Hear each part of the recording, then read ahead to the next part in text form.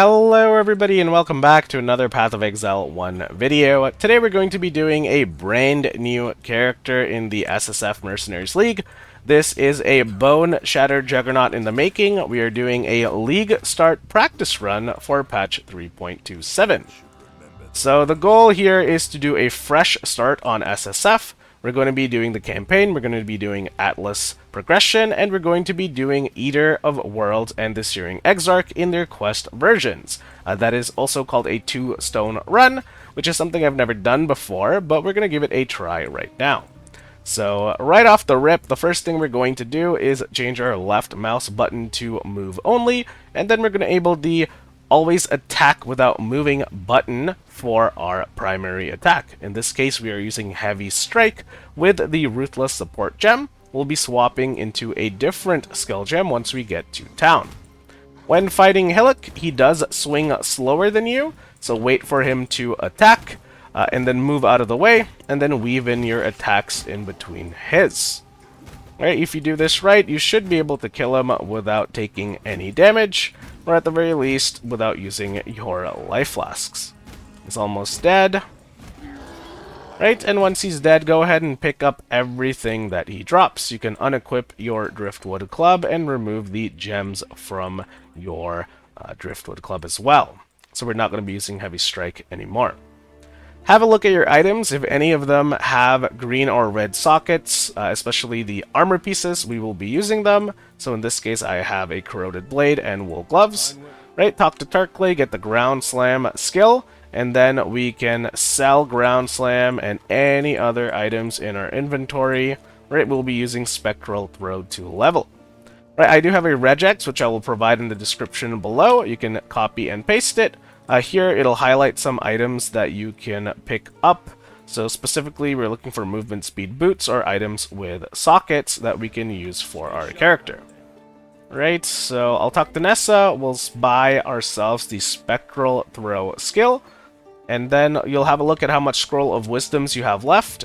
If you have 3, you can buy yourself an Iron Ring.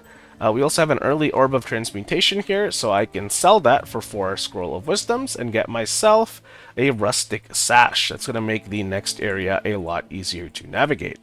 Right, we do want a 2 green linked items, so for now I suppose we can get this Rawhide Boots, right, and then we can put our Spectral Throw there. Right, and then into the coast we go. The first point we are going to spend is going to be in Strength and Armor once this loading screen is done. Right, normally you go through melee damage and life if you are playing Ground Slam. Because we're using Spectral Throw, we're going to get life and armor. We're going to go down this direction and gain access to some damage nodes over here. Right, since we have a new skill gem, make sure to turn on Always Attack Without Moving, and then we can make our way through the coast. So here we're just going to skip most of the monsters. Sometimes they do run faster than you and they will pile up. That is a good opportunity for you to kill them with Spectral Throw. Spectral Throw is a ranged projectile skill. It uses your two-handed weapon and it throws a copy of it that pierces all enemies, and it hits enemies on the way out and on the way back because the skill does boomerang back to you. And if you are a more advanced or experienced player, you'll realize that a monster can get hit multiple times if you align the projectile appropriately. So I'll see if I can show that to you later down the line. But basically, right when it boomerangs, it's going to kind of stall and slow down. And that is when the monster will get hit the most if they are standing on the projectile when that happens. Right, so we had a very uneventful coast. We did find another Orb of Transmutation. So in this case, we can go to Lionized Watch, trade that Orb of Transmutation in for some more Wisdom Scrolls, and then we can buy ourselves a Coral Ring. In this case, the Coral Ring is magic and costs an Orb of Alteration, so we can't do that. Instead, we can buy a second Iron Ring and put that on. That should be plenty of damage to do the Mudflats area. Right, normally I like to go into Mudflats when I have a Coral Ring, that because it gives us a little bit more HP against the Roas so we don't get one-shot, but stacking a bunch of damage is also a valid option because the Roas will most likely be dead, and then they can't attack you. Right, so we'll go ahead and pick up the Scroll of Wisdom. Right, and while you are navigating these early areas of the map, it's very important to pick up items that you can vendor for Scroll of Wisdom scraps. It's easier to pick up items that have low inventory space, so something like this glass shank, for example, alright, is a lot more inventory efficient than a chestplate or a two-handed weapon. Another trick for the Mudflats area is that if you ever get lost here or don't know where to go, the objectives are connected by streams of water. You'll notice here that each relic has a little circle of water around it, and then there is a stream that branches off leading to the next one. Right, so there's a total of 3 Roa nests for us to get, and we're just going to kill these guys, get the Roa nest, and then head into the submerged passage. Right, so now we have all 3. The next trick I can tell you is walk away from the entrance of the map. That is where the entrance to Submerged Passage is located. Right, so into the Submerged Passage we go. And we're going to grab this waypoint over here, and then log out to Character Select. Right, logging in and logging out is a shortcut to get back to town.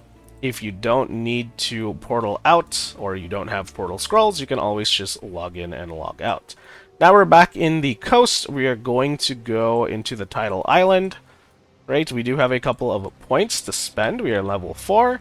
So we are going to get these strength nodes over here and try to get to this one over here as fast as possible so we can get some two-handed damage. Right, those nodes will say that they are two-handed melee nodes, but if you read it closely, it's actually damage with two-handed melee weapons. So our sword is a two-handed melee weapon, and even though we're using it to throw a projectile, it will give us a little bit extra damage. Alright, it looks like we found Hailrake already, so that was a pretty good layout for us. You can kite back, or you can kite side to side, right? He's already dead. That's perfect. So just pick everything up. We're going to vendor it. And we'll exit to Character Select. Right, for finishing the quest, you will get a Quicksilver Flask. Make sure to pick that up from Nessa. You're going to put that on. This is our Utility Movement Speed Flask. And then we're also going to pick up Momentum Support. This is going to be used alongside Spectral Throw to give us a little bit of attack speed and movement speed. For entering the Submerged Passage, we also get a couple of skills. None of these are useful, so pick whatever you want and you can vendor it. Right, if you do find magic boots, you can ID it, but before we do that, let's use our Regex in the vendor to see if there is a pair of boots for sale. There is not. Right, this one does have movement speed, but now we have a different problem. We do not have 2 green linked sockets to use for momentum. So I think for now, the choice we're going to have to make is we're going to have to put on the movement speed boots, and then we're just going to have to use Spectral Throw with a red support gem. I think Chance to Bleed is one of the support gems you get for killing Hailrake, so I'm going to go ahead and pick that up. Right, and while you're here, also get yourself the Frostblink skill gem. When we have enough intelligence to use it, we will be putting it on. So in order to do that, you can either get a Lapis Amulet for an Orb of Transmutation, or you can get this versatility node over here. Right, with that done, we can head back into the Submerged Passage, and then we can make our way through this area towards the ledge. There is an optional side quest in the Flooded Depths area. There you have to kill the Dweller of the Deep to get yourself a skill point. But we do not have enough damage for that to go smoothly. So we're just going to skip it and come back to it later. Alright, we did find a large life flask here. At level 6 we can put that on. So yeah, this should be pretty uneventful. I'll see you guys when we get to the ledge. Alright, we're at the ledge. I did find myself a chest plate with green, red, green sockets, 3 linked, so we're going to move our Spectral Throw onto this for now. Normally, I don't like using a chest plate in Act 1. It gives you a negative penalty for your movement speed, but because it gives us a 3 link, I'm going to make an exception, and then we're just going to run through the ledge. Right, we do have some passive skill points to spend. You can get the Strength node here, and then we can start getting these damage clusters over here. Right, you can see that Spectral Throw, right, 13 to 31 physical damage. Even though we take these nodes, it's going to increase the damage from whatever I just said to 14 to 34. So just to reiterate, these nodes do affect Spectral Throw, even though it says melee damage. Right, a little bit of a quirk over there.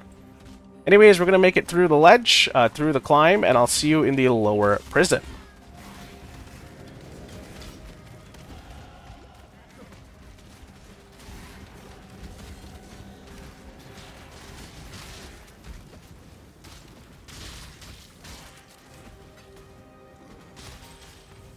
Alright, we have arrived at the lower prison. We are also level 8, so we can spend our next few points on these nodes over here. Right, we want to get kinetic impacts, and then when you level up again, you'll get two-hand mastery. So we'll grab the waypoint over here and then head into town. So once again, it's easier to log in, log out, than do the whole menu swap thing on the waypoint. Talking to Nessa, we want to get faster attack support. You're going to put this in the side. We will use that later with Leap Slam. Right now we want to go back and kill the crab that we skipped earlier, but first we need to do a little bit of inventory management. So, it looks like we have a couple of flask upgrades. By the time you're level 8, you want to be using large flasks, or medium flasks at the very least. I'll see if I can buy one here. So we can buy ourselves a large mana flask. I'll do just that. Right, and if you have an Orb of Transmutation to spare, you can go ahead and buy a Lapis Amulet, and you can put that on. And then that will allow you to use Frostblink. Now the problem I have here is I have no blue sockets to put Frostblink on, so I'm going to see if I can get myself a Scroll of Wisdom and look for maybe a hat with a blue socket in it. This one does have one, but it requires a Orb of Transmutation I don't have. I'll settle for these wool gloves instead. Right, so socket pressure and managing your sockets is probably going to be the most stressful thing when you are making your character on Leaguestart. Right, with that said, let's head back into the submerged passage. We'll find the Dweller of the Deep in the Flooded Depths and get our optional skill point done there. Right, and if you're ever struggling to find this boss or area, if you go across the bridge in the submerged passage, that means you've gone too far. Alright, going past the bridge takes you to the ledge, so you want to look for this area before you get to the bridge. Alright, so I'll see you guys when we get to the Dweller. Alright, we found the Dweller of the Deep. It's on an Essence mechanic. This is relatively new to the game, at least having it on the Weaver is, sorry. So the Essence means that the monster is imprisoned. You have to click on it 3 times, and in addition to its normal modifiers, it's going to have Essence mechanic, shooting stuff or doing some kind of attacks on you. And when you kill the monster, you will get the Essence that was imprisoning it. So the crab is dead. We'll log in, log out. And then I'll show you real quick what an Essence does. So we found the Whispering Essence of Greed. Right, this is going to turn a normal item into a rare, and it's going to guarantee that that rare has some sort of modifier. So in this case, if I were to use it on a pair of gloves, right, it'll guarantee that the gloves will have life. So let's go ahead and do that. Right, there you can see we have a rare item with a couple of mods and the life modifier that was guaranteed by the Essence. Right, so Essences are really useful in gearing your character. For killing the crab, we get a skill point. Make sure to grab that Book of Skill and put it onto Two-Hand Mastery. Right, unless this changes, you're going to pick up 40% increased damage with hits against rare and unique enemies. That's going to give us a lot of damage in preparation for Brutus. Right, everything else here we can sell, and then we can head back into the lower prison. There we have to find our first Trial of Ascendancy before we go to the upper prison to fight Brutus. Alright, whoa, that's a lot of damage. Alright, something I recommend you also do is you hold on to any white rustic sashes you find in the campaign. This can be used in a vendor recipe later down the line. We're going to turn the rustic sash into a rare item using an essence, and then we're going to trade it in to the vendor with a weapon to give that weapon a guaranteed modifier. Right, I'll explain that again later, but just a heads up, if you find normal rustic sashes, or even rare ones for that matter, hold on to them in your stash. They will come in useful later. Right, while explaining that, I got a little bit sidetracked. We have found our first Trial of Ascendancy. This is indicated by this little book icon and this green glow in the map. You'll also see green levers, green doors, and this green skull as you get closer towards it. Right, this is a little bit of a puzzle, obstacle course, whatever you want to call it. We need to do 6 of them in the campaign for Acts 1, 2, and 3 before we can access the labyrinth to do our specialization. So the character I'm playing right now, it's the base class. It is the Marauder, and we need to do our Ascendancy trials to specialize into the Juggernaut. Alright, so you can see here we have 1 complete. We need 1, 2, 3, 4, 5 more before we can do the labyrinth. Right, I'll clear my inventory real quick, and then we're going to go get ready for Brutus. So, another thing I can recommend you to do before you fight Brutus is try to make sure you have an item for every slot. You'll see here I'm missing a helmet, and I don't really see one that's good for sale, so I'm just going to gamble for an armor helmet.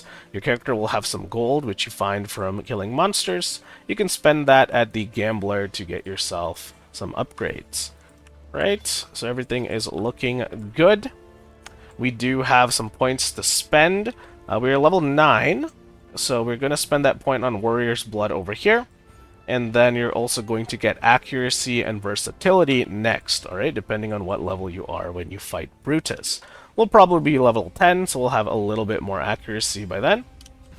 But otherwise, nothing more for me to add in this part of the map. I will see you when we get to Brutus. Alright, it looks like we stumbled across one of the newly added random events in the upper prison. So a couple patches ago, GGG added a chemist strongbox that appears in a secret passage. So I just clicked the switch there without meaning to. That opened the secret passage, and here you can see the chemist strongbox. Go ahead and open it, and there is a good chance that this will contain useful flasks like the Quicksilver flask, or sometimes you might find a large life flask if you haven't already found one. Right, so let's just kill this necromancer real quick. So all we got was a medium life flask. That is a little bit unfortunate. If you're lucky, you will get that Quicksilver though. And the reason we want to pick Quicksilvers up is, first of all, we want to be using 2 Quicksilvers on our character during the campaign. Alright, normally we drop a mana flask or a life flask, so we can use that additional Quicksilver and navigate the map faster. And then the other thing is your Quicksilver flasks can be used in a vendor recipe to upgrade the movement speed on your boots. So if you find a surplus of Quicksilvers that you're not using on your belt, you can always just use it in a vendor recipe to get some more movement speed. Right, so we're at Brutus. There is one thing I forgot to do. We're going to portal out and do that super quick, and that is a weapon upgrade. At level 8, you get access to a new sword, so you can switch out your corroded blade, and you can use the long sword, or you should be able to use that, if I had enough dexterity, which I don't. So that's a little bit awkward, but I'm going to pick it up anyways. Maybe we should have been level 11, because that would have given you enough points to get versatility there. That's 20 dexterity. That lets you use the sword. So a little bit of a mistake on my part, but that's okay. The corroded blade should be plenty of damage for us to kill Brutus. Right, let's go find him.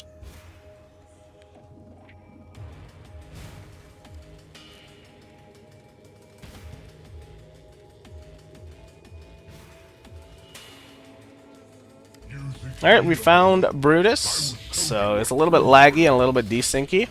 We're gonna wait to see if he does some of his attacks that kind of stop him in place. So like this one right here, when he does that, you're gonna go back, and then you're gonna do that Spectral throw sweet spot that I told you about. So you're just kiting until he decides to stand still, and then you're doing the Spectral throw. The server lag is crazy. Alright, there he is. He's dead. Alright, a little bit sloppy, but nothing I can do about that. Seems like the servers are acting up today. The boss is desyncing on the client side. Once Brutus is dead, we can go back to town, talk to Turkley. Here you're going to get the Leap Slam skill. At level 10, this is going to become our primary mobility skill. Right, we do have a rare axe here, but we want to use swords for that accuracy rating.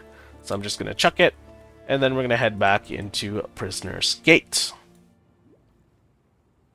Alright, here, once again, nothing interesting happens. We're not level... well, we are level 10. Since we're level 10, we can actually put on Leap Slam, and once we get versatility and get 18 dex, we can attach faster attacks to our Leap Slam, and then we'll be using that as our primary movement skill.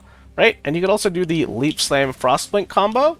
So every few seconds, you can do a Leap Slam, and then you can follow that up with a Frostblink. So we actually have 2 movement skills on this character.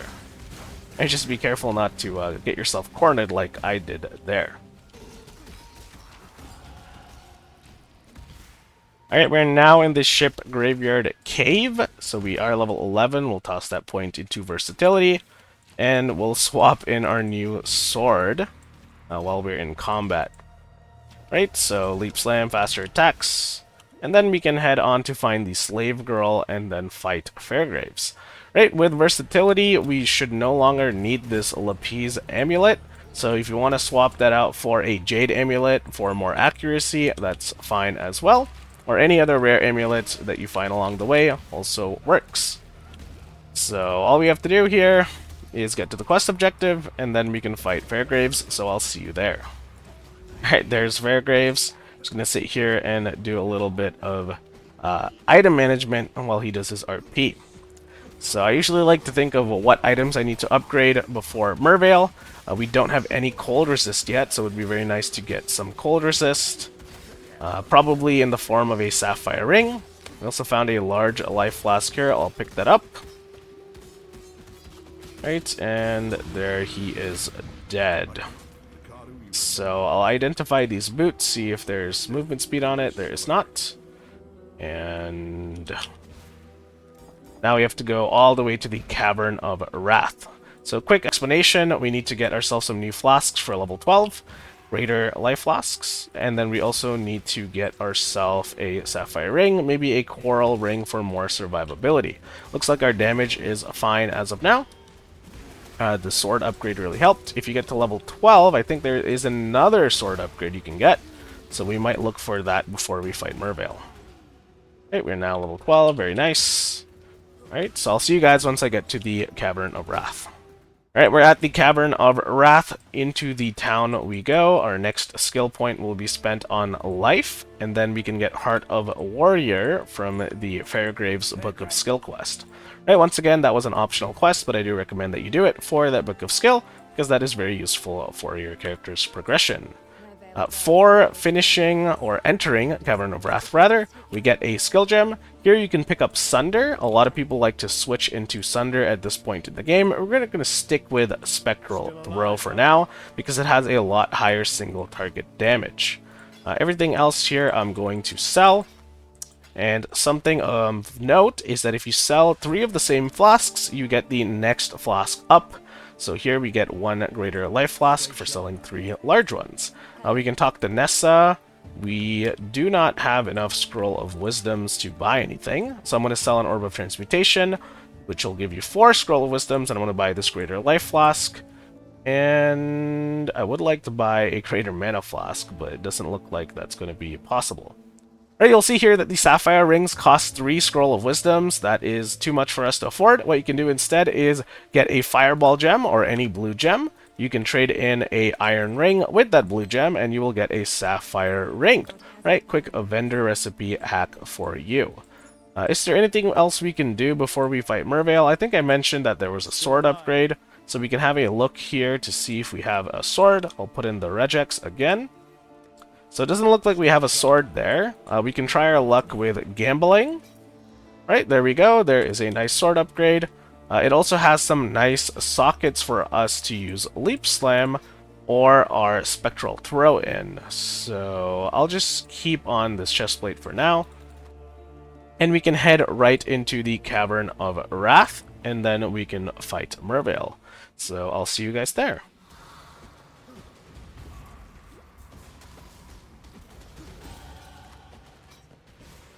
Alright, we've arrived at Merveil's lair. If you have a skill point to spare, we can get life over here. and then if you have one more, we can get Born to Fight for a little extra damage. Alright, Merveil should be pretty straightforward. You're going to keep her at that sweet spot of Spectral Throw. Walk out of the way when she does her Ice Spear. Alright, and if she teleports, you're going to reposition and do it again.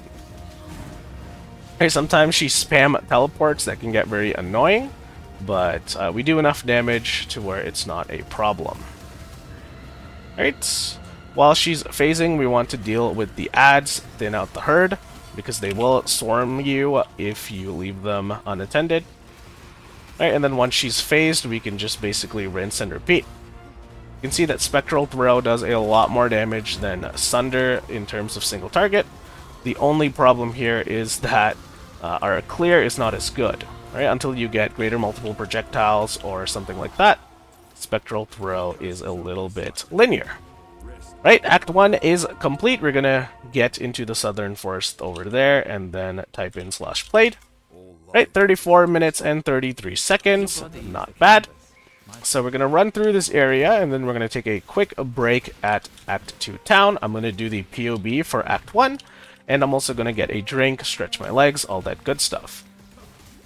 Speaking of POB, in the description I will link the Path of Building. You're going to be able to click that. It's going to show you all of the passive skill decisions I made in the video. It's also going to show you the gear sets on different loadouts, alright? And they're all going to be based on acts. So make sure you look at that if you are following along. I'm just going to stick here, stick around and level once before I head into town. So we get to level 14. We can put that point into Born to Fight. Right? It would have been helpful to have that for Merveil. Right, so I'll clear my inventory, do POB, and then we can start Act 2. Alright, I've set up the POB for Act 1. We are back, so let's head out.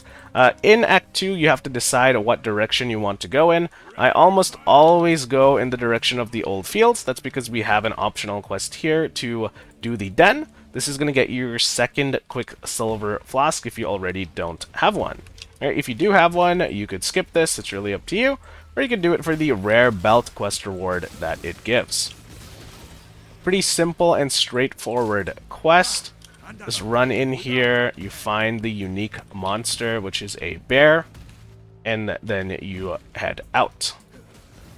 Here's the Great White Beast.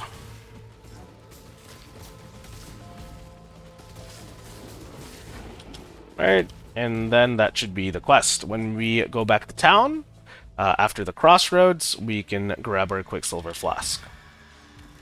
Alright, it looks like the bestiary mechanic is also in this map. We're just going to skip it, head into the crossroads. Right, our next destination is the Chamber of Sins, level 1. So, let me remember how to press the map button here. The reason I rush Chamber of Sins is because it gives you a reservation aura, typically a Herald, and that is going to give us a damage boost while doing Act 2.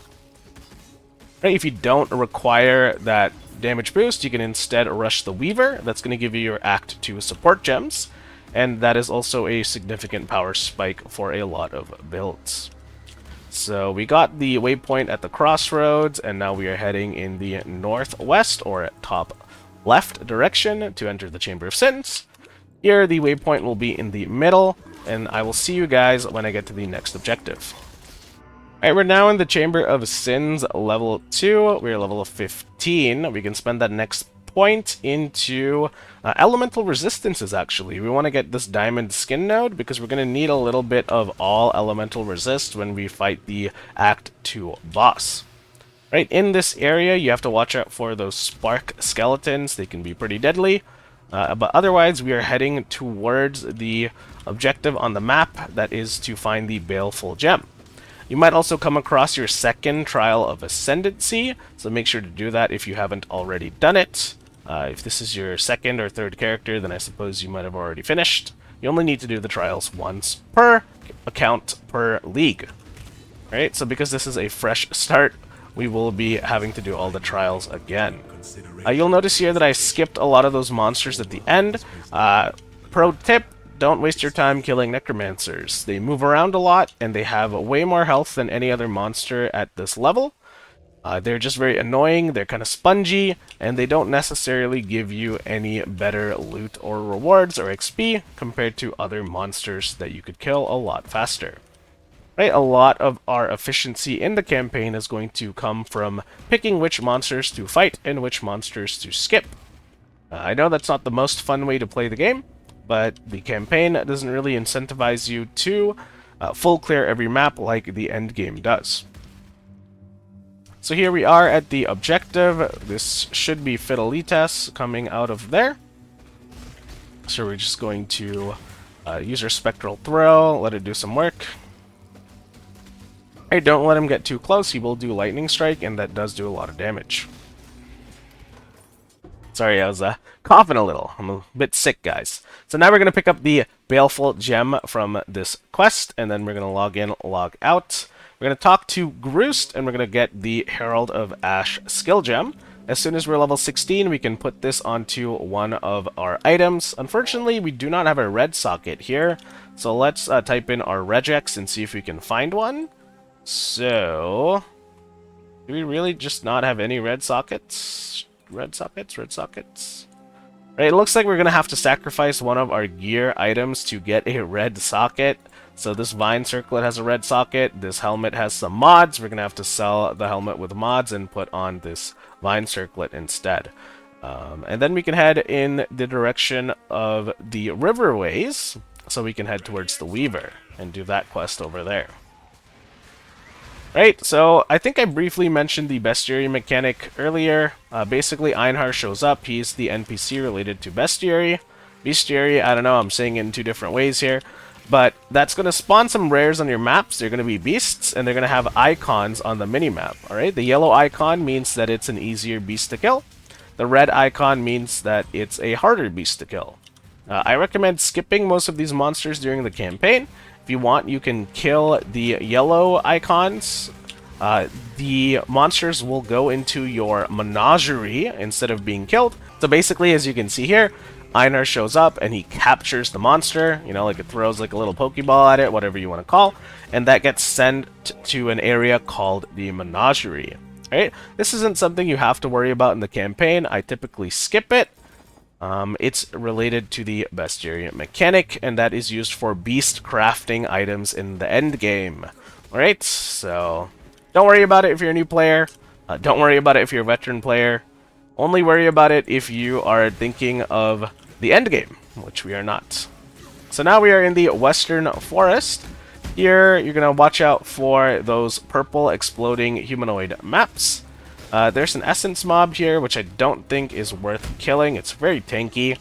Sometimes rare monsters spawn with extra life or physical resistance, and you really have to pick and choose whether or not you want to commit to killing them. Right, if you follow the path down, you will fight a bunch of Blackguard soldiers. So here we're going to kill Captain Arteri. He's going to drop a quest item, and we're going to put it into the thematic seal over there. Right, so thematic emblem into the thematic seal. And then we're going to follow this path out that leads to the Prisoner's Gate in Act 1. Here you're going to take a portal back to town, and you're going to talk to Bestel. Bestel is going to give you a book of skill for completing that quest. Once you have the quest complete, take the waypoint back to the Western Forest. Let's spend some of our points. We are now level 16. We're going to get Diamond Skin over here. And then what we can do next is take melee damage node here. This one doesn't work with Spectral Throw, but it does give you access to Butchery, which will give us some attack speed, strength, and damage for Spectral Throw. In this map, a pro tip is to follow the path until you see a torch. That torch will lead to Alira. So here's a broken path for us to take. If you follow it, it leads to one of the Bandit Lords. Go in the opposite direction. That will lead you to the Spider's Nest, where we can do the next quest.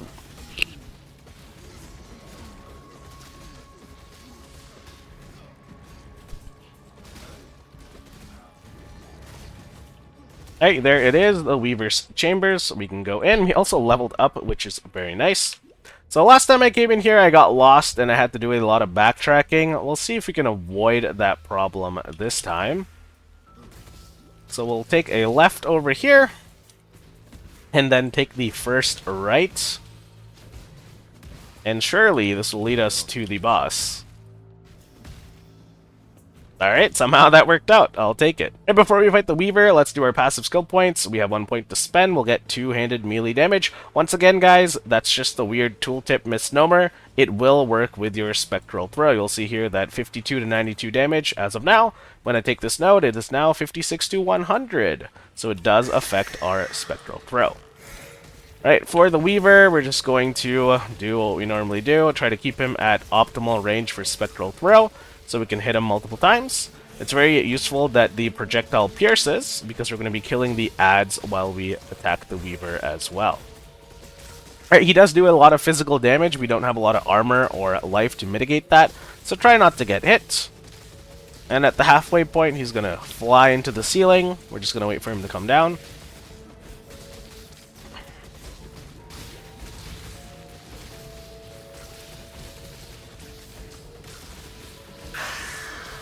Yeah, looks like he's back.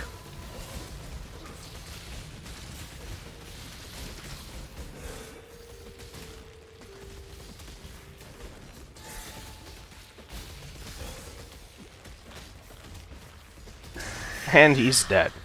Pick up the quest item, and then we'll go back to character screen. Alright, something I forgot to do earlier is put on my Herald of Ash. That would have made that fight a lot smoother. So make sure you put that on once you're level 16. We can do a little bit of inventory management here, just sell things that I don't plan to use. Alright, and then we can talk to Silk to get access to our Act 2 support gem. Now, unfortunately, if you're playing Spectral Throw, there's nothing here that is specifically useful to us.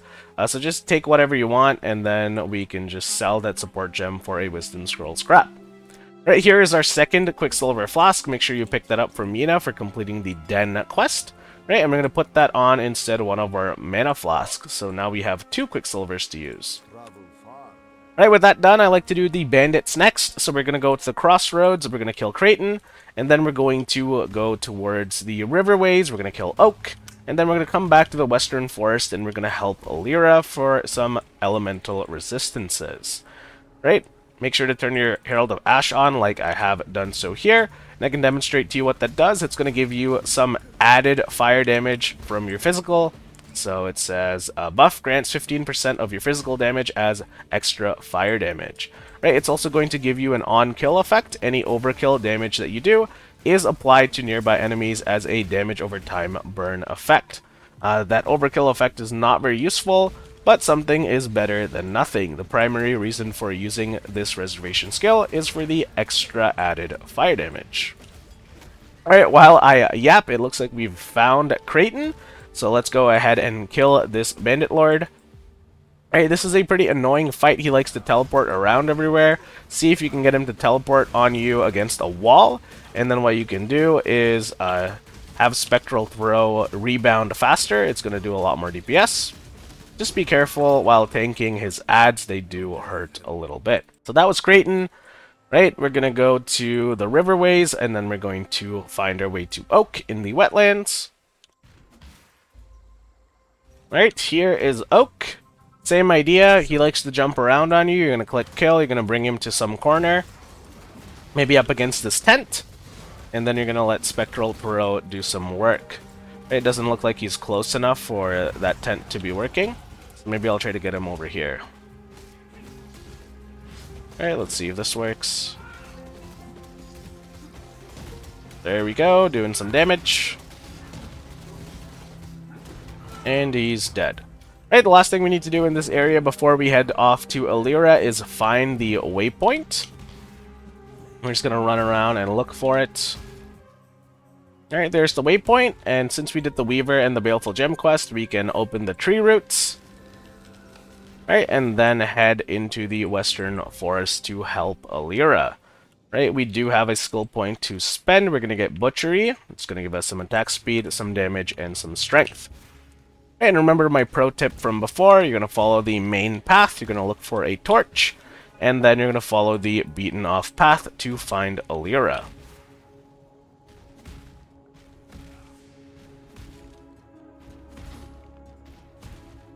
Right, here she is. We're going to talk to her. We're going to click help. It's going to give us 15% all res. And then we're going to pick up the Apex, and then we can log in, log out. Do a little bit of inventory management, and then head towards the Fell Shrine Ruins and the Crypt.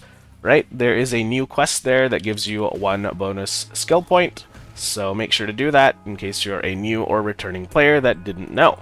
Alright, we're now in the Crypt. Before we head off into the Crypt level 2 to do the optional side quest I just mentioned, we do want to find our 3rd Trial of Ascendancy in Act 2. So once again, we're going to be looking for that open book icon on the minimap. Alright, here it is, the Trial of Ascendancy. So this one, you just have to dodge these spinning spike traps and try not to get boxed in by some of these monsters. Good lord, this guy hits hard. I might have to look at my survivability after this. Looks like we're getting hit quite hard. Maybe it's a case of not enough resistances, or maybe we need a little bit more flat health. I'm not sure. Right, if you're not careful here, you could get wombo comboed and died. Those mages are no joke. So there is the Trial of Ascendancy plaque. You can see here that from Acts 1, 2, and 3, we have 3 out of the 6 trials complete, which we need to do our Ascendancy. Alright, now all we have to do is find the Crypt level 2, and then we can get our bonus skill point, and then head towards the Act boss. Alright, we found the quest objective. It's up to you whether or not you want to kill this boss. It's not mandatory. Make sure you pick up the golden hand. Okay, we got a unique item there, which is pretty cool. And then we can log in and log out. Now this is actually a strong unique item. This is the Wood Splitter Limb Split Unique Axe. It's going to give you a lot of damage at this level. We will not be using this for our playthrough because we want to kind of simulate a Leaguestart, and you might not always find a unique item on day 1. Right, we did find a pair of boots here with 15% increased move speed and some resistances, so I'm going to make the swap. Right, and if we can upgrade our life flasks now, that would be awesome as well.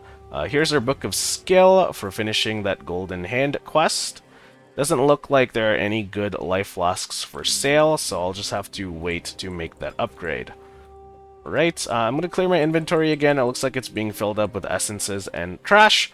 And in case I forgot to mention, I did organize my stash tabs a bit. Here's a random tab for dumping items, here's a currency tab, and here is the essence tab. Right? So the last thing we can look for is one of these items over here.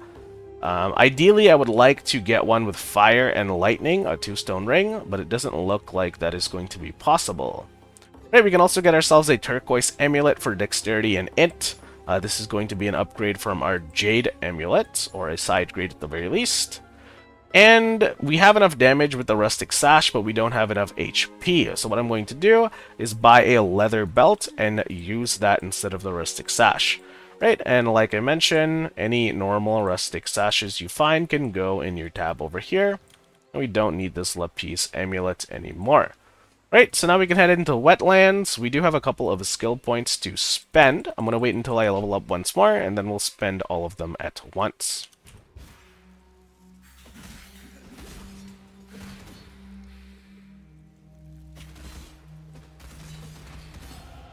Alright, there it is. We're at level 20 now.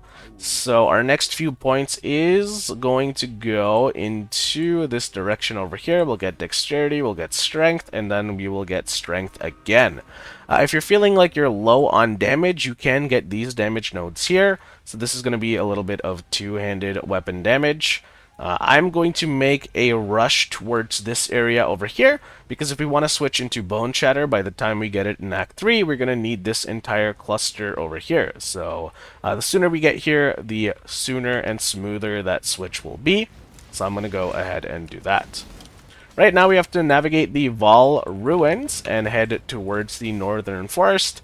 From there, we're off into the Waterfall Cave, or whatever that is called, caverns, I forget the map name, and then we'll be fighting the Val Oversoul. Right, and before we do that, it's important for us to have around 500 HP and a little bit of lightning resistance. We only have 35%, so we're going to have to find more lightning resists. I did pick up a topaz ring over here, Once again, if you do not have one, you can make it using an iron ring and a green gem. Vendoring those two items will give you a topaz ring, and that'll give us the lightning resist we need for this part of the campaign. Right, so nothing else for me to say. We're just going to get towards the end, and then I will see you guys there.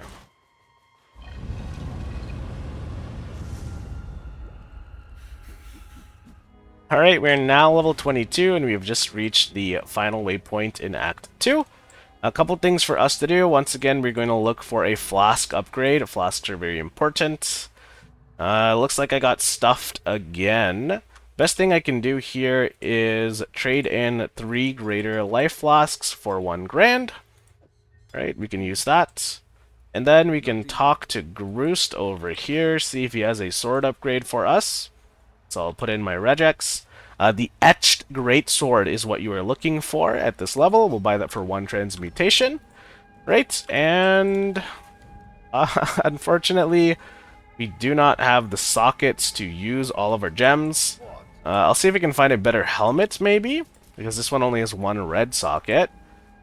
So, looks like we are not lucky with our sockets. Okay, so socket pressure is really causing us some problems here. What do I do? I guess I can put in Leap Slam onto the sword, and then leave faster attacks out for now. What we want to do is give this sword a little bit of damage. So you're going to get a essence. You're going to use that on one of your rustic sashes. Right, so now you have a rare rustic sash.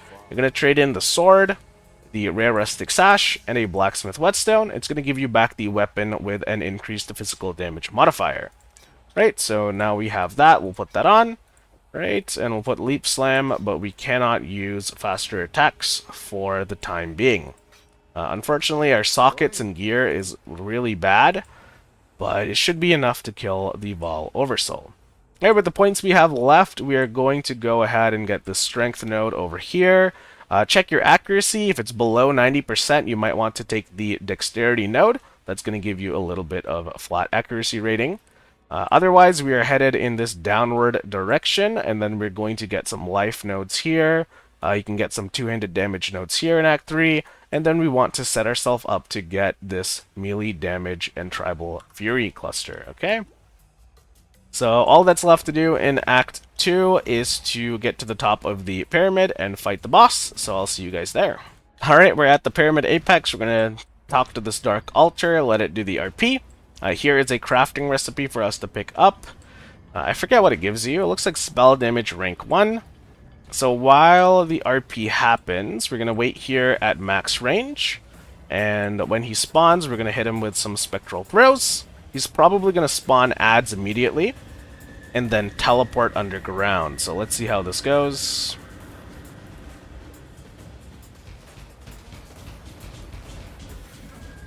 Alright, you're going to clear out some of these adds, and you're going to bring him to a corner over here. He tends to teleport in the area you're standing at. Watch out for his slam. And if he's doing his laser beam attack on you, just sidestep it. Right? We do not want to kill the adds because it will cause him to spawn the adds again and then teleport right after. Right? So you want to keep some of the adds alive while you do this fight. We are out of flasks, so it's a good thing that he died over there. And the reason we brought him to the wall is so that our spectral throw can kind of rebound faster and do a little bit more damage. Do a quick slash played, 1 hour 7 minutes and 15 seconds for the completion of Act 2. Not bad at all. There's a movement speed crafting recipe I just picked up there. And for those of you guys that don't know, the crafting recipe is related to the crafting bench mechanic that is in your hideout, which you unlock in Act 2. It's a once per account unlock, so if you are not a new player, you do not have to worry about that. Alright, and in this area, we're just going to run over to Clarissa, kill the guards. I guess we can kill that essence. And then I'll take a quick break in the town of Act 3 to do a little bit of POB management, as well as I need to take a break and stretch my legs. Alright, so kill these guys over here, pick up the rares, talk to Clarissa, And now we can head into Act 3. Something we need to get done as soon as possible is some gear upgrades. We did just upgrade our sword, but you can see here that because of socket pressure, we are using Act 1 items that we unlocked at like level 5 or 6. That is unacceptable by the time we get to Act 3. And a quick way to get to the center of the town is to log in and log out. So yeah, I'm going to sell all these things, take a break, look at the vendor, see if there's any upgrades, do all that stuff, and I'll see you guys soon for Act 3. Alright, we are back after a short break. So where did we leave off? Looks like we cleared the inventory some. We found a Chaos Orb, which is pretty nice. We do need to get some upgrades for the chestplate and the hat. But for right now, we're going to head out into the slums. We're going to head into the crematorium. And we're going to get our next Trial of Ascendancy done. We're also going to unlock our first 50% aura. Now, when I was doing some testing earlier, I noticed that the mana cost of sustaining that 50% aura is a little bit obnoxious. So we'll either have to drop Herald of Ash in order to use something like Hatred, or we'll just use Herald of Ash and keep our mana pool available. So I'll see you guys when we get to the crematorium. Alright, we're in the crematorium now. Make sure to check your fire resist and see that it is above 50%. This place does a lot of fire damage. If you are lacking in fire resist, we can go to our hideout, we can go to the crafting bench, and we can pick one of these rings that we have and just toss on fire resistance over there. Right, that is a quick fix to our problem. Head back into the crematorium. And like I said earlier, we're going to find the Trial of Ascendancy. That is going to be our 4th one. This desync is crazy today, goodness. Alright, we did just level up. We're going to spend our next point into the strength node over here. We'll be getting a Bloodless. That'll give us a little bit more life for Act 3. Looks like we found Piety first, so let's handle her super quick. These monsters are physical resistant. You'll notice here that they're still taking tons of damage though, so if you're wondering why or how that's happening, it's because we're using the Chance to Bleed support gem from Act 1. I'm pretty sure that bypasses their physical resistance, and if it does not, it at least looks like it does. So that is a big benefit for using something like Chance to Bleed. Right, unfortunately, when the monster stands still, like Piety in this case, Chance to Bleed doesn't do a lot. We'll be swapping out of it soon, though. Alright, there it is. Piety is dead. We'll save Tolman, pick up his bracelet, and then we'll go get the Trial of Ascendancy before we head back to town. Alright, once you get the trial, you can just log in, log out. Alright, and then we're going to talk to Maramoa and get our 50% aura. You can get Determination here. We're going to need it later for when we swap into Boneshatter. But otherwise, let's see. We'll talk to Clarissa. We'll get the sewer keys. And then for now, I suppose we can pick up Hatred. And then we can take off Herald of Ash and use this instead once we get to level 24. Right. You also get a curse at this point. Punishment or vulnerability is the curse that is offered. I would recommend that you use a mark instead. I'm going to go to Act 2 to see if I can actually find the mark for sale. Alright, we're back in Act 3 town, so we did find the Warlord's Mark gem from Act 2. That is going to put a mark on the enemy that's going to give you a little bit of life and mana leached. And that is going to be useful when we switch into Boneshatter. Now, the thing I am most concerned about is our sockets. We just have a bunch of jank on our gear. So I'm going to be keeping an eye out for any socket upgrades. It really is unfortunate how unlucky we're getting.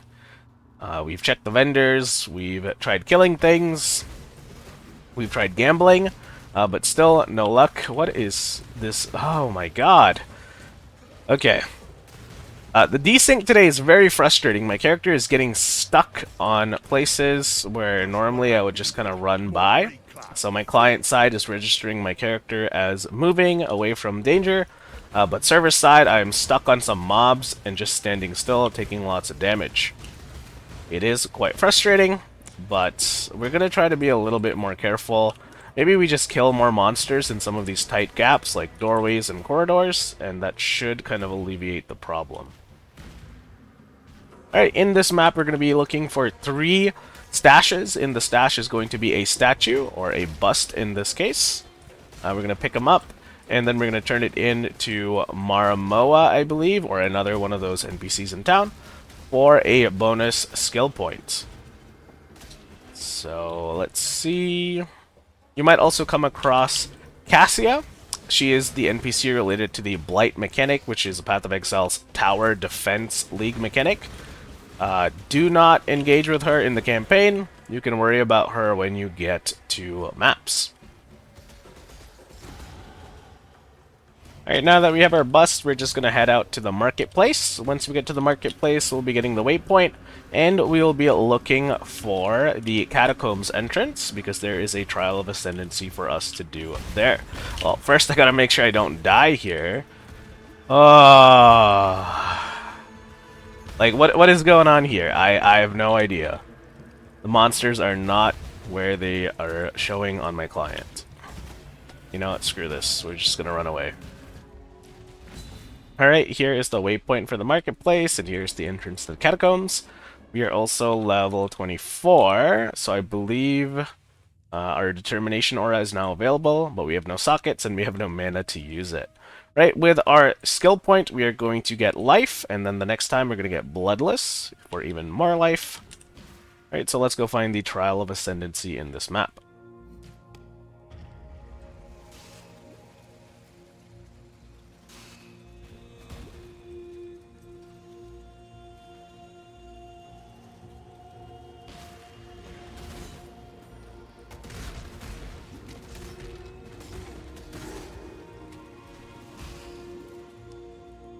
Alright, we have the Trial of Ascendancy plaque. Only one more to go. That's going to be in the Imperial Gardens area. Here I'm just going to log in, log out, because I do want to look for some upgrades in town.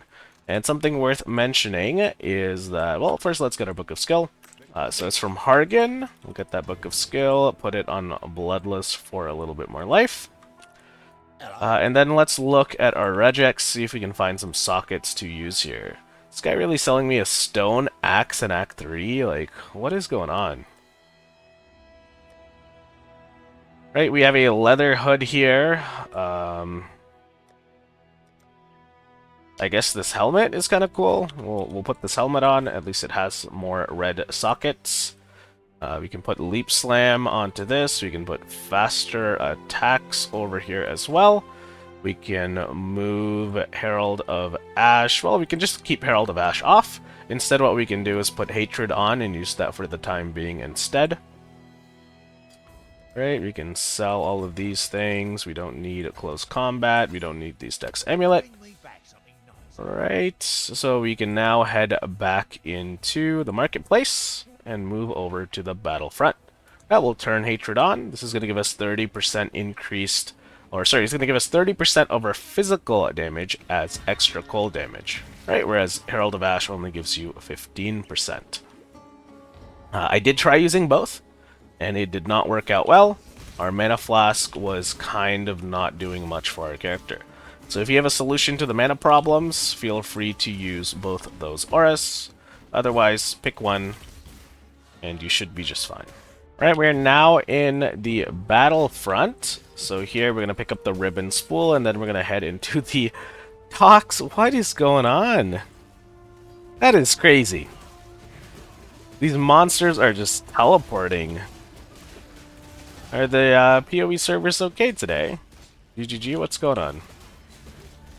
Alright, we are now level 25. We'll put our next skill point into... if you need more life, you can get Life Mastery here. So 15% increased maximum life if there are no life modifiers on your equipped body armor. Okay, so just make sure that when you hold Alt over your body armor, that none of the affixes have the life tag on it. Right? If you do have a chest plate with a lot of life on it, then don't take that mastery. Right? It's an either or situation. So in the docks, I recommend going to each one of the piers at the end, because it'll have a guaranteed pack of monsters for you to kill. Magic monsters, that is. And that is going to help us catch up in levels, because as you can see, the Dox is level 29 and our character is level 25. I think the rule of thumb is you want to be roughly 3 levels behind whatever map area you're in. So if the level of Dox is 29, we should be 26. So we are a little bit behind in that sense, but that's okay. At the waypoint, we need a quest objective, and then we can head on over to the Solaris Temple level 2. Right, and while you're fighting these monsters, while you're checking town for your vendors, try to look for 4 links, try to look for better sockets, better gear. Right, most of your gear does not have modifiers at this point, and it's starting to show. My character doesn't feel exceptionally strong, and that is entirely a gearing problem. Alright, here's the supply container. We log in, we log out, and what can we do? Here's a pair of rare boots. No movement speed, not interested. Alright, sometimes you're going to see me looking at items and seeing if they're good or not very quickly. That's because based on what the item type is, it's very easy to know if it'll be good or not. A pair of boots with no movement speed is no good. Alright, so all you do is look at the mods, see if there's movement speed. If there isn't, you toss it out. Alright.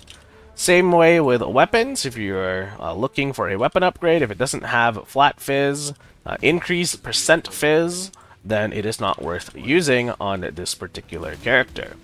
Alright, so these are some heuristic tricks for you guys for looking at those rare items at a glance, instead of sitting there looking at every mod, deciding whether or not it's an upgrade.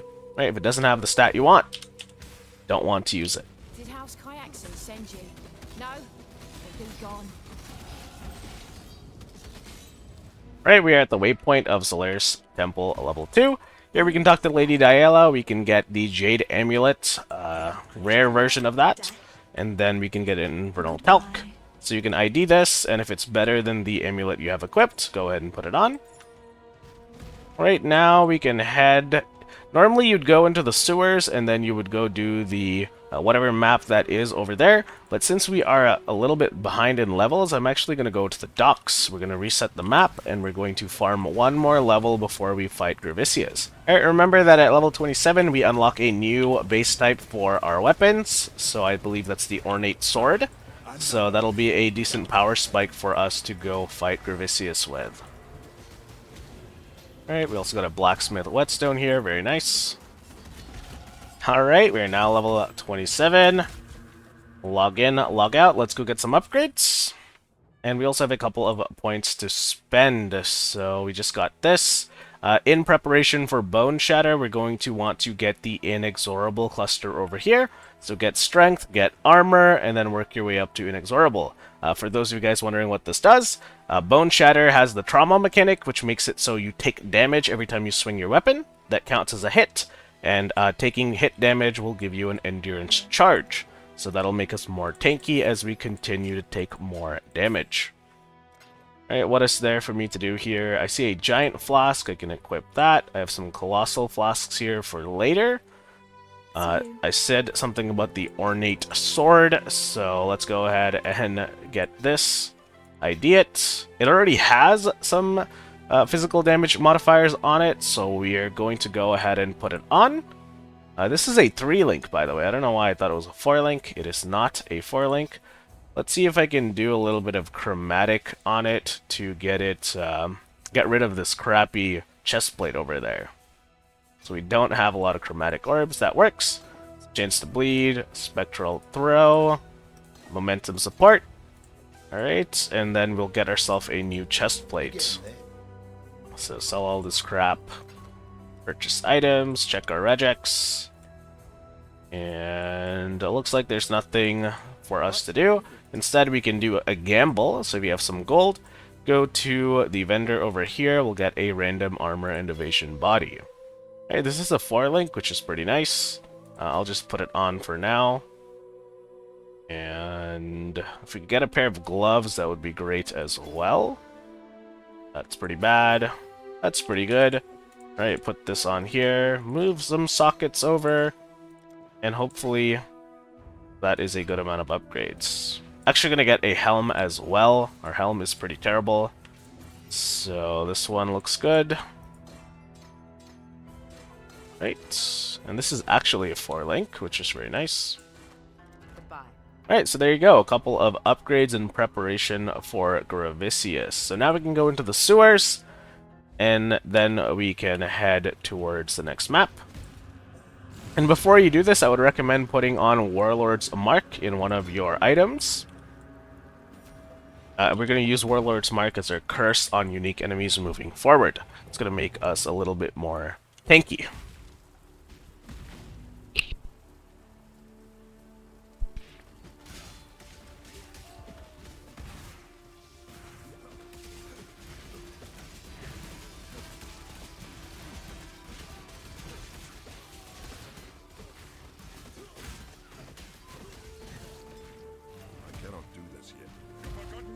Alright, here's Gravicius. Let's get rid of the ads first.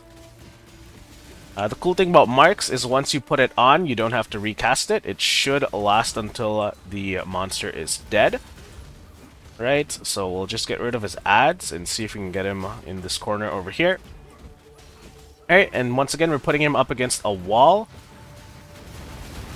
so we can get some little extra damage from Spectral Throw. Alright, and now that we have Warlord's Mark and we have our flasks, we should be able to tank him.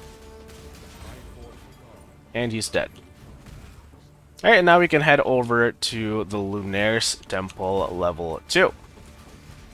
Alright, keep in mind, guys, that with these melee builds, tankiness is actually an offensive stat as well as defensive, because if you can tank monsters' abilities, you don't have to move out of the way, you don't have to kite, you don't have to reposition, so you get more uptime. So your tooltip DPS might be low, but in actuality, you're actually doing more damage.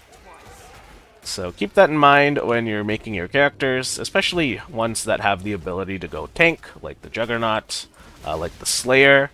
Basically any melee build can do this. Alright, not much for me to add here. I'll see you when we get to Piety. Alright, we've arrived at Piety. Let's go trigger the RP, and then we're going to grab this crafting recipe. Make sure to put your Warlord's Mark curse on her. And I guess I should have told you this before, but you want to make sure you have at least 60% of every elemental resist for this fight. When she turns into fire form, just run. It puts a stacking debuff on your character, which can very quickly get you killed. Right, in every other form, you should be able to tank her. I'll run again.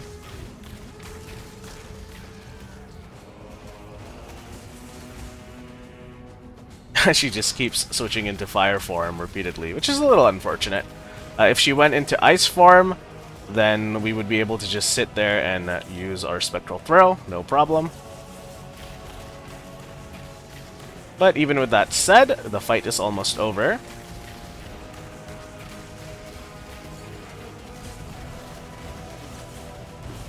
And she's dead. Damn you. Alright, pick up your key, log in, log out. For finishing this quest, we also get a bonus skill point.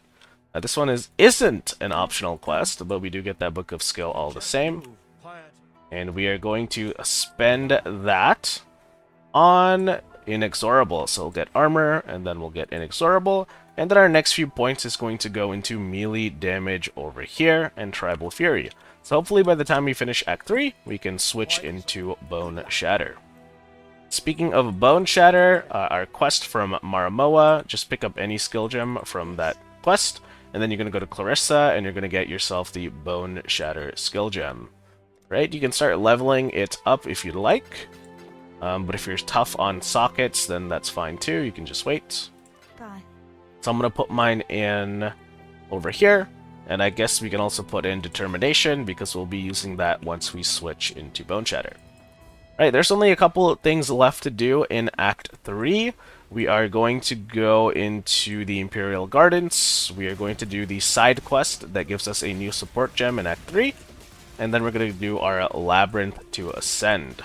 Alright, before we head into the library, which is located in the west side of the map, we want to go in the top left corner or northwest corner, whatever works for you in your head.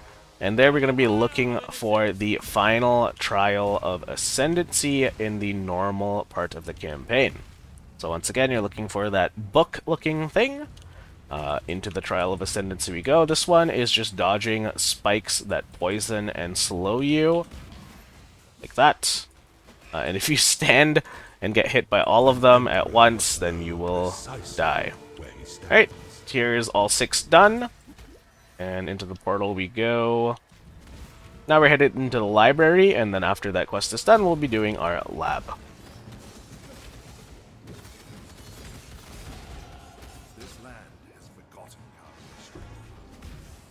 Alright, and here is the final golden page.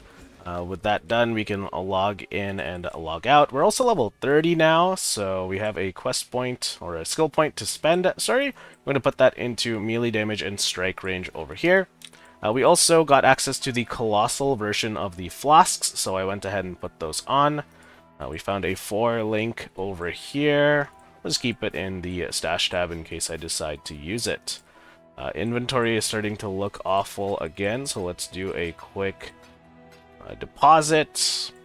Right, sell anything we don't need. So we don't need Earthquake, we don't need Herald of Ash anymore, we don't need Sunder, and we don't need these rings. Alright, we're going to go back to the library and turn in the golden pages to Siosa. You're going to pick up the Fortify skill gem, or support gem over here, Fortify support. Right, we're going to be using that with a Boneshatter when we switch. Right, with that done, we can head back into the Imperial Gardens, and then we can head towards the Scepter of God. And we'll get the waypoint there, and then head over to the Labyrinth to do our Ascendancy. We're almost done with Act 3. Alright, we've found the waypoint. We can go back to the Sarn encampment now. I will say I'm a little bit concerned for Zaro. Our damage is a lot lower than I expected it to be. It is fine for single target, but that's assuming that you can sit there and tank the enemy hits, which I don't know if we can do for Zaro. So if this is your first time in the Labyrinth, this is where we do our class Ascendancy or Specialization. We'll be going from a Marauder to a Juggernaut. Another thing worth noting about the lab is that it is a rogue light mechanic. You cannot log out, you cannot die, and you have to do it all in one sitting, right? If you leave, you'll have to start from scratch, and that can take a lot of time. Alright, the goal here is going to be to kill Izaro. He has 3 phases, you need to fight him 3 times, and a lot of the times he has mechanics that you need to resolve in the fight. So I guess this is your first kind of like mechanical fight in Path of Exile. Make sure to pick up that crafting recipe. It gives you all resistances for your items. We're going to need that when we go into the cruel difficulty, and there is a resistance penalty. Alright, so for this mechanic, we just need to hit the statues before he phases, so we can do most of our damage with the statues up. Just gotta make sure to reduce it before he phases. Alright, so I'll start pressing the statues now. Alright, the third one is up. Alright, here, Flame is back up, the Lightning will be next. Alright, Storms is back up, and now should be Frost.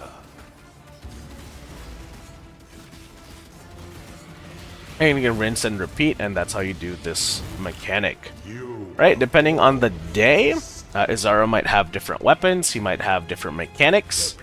It's really up to you to run this several times and get the hang of it. Right, so I'll see you at the next phase of Izaro. Alright, here is phase 2. We also leveled up once, so we can put that into melee damage and strike range over here. The Emperor beckons, and the world. Alright, this looks like the portal mechanic. These portals are going to summon ads that we need to kill. If you destroy the portal, it stops summoning ads. Pretty simple. Choose your path. There you go, one portal down. Wait for the others to come up. Alright, if your damage is too high, you can actually fail the mechanic just because you phase him before the mechanics are resolved. Failing them isn't the biggest issue, it just makes the fight harder. So in this case, if you didn't kill the portals, when you fight him in third phase, it'll just be spewing out ads all over the place, which can be a little bit of a nightmare. Alright, the portals are done. And I'm just gonna sit here and try and face tank Azaro.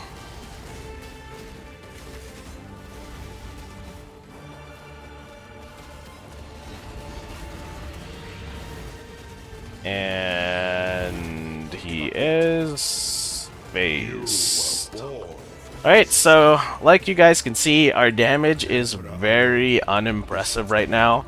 The point or a reason for that is because we have skipped a lot of our damage nodes. There's damage nodes here, there's damage nodes here, but we have to skip all of them to get these defensive nodes so we can swap into Boneshatter as quickly as possible. This is why people usually play tried and true builds like Sunder all the way until the end of the campaign. It's because you don't need to make these concessions. There's no opportunity cost of playing a skill that is already innately strong and already innately viable.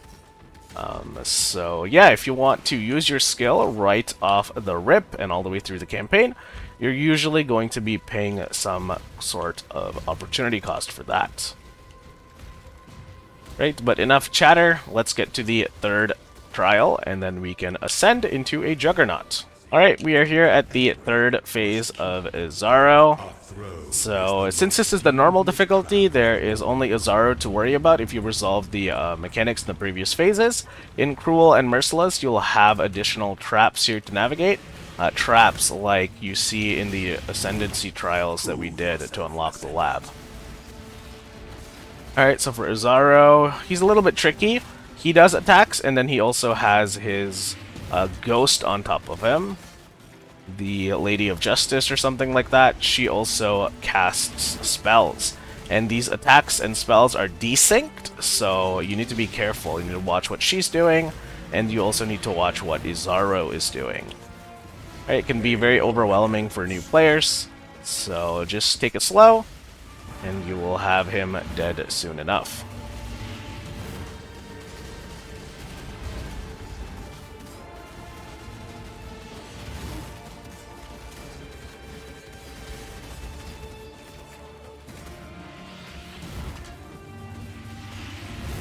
Alright, and he's dead. We'll pick up his treasure key that can be used in one of these chests over here.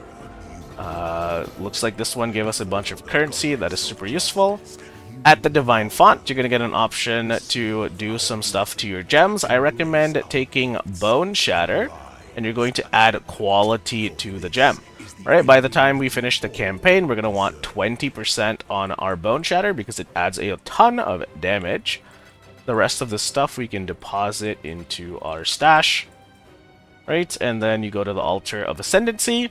Here we click Juggernaut and we click Next. And then it's going to open up our passive skill tree. And you're going to see here that at the little start area, there's going to be a little pop-out button. This is how we put our Ascendancy points. Because we're playing Boneshatter and we want to switch into it as soon as possible, I recommend getting the Untiring Ascendancy. This is going to improve your life regeneration rate, and more importantly, it's going to give you a percentage of physical damage prevented from hits, regenerated as life per second. Alright, this is going to be our recoup at home. You're going to pick this up, and now we are ready to swap into Boneshatter. So let's see. We have a 4 red 4 link here, which is very nice. We're going to go back to town and we're going to see if we can find ourselves an axe. Right, take momentum support, put that onto Leap Slam. That's going to add a little bit of speed. And then we're going to sell this sword. We're going to find an axe. So I'll type in a little Regex here. So it looks like the best axe we can use at this level is going to be the Gilded Axe. Go ahead and buy one. We're going to do the vendor recipe like I showed you earlier. So take a rustic sash, take a blacksmith whetstone, take an essence, use that on the rustic sash, and then trade all of those in together. Right, and that is going to give you your serrated gilded axe with the guaranteed increased physical damage modifier. That's going to be our weapon. The reason we had to switch into an axe is because Boneshatter does not work with swords. Okay, it works with maces, scepters, axes, or staffs. So axe is going to be our best bet. What else can we do? We need to get some links onto Boneshatter. So first thing you're going to do is put Fortify support. And then we're going to go back to Act 1. We're going to get ourselves a Ruthless support. So let's go do that. Hello. Right, Ruthless. That should be right here. While we live, we Right, and for our fourth option there, I'm not sure what to do just yet. I'm going to do a quick visit to Siosa in the library and see if he has the stun support. I've never tried using that with Boneshatter, but it could be interesting. So, let's see. We're going to need an Orb of Transmutation to make this purchase. Let's go get one. So the idea here is that if we have enough stun threshold reduction, we can actually stun bosses. Maybe maces would be a better idea than axes for that. But let's give it a try. Let's get the stun support and use that as our fourth link for now and see how that feels. Okay, once all of that is done, we can switch off Hatred. This is our 50% aura. You can toss that away. Instead, you can put on Determination. This is going to give you flat armor and percentage more armor. Right, and that is going to be the aura we use on this character.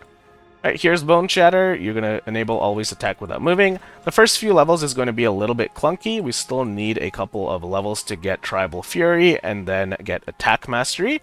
So until then, you're just going to be playing a very melee build. Very true, authentic, up in your face, close and personal build. So here is the stairs down. We're just going to keep on moving. So I guess I'll showcase to you guys how the build feels to play as soon as we swap. You can see that we're one-shotting trash now. Alright, as we make our way through the upper Scepter of God, I am running into some issues.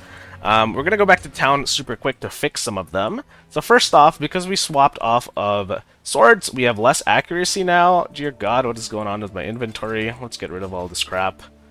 Right. You're going to go to Nessa in Act 1. You're going to purchase yourself the Precision Aura.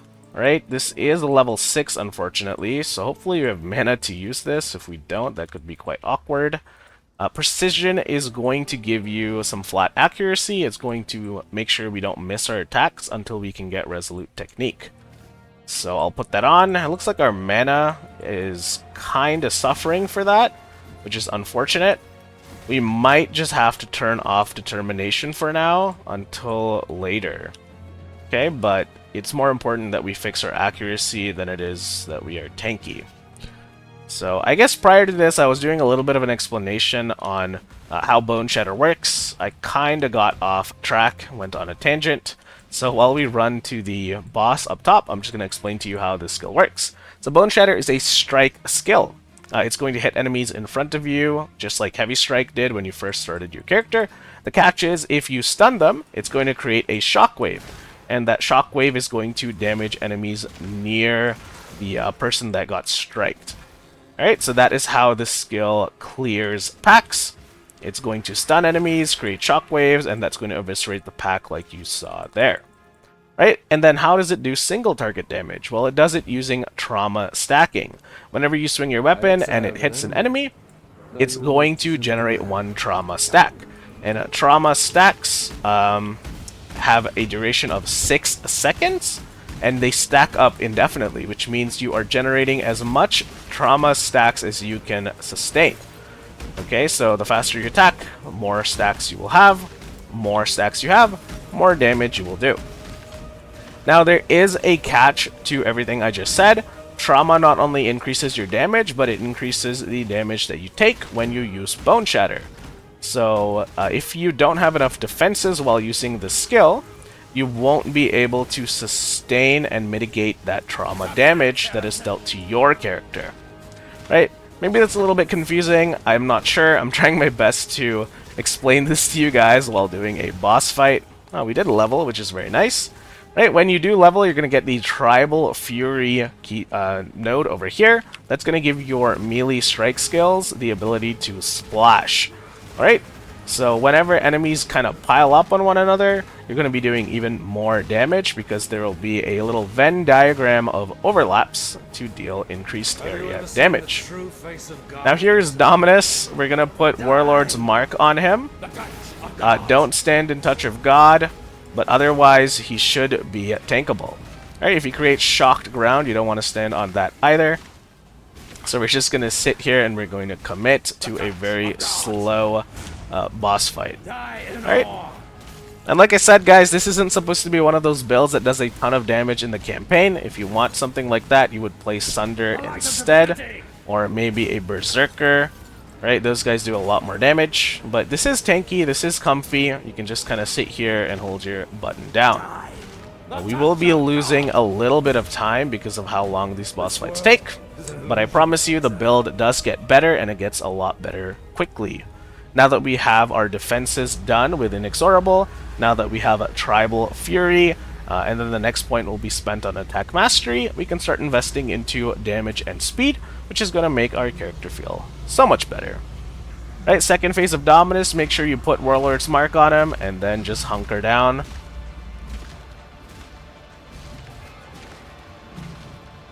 So it does look like the stun fourth link is not working here, so that was a little bit of a misplay. We're actually going to go switch out the stun fourth link for a damage fourth link instead. So right after Dominus is dead, let's go do that so we don't forget. Alright, but you can see here, it's very cozy, very chill. Just sit here and spam your Boneshatter. And he is dead. Alright, we'll pick up all this loot. We'll do a quick slash played. 2 hours 7 minutes, not bad. Could be a lot faster if we had more damage. Let's vendor all of this, and then let's replace the stun support with something else. Alright, we'll ID these boots to check for movement speed.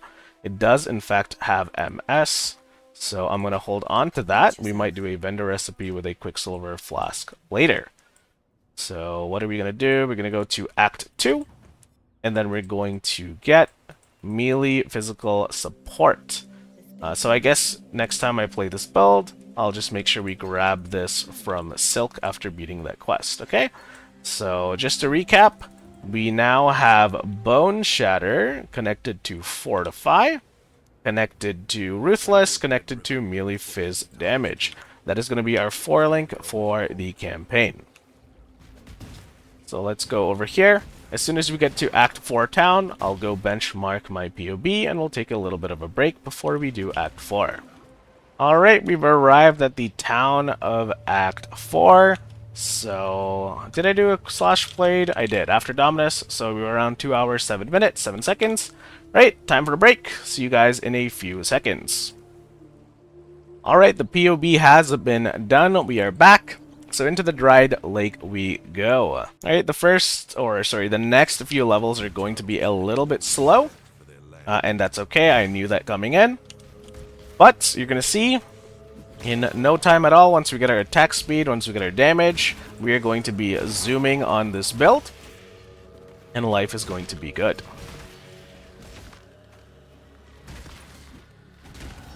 Alright, there's a level. So now we get our attack mastery, so you can go here to the Tribal Fury cluster. Alright, you're going to get non-vol strike skills target 1 additional nearby enemy. Alright, this is going to allow us to hit 2 enemies when we attack near multiple enemies. And that is going to give us even more splash damage, even more Venn diagram overlaps. It's going to be really good for clear. Looks like we found a unique amulet here. I don't recognize this one. Doidri's Tongue. It's got 25 to all elemental resistances on it, which is actually pretty crazy. I'm going to hold on to this, but I'm not going to use it.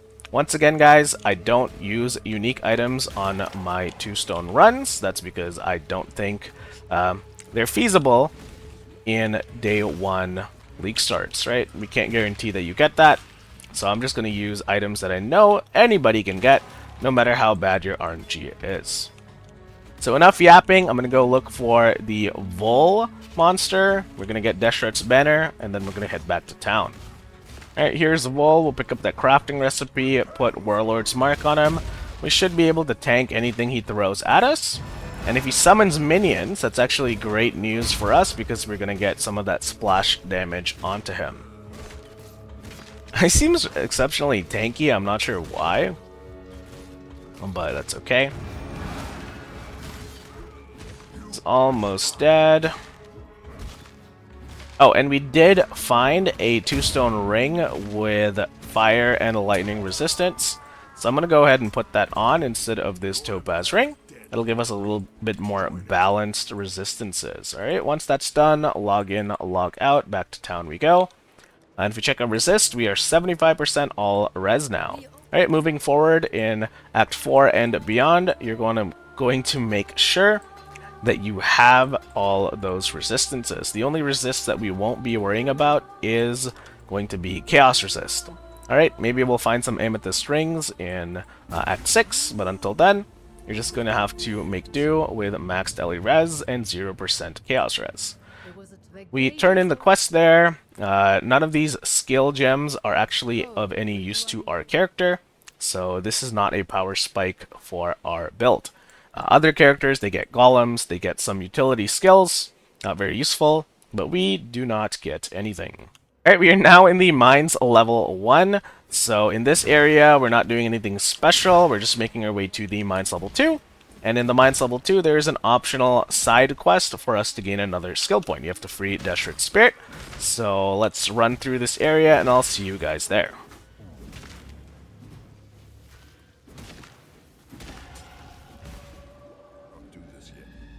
Alright, so here's Deshret's Spirit.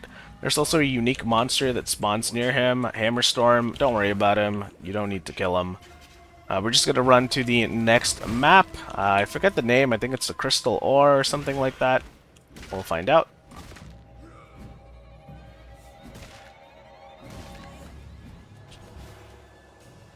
The Crystal Veins, that's the name of the map. Right, here we can head back to town super quick, do a quick portal. We can turn in the Spirit quest to Tasuni. He's going to give us a Book of Skill. Going to learn that. We also leveled up one, so we are now level 34. So here we have a couple of options. You can go up here to get these Axe Nodes. That's going to put you closer to Resolute Technique. Or you could go down here and get these Attack Speed generic two-handed nodes. And those are very good for attack speed, but otherwise I think it's better we go up here and get towards Resolute Technique instead. Alright, you also have the choice of specializing into axes or maces. I recommend going into axes because they have attack speed and damage. Maces, on the other hand, will have stun duration, stun threshold, and oh my god, I want to make sure I don't die here. You gotta be really careful with shrines in these claustrophobic maps. That was a crit shrine, acceleration shrine, that could have been really bad. Alright, I'm not chasing these monsters around. I guess the other good thing about playing builds like this with low damage is you really need to pick your fights. You don't want to sit there and be chasing some guy down for a minute because your skill is slow or does no damage. So it's kind of nice, making me learn how to play a little bit more efficiently. Right, anyways, in the Crystallized Veins, we are just heading towards the end of the map to get a waypoint, and then we will be going into Comb and Doresso's Dreams. So that's a pretty fun area. Alright, here we are at the waypoint for the Crystal Veins. So I'm going to go into Doresso's Dream first. I think Comb's Dream has a lot more elemental damage, which I don't really want to deal with right now, whereas Doresso has cold and physical damage. So a lot of these monsters hit hard for Fizz, and since we're a Juggernaut and we have all that armor, we should be able to handle these guys a lot better than most other builds.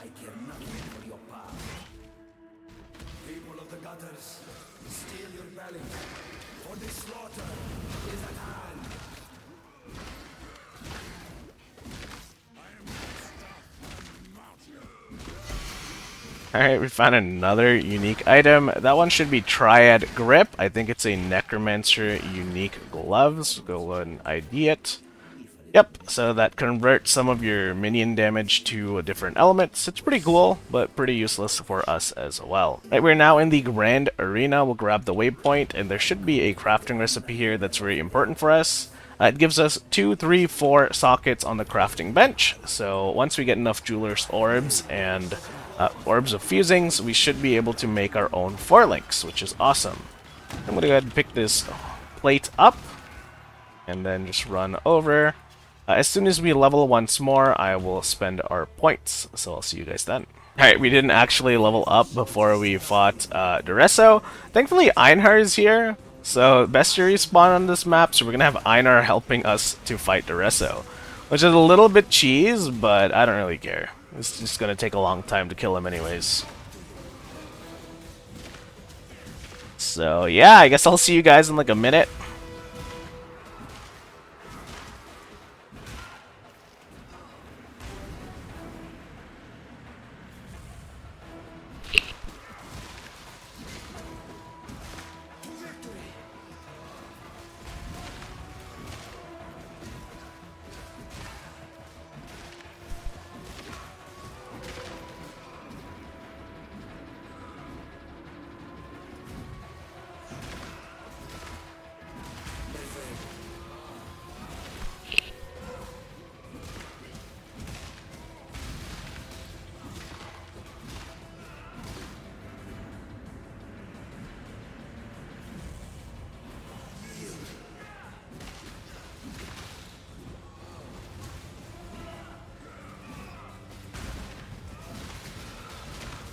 Alright, and Duresso's almost dead. There we go. Pick up all that crap, and then log in and log out. Next up is Comb. So, we can ID this chest plate, although we don't have the sockets to replace our chest. So we need to find a different 4-link setup. I guess we could put it on these gloves. Okay. So, good idea to look at all of your items. We'll go ahead and move our Boneshatter 4-link onto the gloves, and then we can put on this chest plate. Now keep in mind that this chest has life on it, which makes it incompatible with our life mastery from before. You can refund this, respec it, spend it elsewhere, but I think we're going to switch out this chest plate for another upgrade soon anyways, so I'm just going to keep it on. Just keep in mind that it doesn't work with that mastery, okay? So everything else here we can sell. Make sure we put Determination and Warlord's Mark back on. We can destroy Spectral Throw. Then we can go back into the Crystal Veins and head over to Comb Stream. Alright, I am waiting for this level to tick, but after we level up and put our passive skill points, I will see you at Comb. Alright, there's our level. We are now level 36. So we're going to spend these points on axe damage nodes. You're going to get axe damage and then axe damage and attack speed. We're going to work our way towards slaughter. Sorry, I'm like trying not to die from coughing over here. Alright, we're now in Comb's Stronghold. We'll get the waypoint, and there is another crafting recipe for us to take. This is going to give us 2 to 4 linked sockets. So we got the, we got the number of sockets from Duresso, and we're getting linked sockets from Comb. Alright, once again, we're almost leveled. We'll wait for the level to tick, then we'll fight Comb, and we'll see how everything's going. Alright, we are now level 37. Next point goes into axe damage and attack speed. Alright, and then we're going to go fight Comb. Alright, we've arrived at Comb. This can be a little bit tricky. There's a lot of incoming fire damage. So we're going to see if we can tank him. I'm not entirely sure.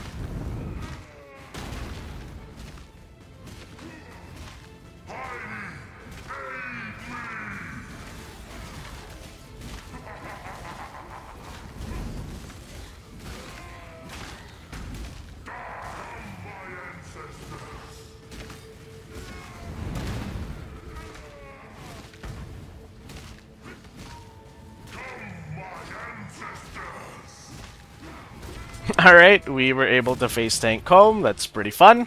Right, it is quite slow on that single target, guys, but Yes. that just is something we need to deal with for the time being. We got a couple of flask upgrades here, so we got some Sacred Life Flasks. I'll go ahead and put that on. We have a belt over here. It is not an upgrade. So now we have to go back into the Crystal Veins. We can trade in the Eye of Fury and the Eye of Desire. Alright, and then we can go back to town, talk to Oyen or Lady Diella. They're going to give us our level 38 support gems. So these are also a very big power spike. Alright, I recommend that you take the Brutality support. So where is that? Over here. Alright, we can use that at level 38. We'll replace melee physical damage with Brutality. If you're wondering why that is, the melee physical damage support, or melee damage support, what's that called over here? Yeah, melee physical damage support. That has a less attack speed multiplier on it that makes our character feel a lot more janky, a lot slower. Brutality does not have that modifier. Instead, it just makes it so you cannot deal any damage except for physical. So no chaos, no elemental. And since we don't have those damage types anyways, it's not really a negative for our build. Alright, now that we're in the Belly of the Beast level 1, right, I do recommend being careful with these Stygian monsters. They have corpse explosion, they do a lot of damage, and try not to run into dead ends. But aside from that, we are heading to the Belly of the Beast level 2. We'll fight Corrupted Piety, and then we'll be fighting Malachi and finishing Act 4. Alright, we are now level 38. So that means we can get rid of melee physical damage support and slot in Brutality instead. So, goodbye melee fist damage support. And with our next skill point, we'll get axe and damage attack speed. Alright, we're about to fight Cruel Piety, but I think we also found an upgrade over here. Unfortunately, we can't use it until level 41, so we might not be able to use it until Act 5. Let's also check out this chest plate. It's not very good. I want to save inventory space, so I'm just going to drop it on the floor. But let's not get above ourselves. Alright, let's see how this fight goes. Put your Warlord mark. She does hit quite hard, actually, so maybe this isn't one of those fights you want to try and tank. Right, so move around. Try not to get hit, and dodge that beam.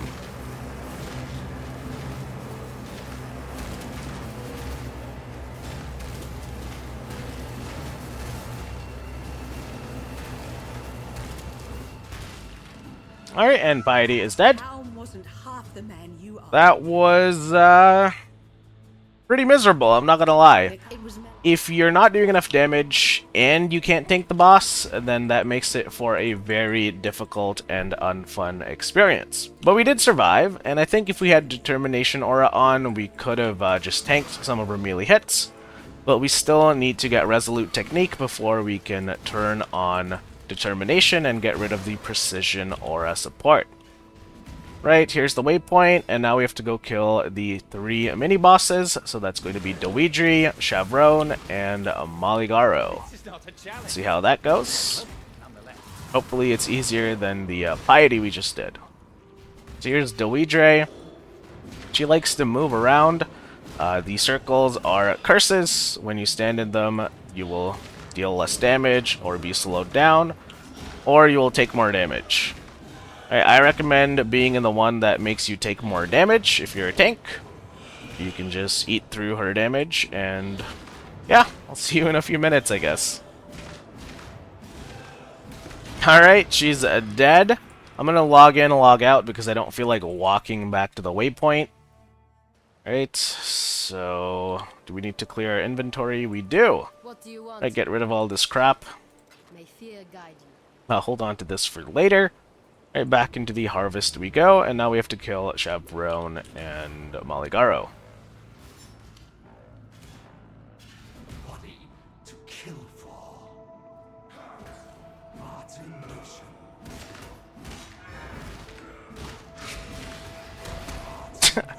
Okay.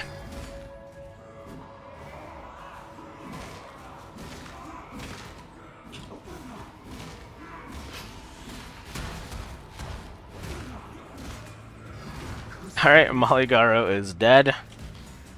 And now we just have to do Chavron.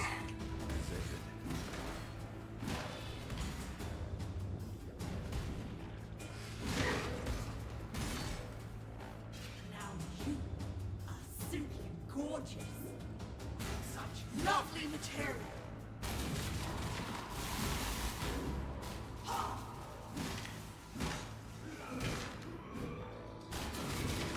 Give in to grace.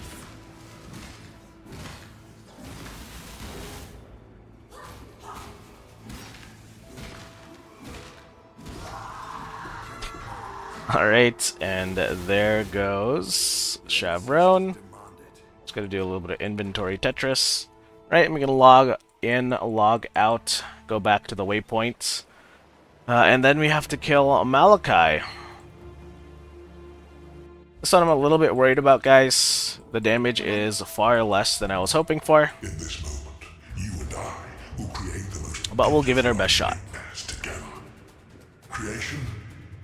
Rather the realm of the gods, isn't it? Bow your head to your one true god. Now, Exile.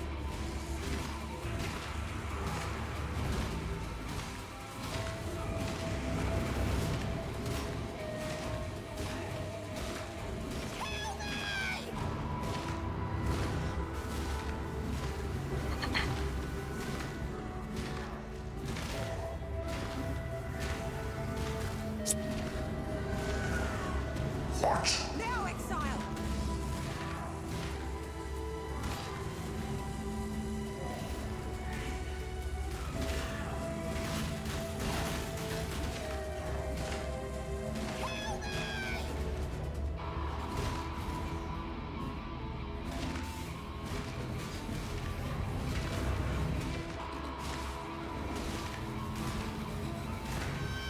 Alright, phase 1 is down.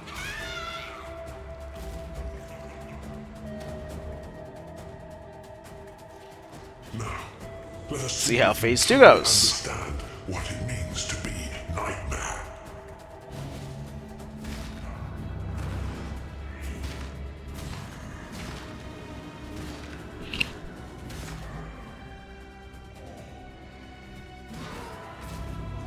Accept the gift of immortality.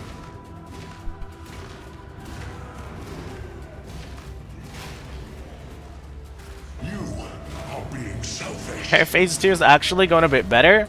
So these zombies are overlapping our Boneshatter Shockwave onto the boss. So normally ads would be a nuisance, but for the Boneshatter build, it's actually a boon, which is pretty cool. Oh, where'd he go?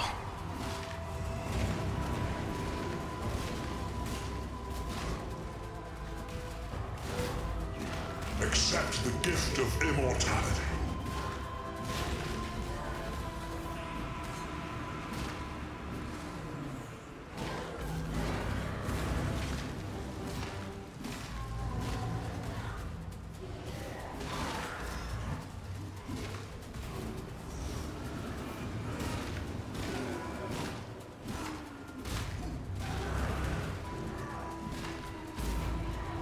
Nightmare is the true eternal.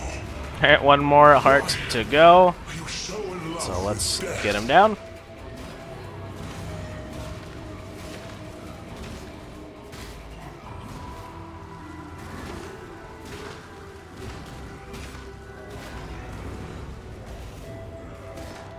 You are being selfish. And he's dead. Alright, we're just going to log in, log out to get to town. Sell all this crap. Alright, be careful not to sell my axe for level 41. Go where you are I do a quick inventory cleanup. And then we're gonna head out into the entrance to Act 5. I forget the name of that map.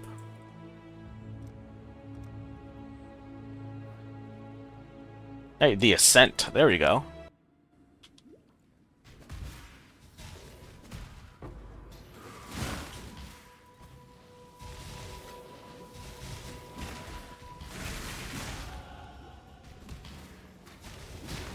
Alright, we're now level 39. We'll put that point into Slaughter.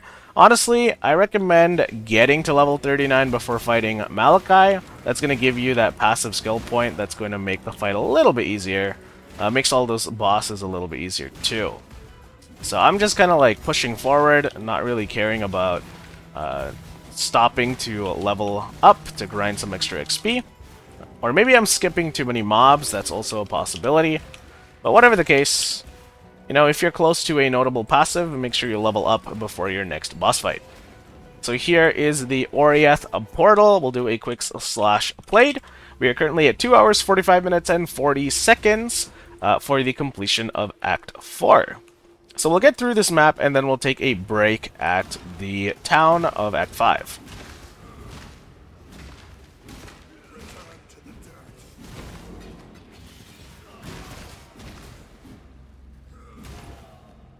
Alright, we've made it to the town of Act 5. We found some items over here. These are boots. They don't have move speed. We don't care about it. Alright, so we are now in Act 5. Check your resistances. Your lowest one, I think, our 2-stone ring is Fire and Light. So we can replace this with a Fire and Light rare ring. So go ahead, ID this, toss it on. Doesn't matter what mods are on it. It's better than this normal ring we've been using instead. Right, sell all this crap, and then we're going to get ready to do Act 5. But before we do that, I'm going to go do the POB for Act 4. So I'll see you in a few seconds.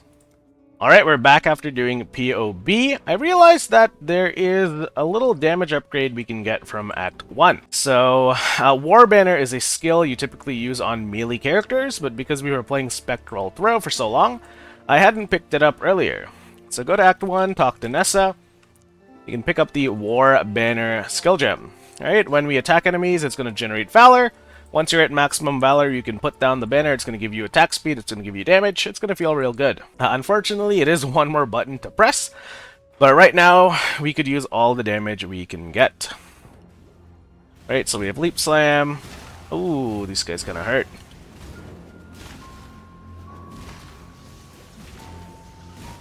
Alright, don't forget to get the experimental supplies. You're going to get the Miasmater, and when we turn that into town, we'll get a Book of Skill. It's another optional quest here in Act 5 control blocks. We're almost leveled up as well. I don't know what's going on with this desync, man. It's really frustrating. Alright, there it is, level 40. We can go back to town, get a skill point real quick from the Miasmater. Alright, there it is. So with our 2 new points, we should first get Axe Mastery. You're going to get 30% increased damage while in Blood Stance. Your character is always in Blood Stance by default, unless you are using a Stance skill. Right, with the next point, we can get Strength over here. I want to get Resolute Technique as soon as possible. That way we can drop our Precision Aura. Maybe... no, we should use Determination. I was considering using Pride for a little bit extra damage. We will revisit that decision in a little bit. But for now, let's get through the control blocks. We have to go through Oriath Square and head into the Templar Courts. So, a lot of traveling to do. I'll see you guys in a few minutes, a few seconds. I don't know. Editing magic, guys. Come on.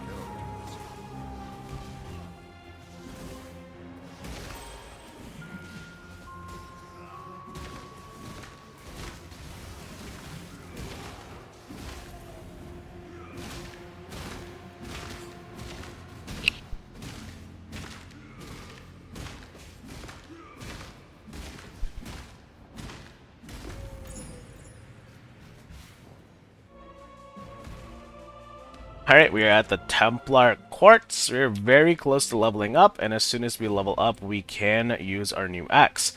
I will need to find a red socket for our War Banner, though. So I might have to go back to town, get a Chromatic Orb. We'll see what we do.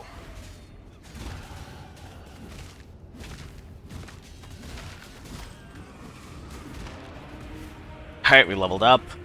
Let's go back to town and fix this axe super quick. So how many chromes do we have? Just one red socket should do. Right, and this is a big upgrade for us. You'll see here we went from 66 to 89 damage on a 28 axe to 81 to 167 damage on a 41 axe. So kind of like doubled our damage. Kind of crazy. Right, weapon upgrades are super important. Lonnie, what do you want from me? We get a granite flask here, which could be useful. I will put that in our stash tab. Alright, we don't need it quite yet. We are plenty tanky. And then we can go back into the Templar Quartz. We did level up, so that skill point is going to go over here. We're going to get Resolute Technique, and then we're going to get gain 1 rage on melee hit. Alright, I guess now is a good time as any to explain the rage mechanic. If your character has gain rage on attack hits, you will generate rage up to the maximum amount, which is 30 by default. Rage gives you more attack damage, so at 30 rage, you will be dealing 30% more attack damage. Right? And if you increase your rage maximum, or the effects of rage, you will deal more attack damage respectfully. So why are we using it? Well, we need every trick in the book to get some single target damage on this character, while we work on getting more damage nodes, more attack speed, more trauma, all that stuff. So until then, we'll be relying on things like Rage, Impale, and whatever else we can find to get that single target damage to feel not so terrible. Right? The catch of Rage is that it falls off quickly when you are not in combat, or if you have not generated a Rage recently. So you always have to be attacking something, or getting hit, or stay in combat, in order to keep your Rage topped up. Right, anyways, that's the Rage spiel. We are now in the Chamber of Innocence. This is a great area for you to stop and grind, catch up on some levels. There is a pack of magic monsters in every platform, and there is a bunch of magic monsters at the end, and that is going to give you a ton of XP. Now, I don't know how long I'll be spending here.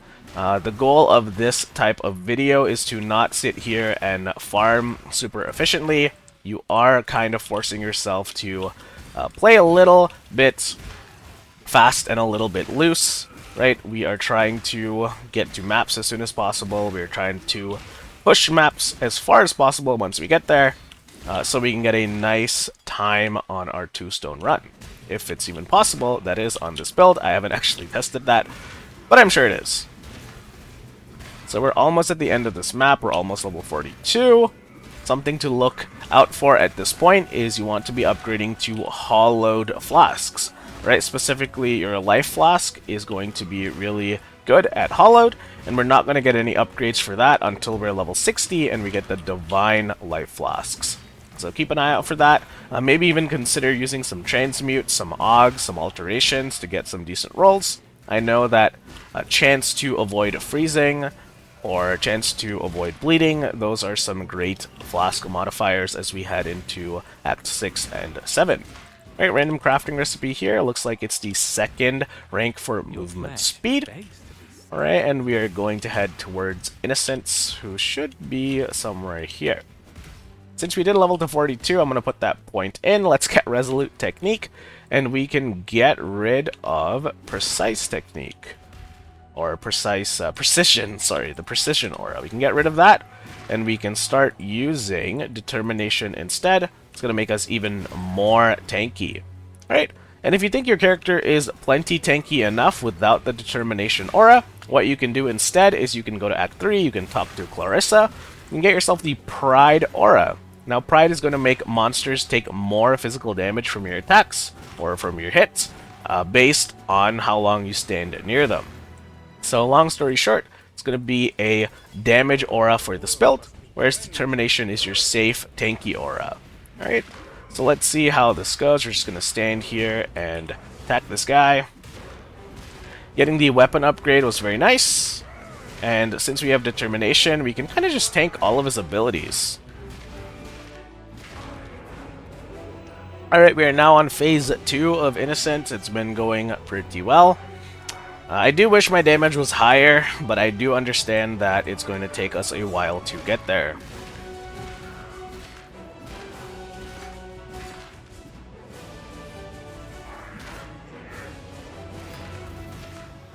Oh my god.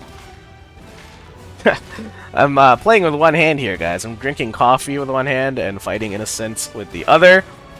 So hopefully I don't, like, meme into a slam or a beam. Alright, now is actually a great time to use our war banner. So he's standing still, he's spinning around in a beam. Oh, and then he moved. Alright, that's fine. We got a little bit of time on it. Alright, one last phase to go.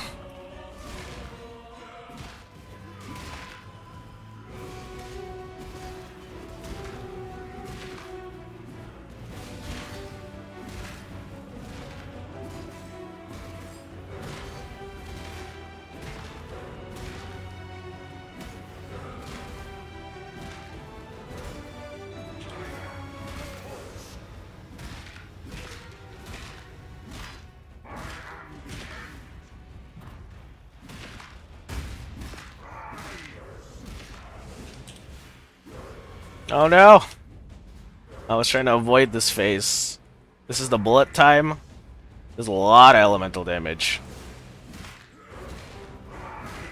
And he's dead. Fantastic.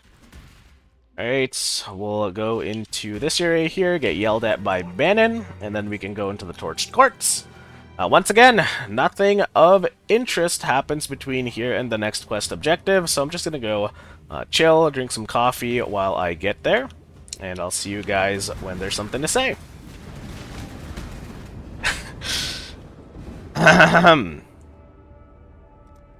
Yeah, that's what happens when you play with one hand. Alright, we made it into the Ruined Square. We did level up. We're level 43. Now we are going to head in this direction and get some of these damage and attack speed nodes for two-handed weapons. So that's where we're going to finish up Act 5. We'll also put on some of our new flasks. So one hollowed flask, one hollowed mana flask. Right, and then we'll make our way towards the ossuary. I give up the glove. I cannot carry this. And we got the Sign of Purity. Make sure to get this crafting recipe on your way out of the ossuary. I believe it gives you the physical damage rank 2. That way, if we find a weapon that has flat fizz and attack speed, like a rare weapon you find on the ground, you can see if you can craft a % increased fizz on it through the crafting bench. Alright, we're almost done with Act 5. We have a optional quest to do in the bottom right side of this map. That is for another Book of Skill. So we're going to go do that and then head to the Cathedral rooftop to fight Katava. I did a quick log in, log out once I got to the optional side area there. So here we have a jewel. It has a +8 to all elemental resistances, which is actually pretty cool. I might hold on to that. Everything else we can sell. We also have 3 sacred life flasks, so we can sell that for a hollowed life flask. Do a quick inventory deposit. And then we can head back into the quest area. So, the reliquary. There we go. Alright, here we're going to find 3 items belonging to Hinakora, or some other god, and then we're going to turn it in town for a quest point. Or I keep saying quest point, but I mean Book of Skill, guys. Been playing too much RuneScape. Alright, here is all 3 pieces. So, let's kill this rare over here and head back to town. Alright, I'll take a portal back to town because why not? Check these items to see if they're any good for our characters. This one has life, but we can't give up the sockets on this right now. So, once again, we are screwed by socket pressure, but that's okay. Book of Skill from Alani. Sell these items. That's an interesting coral amulet over there. So this one has dexterity and some life. This one has lightning resistance and dexterity. So a lightning resistance loses its cap when we do that, but we're going to be getting the resistance penalty for killing Katava in just a second anyways, so we'll be fixing our resists as soon as Act 5 is over. So back into the Ruined Square we go. We'll spend these 2 points on 2-handed melee damage and 2-handed melee damage and attack speed. Alright, and if you have a few more levels above me, you can get Wrecking Ball next. and that's where we will finish Act 5. Alright, not much else to do here except to run all the way to Kitava, so I'll see you guys in a few seconds. Alright, we've made it to the apex. We'll put the whatever that quest item was into this little altar, and then we can fight Kitava. Right, even though we have a lot of armor, I don't recommend tanking a lot of abilities from Kitava. He does kind of hurt. So play it safe. See, that was half our HP. Oof.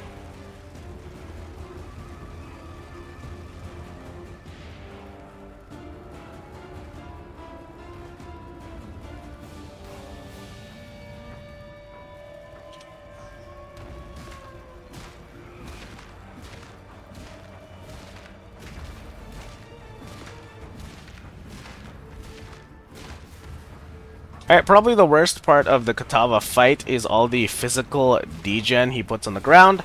Now, armor makes us tanky against hits, but it does not apply to damage over time, which means bleeds, it means degens, you know, skill effects that just do damage over time. All of that is going to really cut through our character. We're not built to mitigate that, at least not yet. So be a little bit careful. Alright, don't stand on fire, don't stand on blood. Don't run around while bleeding. Alright, and it looks like now's a good time for us to use our Warbanner. I say that as the button doesn't press. Oof, okay.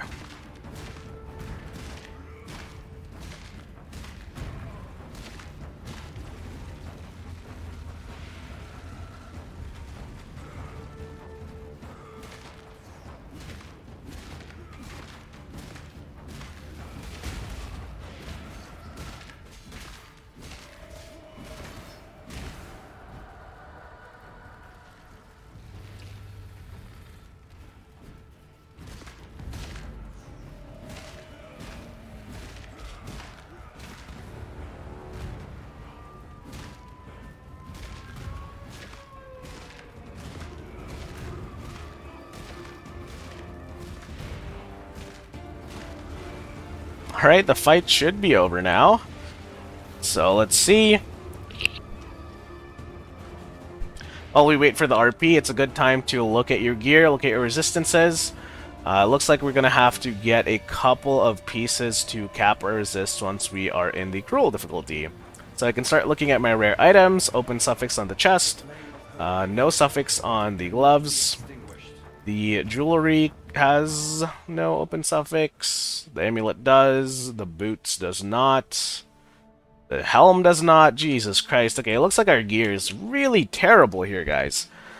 We might just have to run around with less than cap resists until we find some replacements. Yeah, I guess the more time you spend on your character, the better your resistances will be. So since we're rushing through the campaign, it really is a case of RNG. So I'll do what I can do. We'll hop into the hideout over here. Looks like we want to get our fire and lightning resist up, if nothing else. So I'll spend an alchemy on this belt even.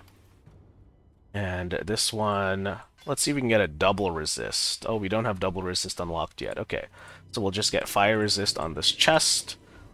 And this amulet may be a lightning resist on it over here.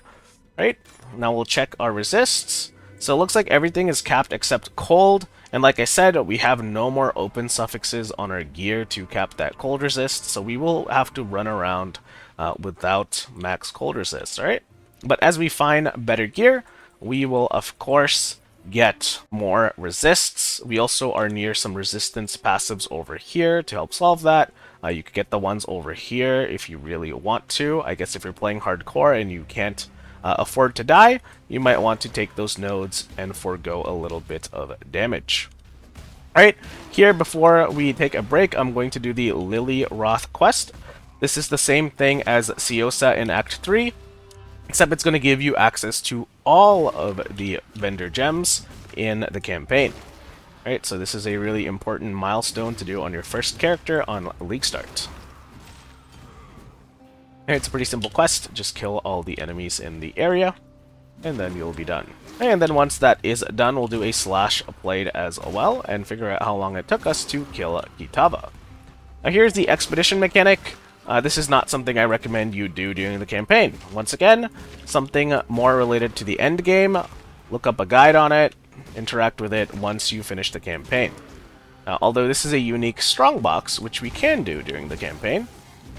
No idea what this one does. Looks like a bunch of monsters. Oh my god. That is terrifying. Alright, so let's read the mods on this. Combs Cache. Guarded by 3 rare monsters. Gives you rare items and 1 additional comb item. I wonder what it's going to be. Alright, it looks like we got Combs, a coral ring, bunch of rares. I don't know, I'll pick up what I can over here. Okay, this guy over here. Hopefully it's the last mob. It is not the last mob, so we're gonna have to go play Where's Waldo to find the missing monsters to finish this quest. Not that guy either.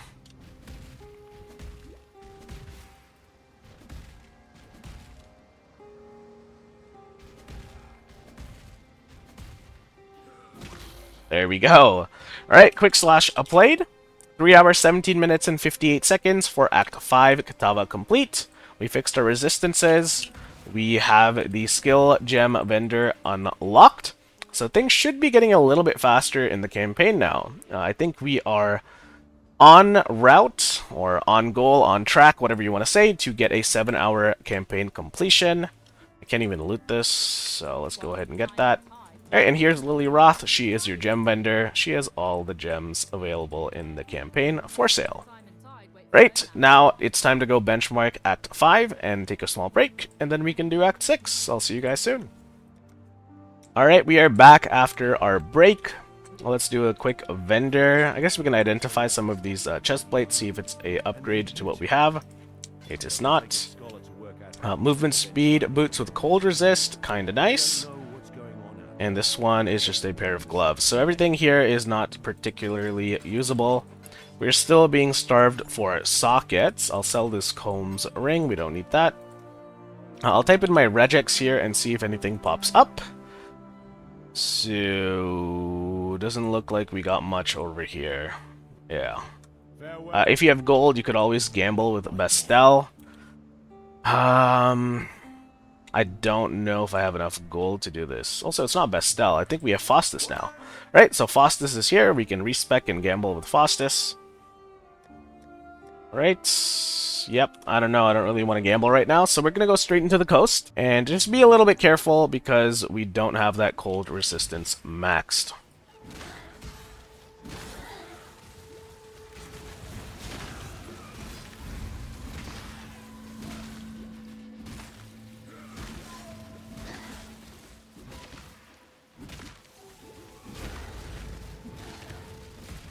I do want to mention that our life is also abnormally low for this point of the game.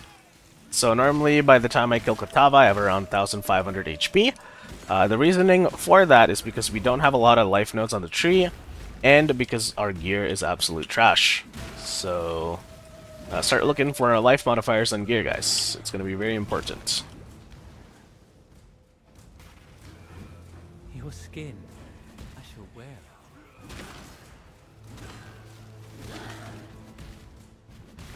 Alright, this time around we can skip the Tidal Island quest. It's an optional quest that gives you a flask. We already have all the flasks that we need. So back into the mud flats we go. I'm starting to feel a lot like Deja Vu. We were just here a few hours ago, hiding Roas. So here, we just run all the way to the cliff formation. Alright, there it is, the Dishonored Queen. Kill her, pick up the Eye of Conquest, and then we can go to the entrance to the Fetid Pool. That's where we're gonna go to get to the next quest objective. Oh, we did level up. We're at level 45 now. We'll spend that point on 2-handed melee damage and attack speed. I must say, I am still disappointed with the damage of Boneshatter. I feel like I really wish I was hitting harder. Yeah, not much else to say. This is kind of what happens when you switch into the skill early, right? If you were playing Sunder, we'd have good clear, we'd have semi-decent single target damage, we'd be spending our skill points on damage and life instead of armor to mitigate that trauma. Right? I am not fighting that essence at the same time as this boss. Or actually, maybe I should, because then I can get the explosions to overlap. Yeah, let's get all of them together. Oh yeah, there we go. So for this fight, you're just going to run around in a circle and stick as close as you can to the totem. Right? You're going to use geometry. What the hell is this damage, bro? This has some extra substantial physical damage support. Jesus Christ. Okay, we're going to do the totems over here.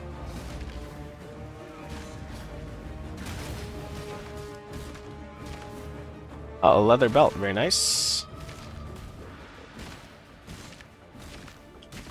Right, one more totem to kill. Alright, so like I said, stand near the totem in the middle. Alright, and that's going to give you the most angle to dodge. I don't know what the hell I'm saying, guys. It's just circles. Circles and geometry. That's what we're using to beat this boss. He's dead. We're going to get access to our first Pantheon, so wait for Sin to do his RP. The soil wants for your blood no more. Alright, thank you, Sin. Alright, this is going to open up your Pantheon tab. The shortcut on my version of the game is Y. You're going to click Soul of Tukohama. Alright, I don't even care to read what it does. Something is better than nothing. It's just a passive bonus to your character. Alright, and the same thing, when you beat Act 6, you're going to get a major Pantheon. Make sure to turn that on as well. Doesn't matter what it does, we just want something over nothing. Alright, with Tukohama dead, we can head into the Climb, or in this case it's called the Ridge. Right, and then we're going to follow the ridge until we get to the lower prison. There is a skill point that you get for killing Tukohama, so if you want to go back into town and get it, be my guest. We're just going to go to the lower prison. So I'll see you guys in just a few seconds. Also, fun fact, guys, I don't know what I did, but I turned off my auras, so we should have had determination, but we did not have it on. So, yeah, try to be careful about switching your auras on and off as you do gear swaps or upgrades in the campaign. It's typically something I do a lot of, and then I don't turn my auras on, and it usually gets me killed, or has my character doing like ZDPS if we're doing offensive auras instead of defensive ones. So do be careful of that.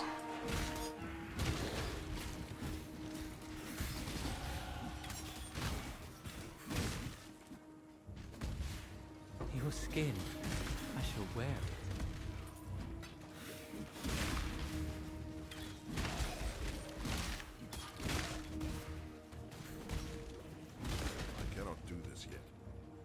Alright, we've made it to the lower prison. I'm going to go get that waypoint and then log in, log out. We'll turn in what quests we have. Let's see, Turkley. He's going to give us a book of skill. I can ID these items, see if it's any good. It is not. This is the Worm's Molt unique belt. We high rolled on the increased total recovery per second from Life Leech, which is actually kind of cool.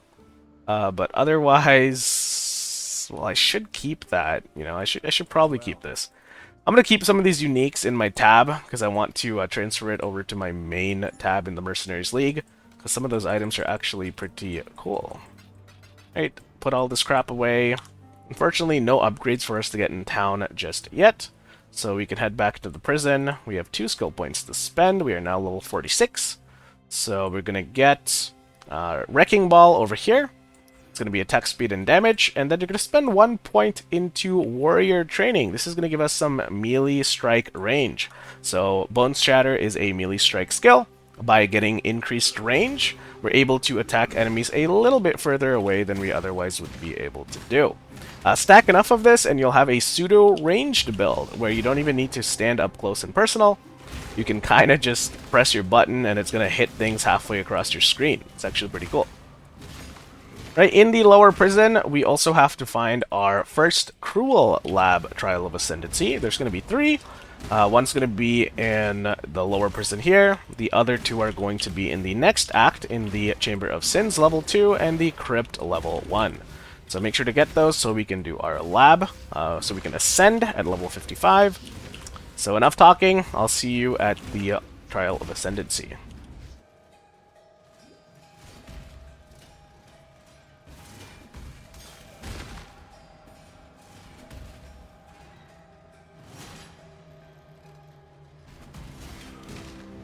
Alright, same idea as before, guys. Even though we are in Act 6 Cruel, don't waste your time killing necromancers or other tanky things that run around a lot. Right?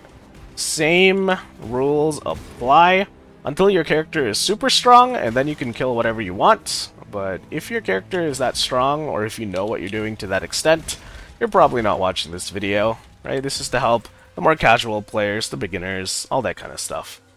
So now we are heading up into Chavron's tower. Here we have to climb the tower, and we're going to fight Brutus and Chavron. Lightning is going to be the key element here, and also a little bit of physical damage, because Brutus does a lot of fizz. So I'll see you guys at the top of the tower. Alright, we've found the prison rooftop. We're going to wait for the RP to play out. And double check your lightning resist over here. Make sure your determination aura is turned on. Right, we should be able to tank Brutus, or maybe not, I don't know. He still hits pretty hard.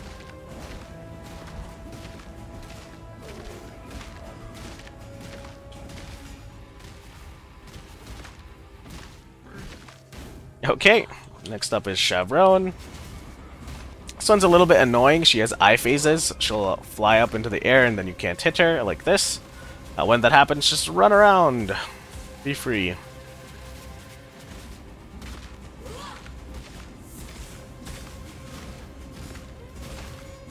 Alright, and then once you phase her, she's going to fuse with Brutus.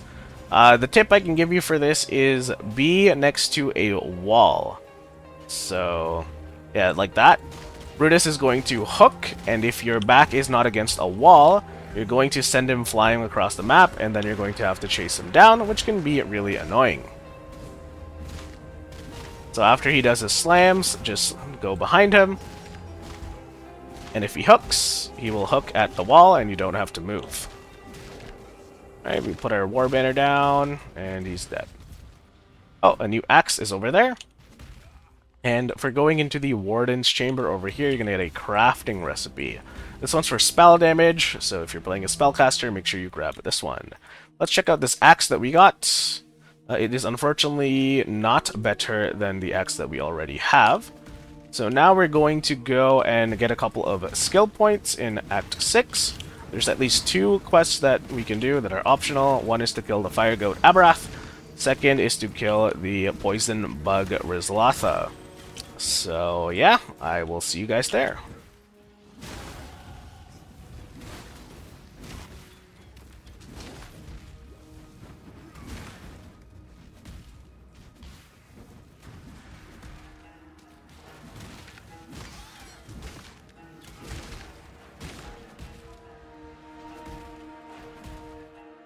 Alright, here is the entrance to Abarath. We did level up, we're now level 47.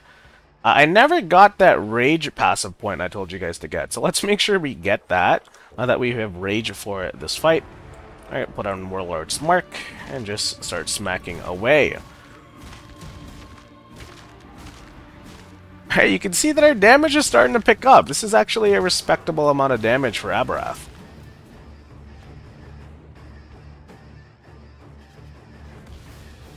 You can skip all these goats, you don't have to kill them.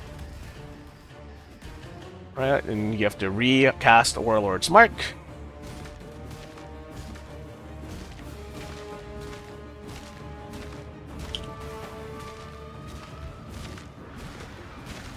And he's dead.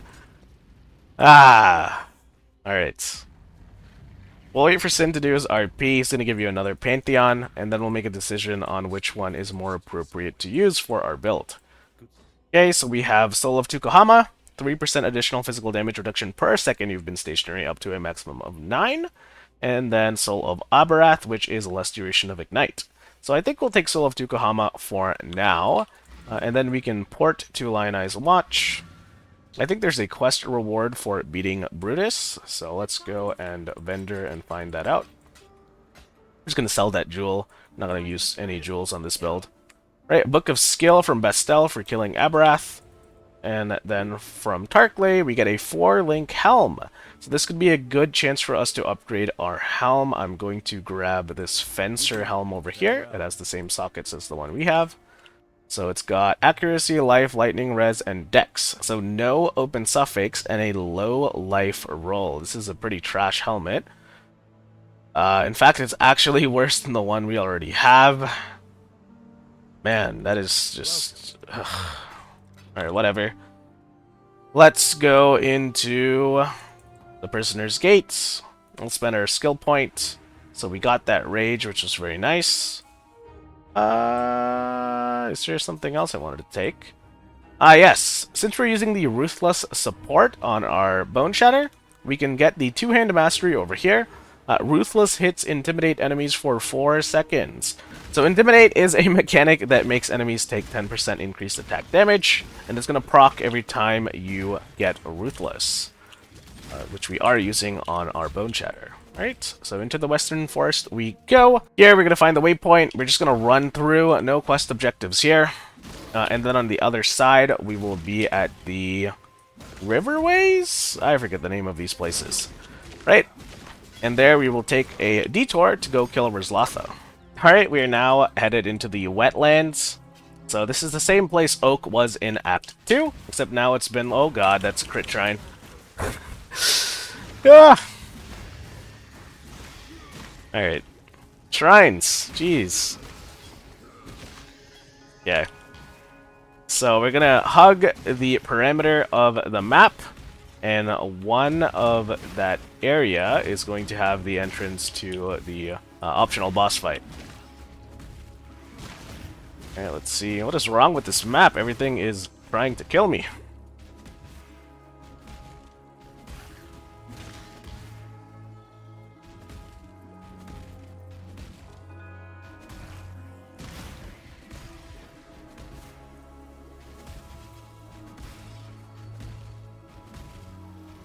Alright, looks like we found the spawning ground.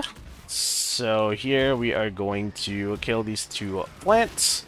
Or 3 plants, rather.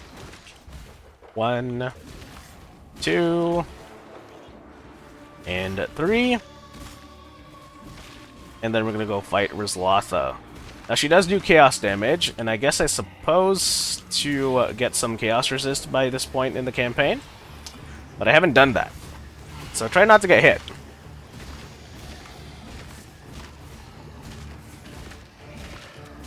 And she's dead. Alright, she's gonna do some RP and give you another Pantheon. I don't know what that is. It's life flasks gain 3 charges. Actually pretty useful. We're gonna turn that on instead. Alright, talk to Tarkley, get your Book of Skill. We'll check these items to see if they are an upgrade. This chestplate is not. This helm does not have the sockets. These gloves are actual. The gloves don't have the sockets. Okay. Stay sharp. Oh boy. Into the riverways we go. We can spend our next skill point over here. Headed towards this life and this elemental resist evasion armor cluster. I'm a little bit miffed at how awful gearing feels in PoE 1. I guess this is my chance to rant while I run to the next objective. So... just the socket pressures, right? Like, you find a new piece of gear, it's got some pretty cool mods, but you don't have Jeweler's Orbs or Orbs of Fusings or Chromatic Orbs to make that into a socket setup that is usable for your build. Right? So you're constantly forced to choose between gear upgrades or sockets, and that just feels really bad. Like, you find a cool item, but you can't use it. Or you find a cool item, and you have to give up a socket to use it. But all of this goes away on, you know, characters you make later on in the league. So your second, third character, it goes away in the end game, right? You have more than enough of this currency. It just seems like a really like unfair, unfun tax on first characters and newer players. Really hope they will change that. What the hell is this guy doing, man?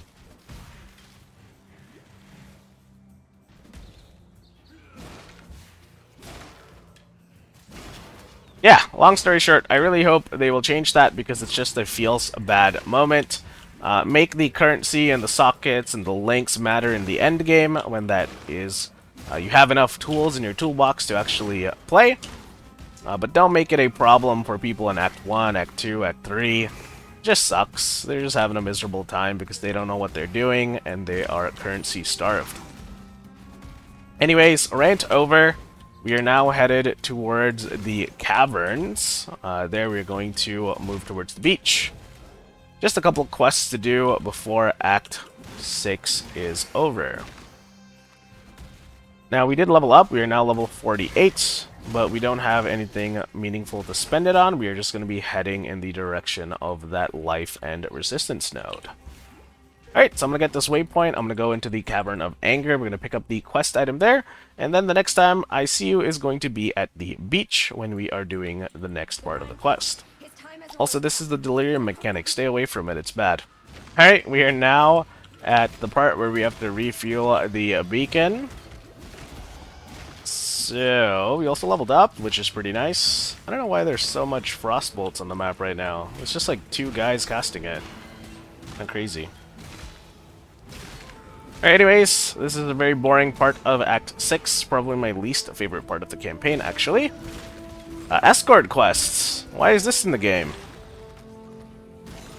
Could go on another rant, but I won't. Instead, I'll see you when this part of the quest is done, and with our point that we just got, we'll get some life over here.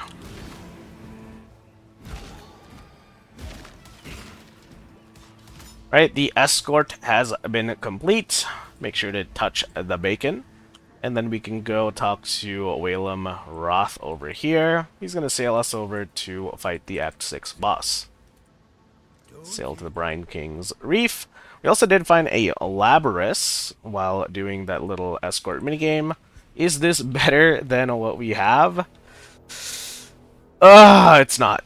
So this has triple prefixes. It has a high flat roll for physical damage, but because of the triple prefix mod, we cannot bench craft a modifier on it. So it's a side grade at best. I guess it's better than this. Whatever. Put it on, throw this away, and then we'll go fight the boss.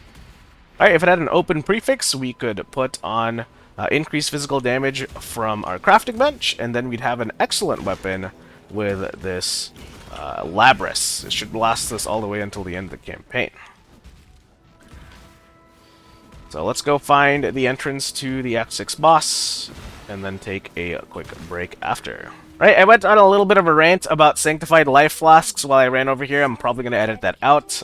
As we get deeper into the campaign, we are running out of things to talk about. Our character is pretty good in terms of gem progression. There are a couple more gems we want to add to the mix when we get more sockets. Things like Cast when Damage Taken, Molten Shell, maybe some Blood Rage, things like that.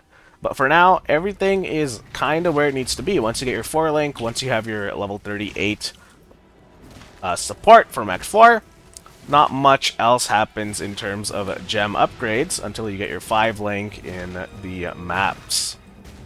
Right, so we're fighting the Brine King over here. Looks like he hits pretty hard, so we can't just tank everything he does. Now, what can I tell you about here? Avoid the circles, and the waves come from this little glowing part of the waves around you. So if you've ever felt overwhelmed in the floor's lava portion of this boss fight, I'm going to show you how to do it without worrying. Alright, so we're just going to phase him super quick. It helps that the adds a shotgun Boneshatter onto the boss. Alright, so focus on avoiding the circles, and then watch out for that thing over there where my cursor is. Alright, that's where the waves will come from. And then it'll swap. Alright. And now you have to fight him with the waves still on the map. You can see it shooting from the location that is glowing. And when he has his shield up, run away, don't stand in it. He takes less damage, and he deals damage to you. Right, once again, dodge the circles, look for the glowing part of the wave, and avoid the projectile that comes out of it. Super easy. Now it's a good time to use a War Banner. Just finish up this fight. And he's dead. Well, I'll go ahead and pick up this Timber Axe. It could be an upgrade, we don't know. Wait for Sin to do his RP, and while he does that, we can do a Slash Blade. 3 hours, 49 minutes, and 6 seconds for Act 6 completion. Things are starting to pick up in pace. Okay, so for finishing the Act 6 boss, we got our first major Pantheon. Like I said, something is better than nothing, so go ahead and put it on. You have to talk to Sin if you want to put it on. There we go. Right, then we sail over to Whalem Roth, and then we are going to take a break, do POB, and then I'll see you for Act 6. Alright, we're back after the break. So we did identify that Timber Axe. It turns out to be an upgrade, which is pretty nice. It has a massive physical damage node on it. If it had an open prefix, we could craft Flat Fizz on it, make it even better, but once again, we're getting kind of lucky, kind of unlucky at the same time. But an upgrade is an upgrade. We'll put all of this away. I guess I can talk to the vendor in this town. I think it should be Helena. We'll put our Regex in, and we shall see if there's a 4-link pair of boots or something that we can swap into.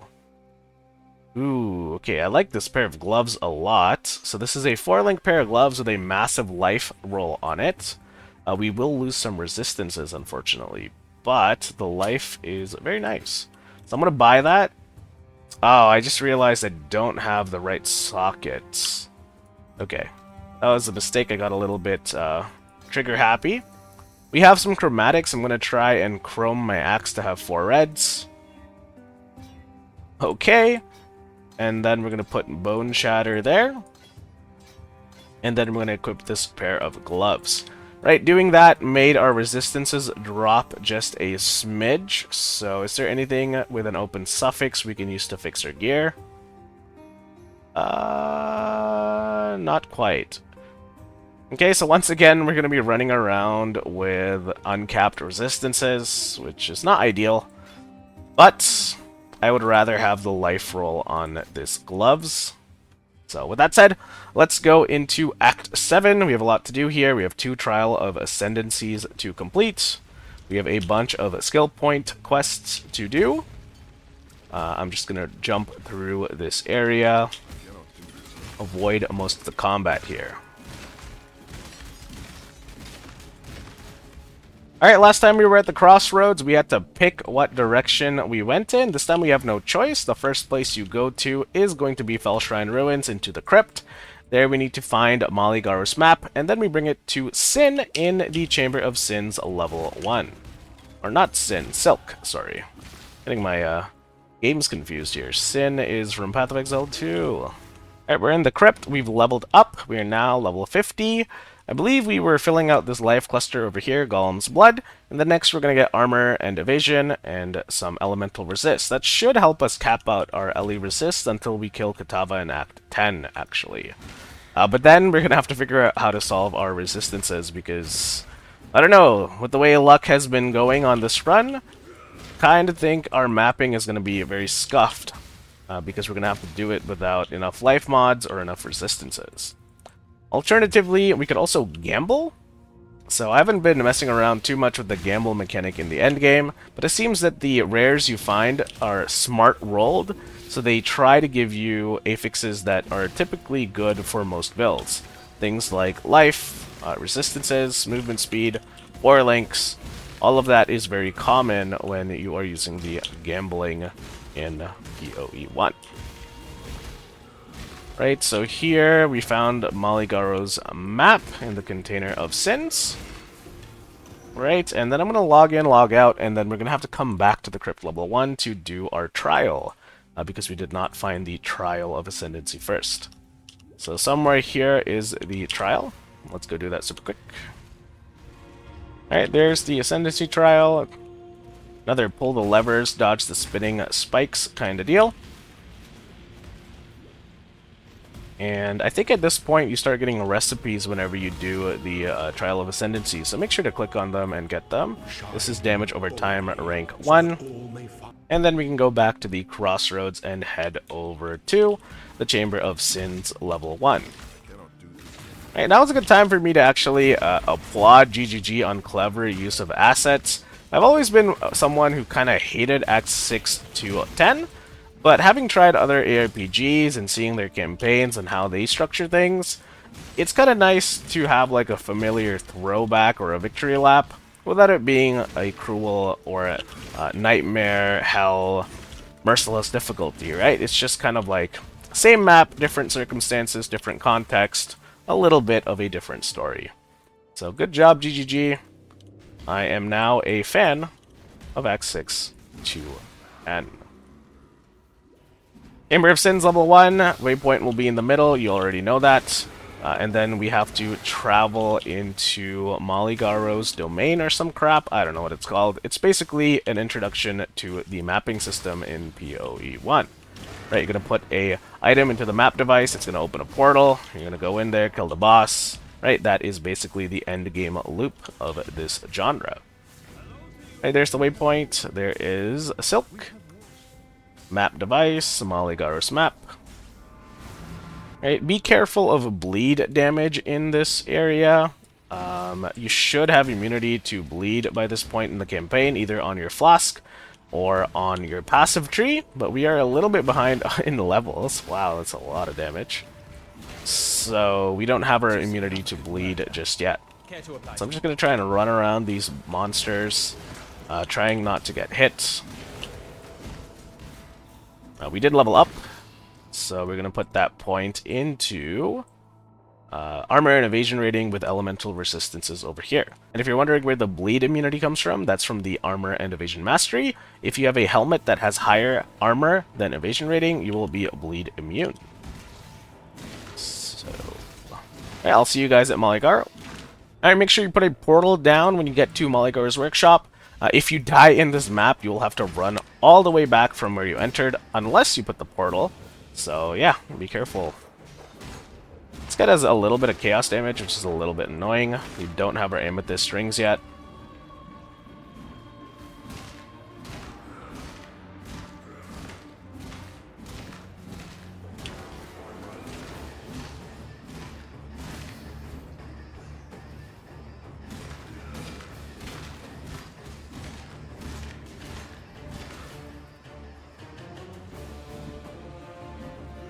Hey, this guy's kind of a pain in the ass. Now would be a good time to use your War Banner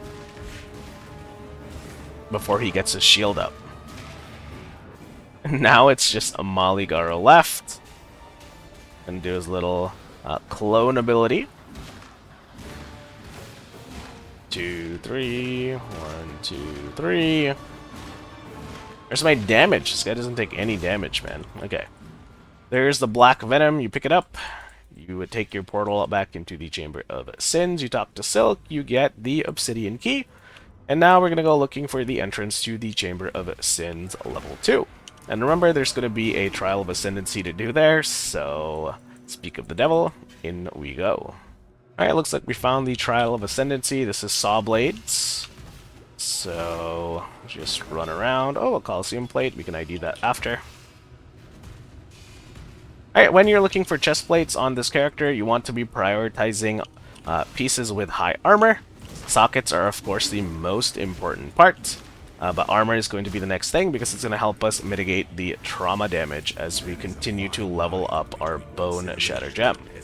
So that was our third Ascendancy in the Cruel version of the campaign. We can now do Cruel Labyrinth to get 2 more points for our Juggernaut Ascendancy. Usually I wait until a little bit towards the end of the act to do them. That's because we have 3 skill points up ahead. We'll have Gruthkul, I think Ralakash, and just some random quest where you like turn in an idol for a skill point. Right, so we're gonna run around here. I'll see you at the next quest objective. Alright, we're now in the Ashen Fields. I think we're gonna go fight Ralakash. skip all these mobs. I don't know what's happening with my frames. Something really bad's happening.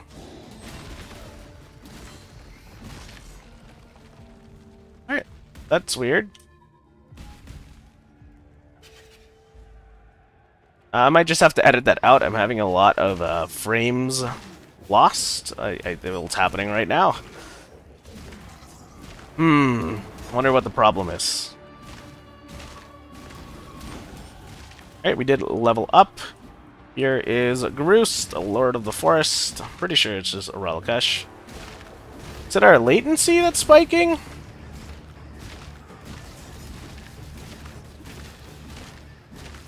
No, our latency is fine. Okay, maybe we leave this map and it gets better.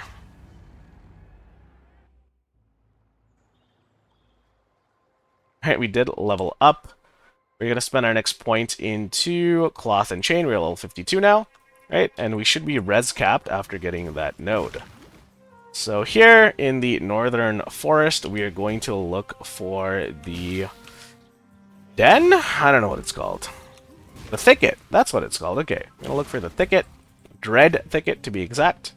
Here we have to find 7 Fireflies. We also need to kill a side boss, an optional quest boss, for some points. Sorry guys, I'm getting a little bit of technical difficulties here. I don't know if I am going to leave that fight in with Ruthgol or Regex, whoever we just fought. My frames were dropping in that map a lot. It was just kind of like watching a PowerPoint presentation. It seems to be better now though, so yeah, hopefully things stay that way. Alright, here's another Firefly. And another one over here. We also are going to see the Alva mechanic show up now. This is Alva Incursion. This is another League mechanic which I recommend you do not interact with until the end of the campaign. Alright, do it in the end game. Not worth the time or the effort or the headache to do it while you are working your way through the story. It is nice that they introduced this to you in the stories. That's pretty cool, but at the same time, the campaign is already a little bit of a slog, especially if you're a new or an experienced player. You should be focusing on getting that done as quickly as possible and worrying about learning the League mechanics later. A little bit of a double-edged sword in game development there, I think. Alright, there is the Firefly. Still looking for the entrance of Ruthgol.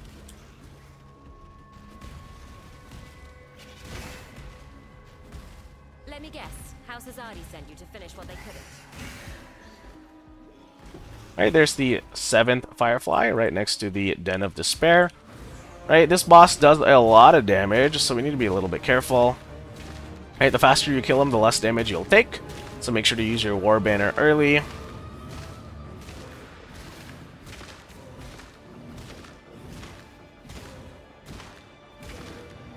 And he's dead.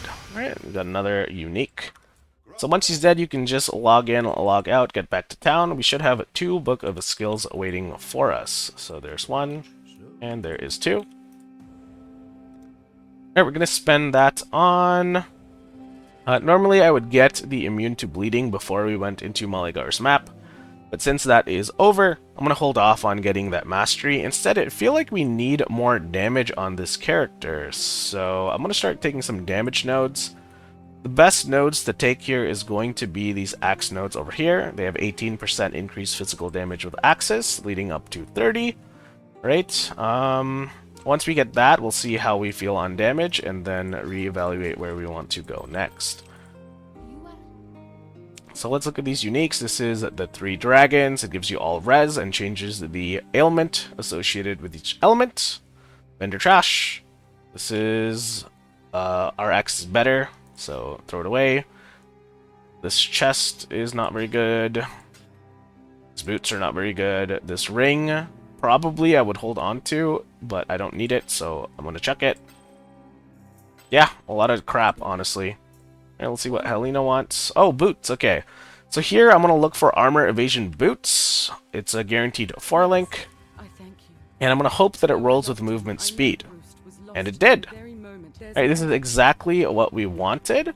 Next time we get a Quicksilver Flask, we are going to make 20% move speed boots. That's a 4-link.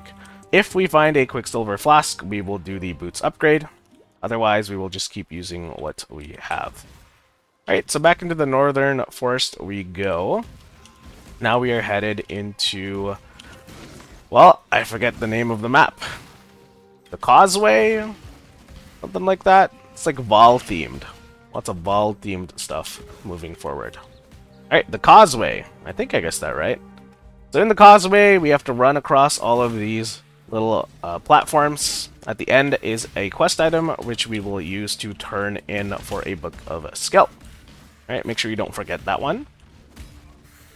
There's also a waypoint in the middle, and you're probably going to be ambushed by Alva if you haven't talked to her yet. Right? Like I said, just ignore her. I'll see you when we get to the end of the map. Alright, there is the quest item, Kashara's Lockbox for Kashara's Star. And then into the Vol City we go. We did level up, so we are now level... waiting for the loading screen. We're now level 53. Spend that point on more damage. We're going to need a lot more damage moving forward, guys. I feel like Boneshatter isn't really, like, it's doing okay. It's doing okay. It's not doing great, though. I don't know what's up with the servers today. Everything is a mess. Everything is stalling. My frame rate is also getting absolutely massacred. What's going on? Okay. Here's Yena. Turn in your Firefly quest. Guys, I promise you, this is not a problem on my end. Right? As soon as I go into a new map, everything is going to be fine. We did find some upgrades here. This helm looks nice. This helm also looks nice. We're going to figure that out later.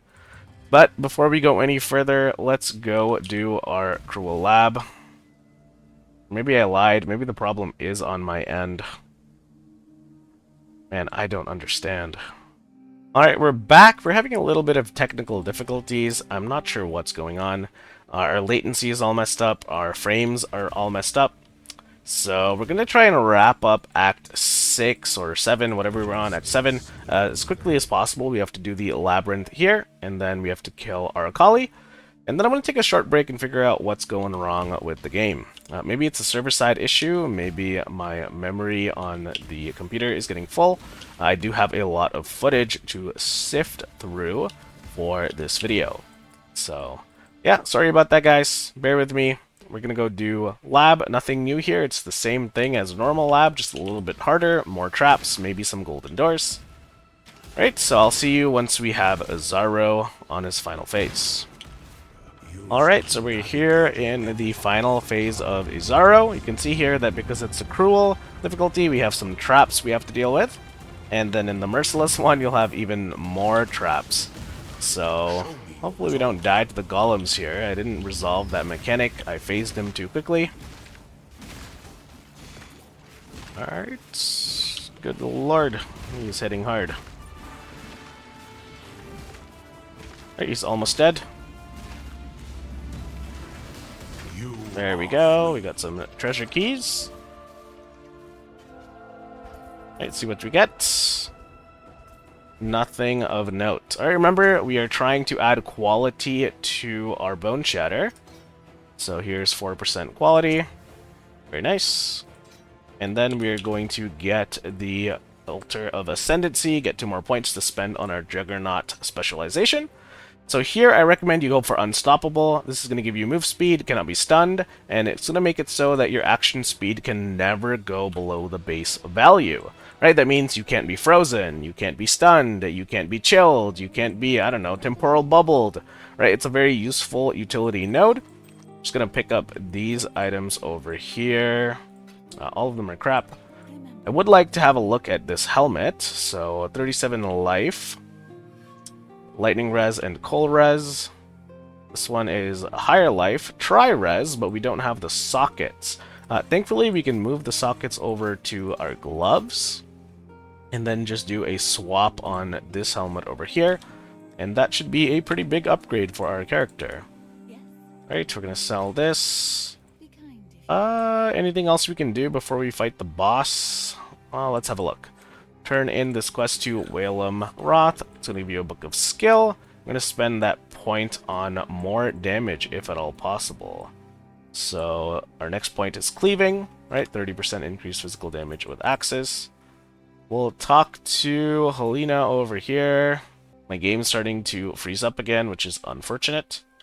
Doing a quick Regex, it looks like the Labrys is going to be your best bet for a DPS upgrade. So if you don't have a axe like mine, buy a Labrys and then do the Rustic Sash recipe to get guaranteed physical damage on it. Right, but it looks like everything is where it needs to be.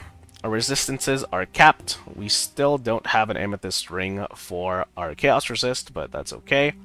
We have almost 2k life, which is really nice, going into our Kali. And we're starting to pick up in damage for our Boneshatter.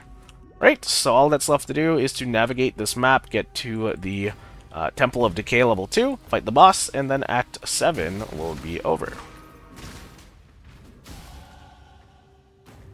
Alright, we made it to Arakali's web, so let's get this fight over with. Right, we're going to put our Warlord's mark on her. Hopefully she doesn't jump around too much.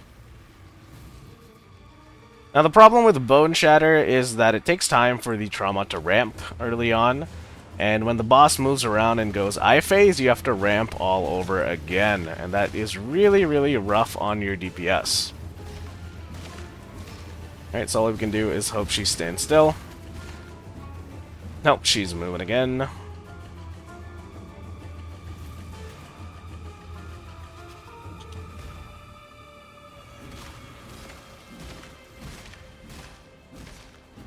Alright, she's phasing.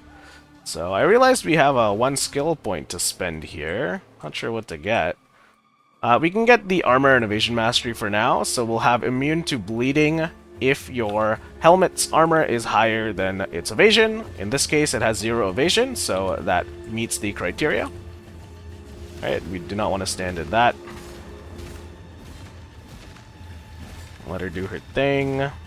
Right, as soon as she phases, or actually, yeah, as soon as she phases, I'm going to put down War Banner. Or it doesn't look like she's phasing. Oh, there we go. She's dead. Alright. So there is Act 7 complete. We're not going to wait around for Sin's RP. Instead, we're going to do a quick slash played. So we are at 4 hours, 28 minutes, entering Act 8. Right, I'm going to walk towards the end of this area, get into the Sarn encampment in Act 8, and then we're going to log out. We're going to do POB, and then we are also going to fix our technical issues, because I don't know what's happening, it's pissing me off.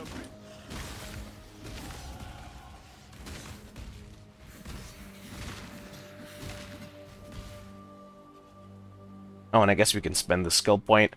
Get this dexterity node over here. We're starting to need a little bit more dex for our gear. Axis that you want to use in the end game will require dexterity, so we don't have a lot. Let's get that dex node, keep it nice and clean. Level 55. Very nice place to be going into Act 8. Alright, we are back after a short break. If you're wondering what I'm doing in Act 5 town, well, we've been doing a little bit of town hopping to check vendors for amethyst rings. I checked every act starting with 5, 6, 7, and 8, and the only one we got a ring from was the Act 5 vendor over here. Right, we also kind of low-rolled on the implicit chaos resist, so that is unfortunate.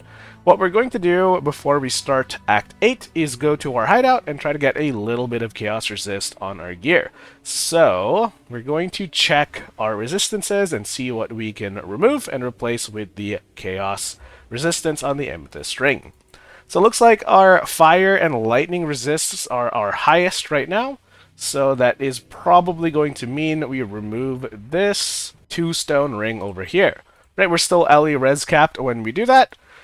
So what can we do? How much alterations do we have? We only have 31 alterations, okay? If you had more, you could do alteration spam, maybe try to get a resistance or a life roll on this ring and then craft it. But it doesn't look like we're going to have that luxury, so what we're going to do is simply just put on a life roll over here for 6 orbs of transmutations. Alright, and then we can just use an Orb of Augmentation and see what we get. Alright, looks like we got Fire Resist, so that's pretty cool. And there is a little bit of Chaos Resistance to mitigate that penalty from Cruel. Right, and the reason we did this is because starting from Act 8, the Chaos damage starts to pick up a lot. Like you can see, the map name here is the Toxic Conduits. There's going to be a ton of monsters here that deal Chaos damage. And then when you get to Act 9, there are also going to be bosses that do a lot of Chaos damage. So, we're going to go into the Toxic Sewer. We have a couple of maps to go through before we can fight the boss Doidre. Right, so I will see you guys soon. Alright, we have found the Loose Grate. So you're going to click on this valve. We're going to wait for Doidre to do her RP and spawn. For this fight, we're going to do the mechanics. I don't think we have enough damage to phase her. Red is the vulnerability phase. It means you're going to take more damage the longer the phase goes on. Right, and you're also going to have those little exploding red orbs. Alright, maybe around halfway you click the valve, you let her do her RP, and it's going to switch phases and reset the debuff on you. Right, green is going to make you deal less damage, and I think maybe some chaos damage or something. And then purple is going to slow your character down. Alright, make sure to use your war banner. This fight is actually going pretty well so far. Cool thing is that the green phase also has the ads that spawn, these little zombies, so you can let them kind of pile up on Doidre, and you can overlap to deal extra damage. Alright, and she's dead. Not bad at all. Sin's gonna do his RP. We'll get this waypoint, get the crafting recipe here. Alright, we can also check these items that we found. None of it is actually any good.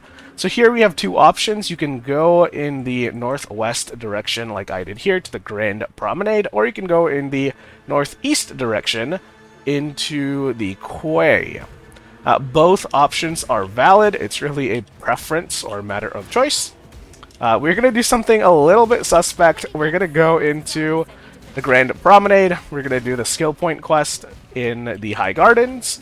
Then we're going to come back and go into the Quay and do the skill point quest in there.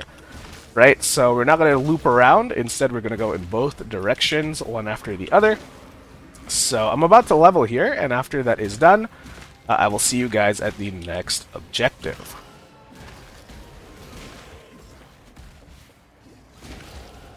Hey, there it is, level 56. Kind of forget where I was when I stopped playing the other day. I guess we can get more life. We only have 2,000 life at this point. So there are some good life nodes to get here. We have life and armor into Juggernaut. And then we also have life and elemental resistances into Barbarism. Right? Just making sure we wrapped up this side of the tree. Last time we played, we got this Dexterity node. We got Goblin's Blood, Cloth and Chain, Bleed Immunity. Right? So a little bit more life at this point in the campaign is going to feel really good. Going into Act 9, Act 10, and then also maps. Alright, we're now in the bathhouse. Make sure to get that waypoint. Sometimes it's easy to miss if you just walk in the direction of the next objective. There is a optional side quest to do here. I'm not sure what the reward is. It is not a skill point. It could be a Book of Regrets or something like that. You have to kill this guy. You have to click on that exclamation mark over there and then turn it into town. We're just going to skip it. That's fine. Right, in this map area, there are a couple things to do. We have to get the Trial of Ascendancy. This is the first one of 3 in the Merciless difficulty of the campaign. Right, so this is just basically the same Trial of Ascendancy we saw in the Crematorium of Act 3. Right, so click these levers, do the little obstacle course, don't stand in the floor is lava. Right, and there is a recipe for us to take there too. What is this one? Flask duration, interesting.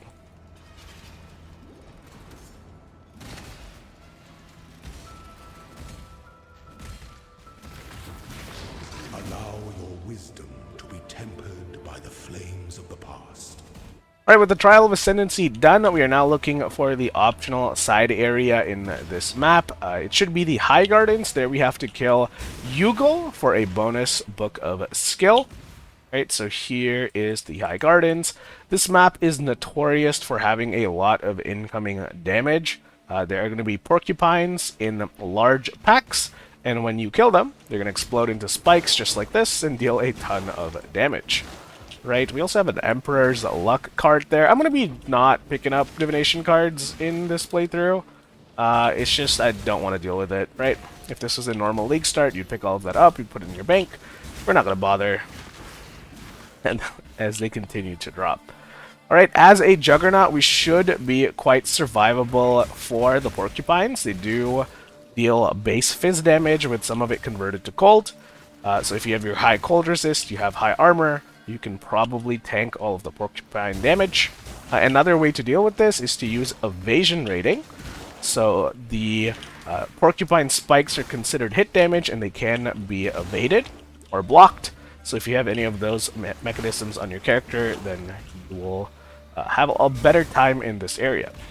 Alright, but for those of you guys that's playing Glass Cannon, all I can say is don't get hit. And if you do, half your life is going to disappear. And if you kill too many porcupines at once, all of your life is going to disappear. So, yeah. I'll see you guys at the boss. Alright, we're here at the boss, so this is going to be Yugal. Alright, we'll put on that Warlord's Mark. So for this, we are going to stand still for a little, sidestep his big slam. Right, and then we're going to walk backwards away from the little beads that do cold damage over time to you. Right, this phase is actually quite easy because Boneshatter is really good at doing AoE damage. And then once his clones are dead, we basically rinse and repeat. Now the cool part about being a Juggernaut is that these things don't actually slow us down. So it's not as deadly, we can freely move in and out. We just don't want to be taking that damage though.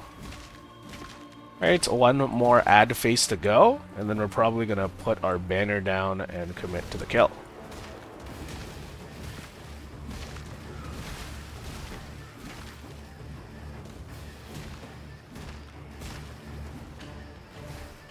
Alright, there he is. Just going to come over here, put the banner down.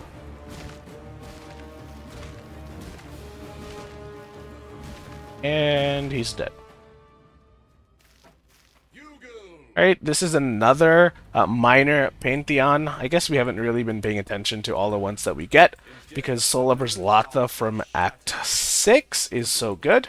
Right, this one gives you Life Flask gain 3 charges every 3 seconds if you haven't used a Life Flask recently. That's really good for those prolonged boss fights. We also did kill Aracali and get the Aracali Major Pantheon.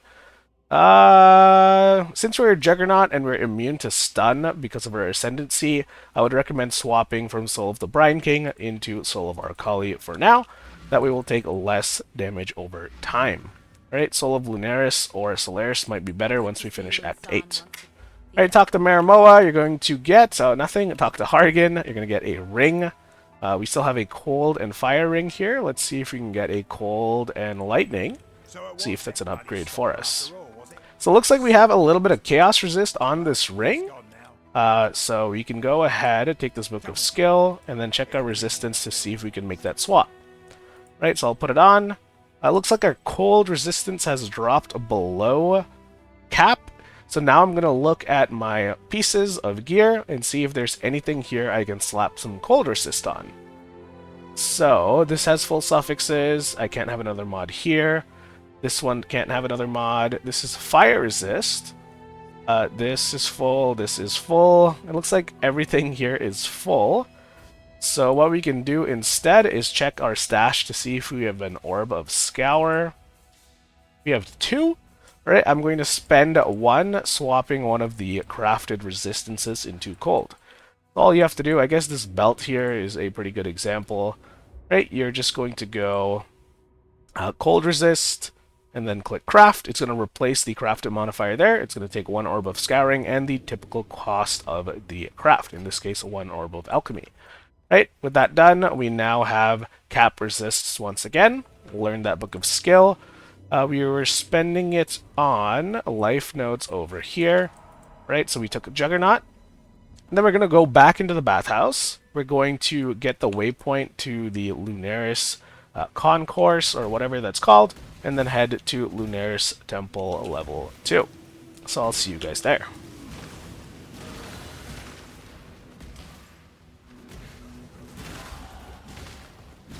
Alright, we're now in the Lunaris Temple level 2. Looks like my voice is getting worse and worse the more I talk. I am sorry about that, guys. I am still sick. But this map is pretty easy to navigate. You're going to run over here and then just head in the perpendicular direction to where you entered. And you should find the waypoint and the entrance to Lunaris Temple Level 2. Now, GGG did add some sort of little shortcut you could use here. I haven't looked into it myself. I think it connects you to the Solaris Temple Level 1. It's supposed to be for speedrunners, for people doing the campaign a second or third time. This is it right there. I have no idea how it works, though. Maybe we'll find that out for next time. Alright, we're now in the Lunaris Temple Level 2. So we did level up just a few minutes ago. We're going to spend this next point on life and elemental resistances, and then we'll get barbarism here for a little bit more life. Right? Something else to consider is that if we have enough points, we want to get these nodes for life and armor, and then swap out of these nodes for strength. Right? That's going to give us a little bit more defensive layers. We're just going to have to respec out of those strength nodes later, alright? So start looking at doing that at this point into the campaign. What's this over here? An orb of scouring. Very nice. So I will see you guys at Lunaris, or whatever that boss is called that we fight at the end of level 2. Alright, we're here at Dusk, Harbinger of Lunaris. We're about halfway through the fight. He is almost dead. Something I realized while I was walking up here is that one of the bosses for the 2-stone run actually lowers your physical damage reduction.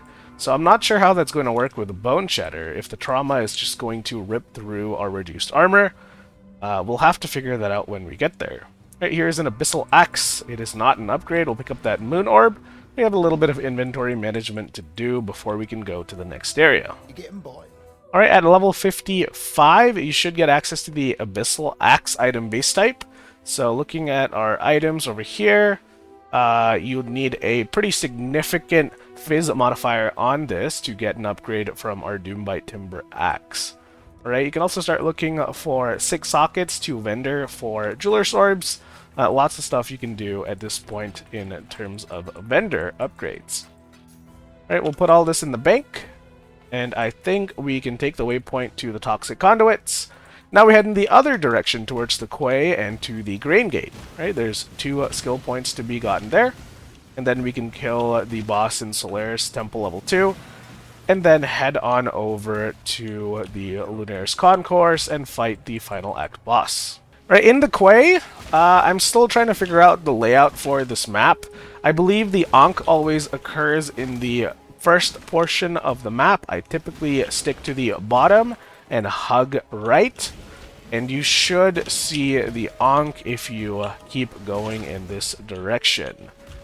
Right, this is a little bit of a tricky layout, not my favorite map, very easy to get lost or to overshoot the quest objective, but let's see if we can get it right this time.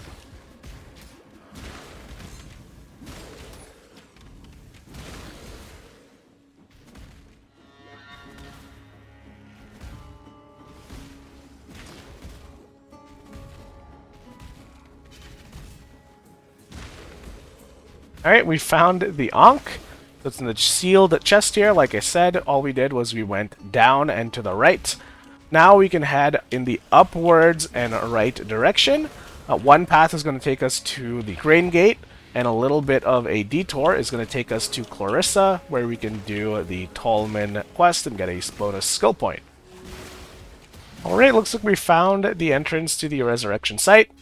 So the Grain Gate is typically in the top right-ish corner, and then the Resurrection site is in the bottom right corner, like this. So for this fight, be careful of the corpses. There's a corpse explosion mechanic, so be careful where you kill these zombies. That'll put their corpse down somewhere, and just don't stand on it, and you should be okay. A little bit of a ad phase to do before the boss fight starts.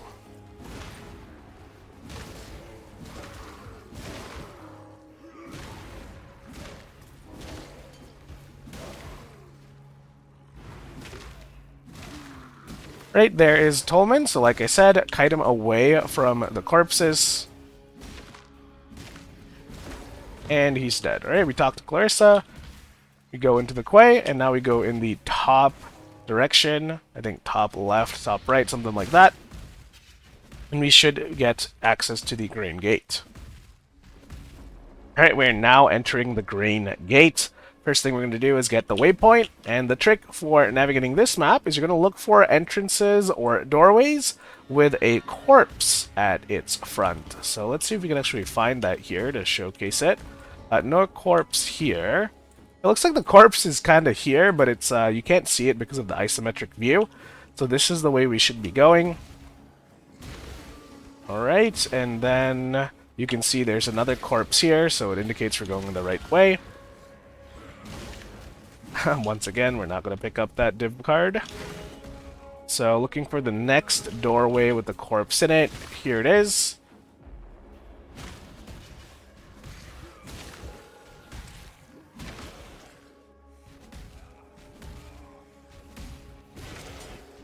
And the quest objective should be here where you see the lore book. You're going to fight the Gemling Legionnaires. Once they are dead, you can go back into town and get yourself 2 skill books. Right, one for helping Clarissa, and one for killing the Gemling Legionnaires. I gave up the cloth. Gave up on God. Right, and looks like we've found the entrance to the Imperial Fields. Right, next waypoint we get, we'll be going back to town. It should be coming up quite soon. Alright, there's the waypoint. I'll log in, log out. Been a while since we used that trick. Right, talk to Marimoa, you'll get a book of skill. You talk to Clarissa, you'll get another book of skill. See you.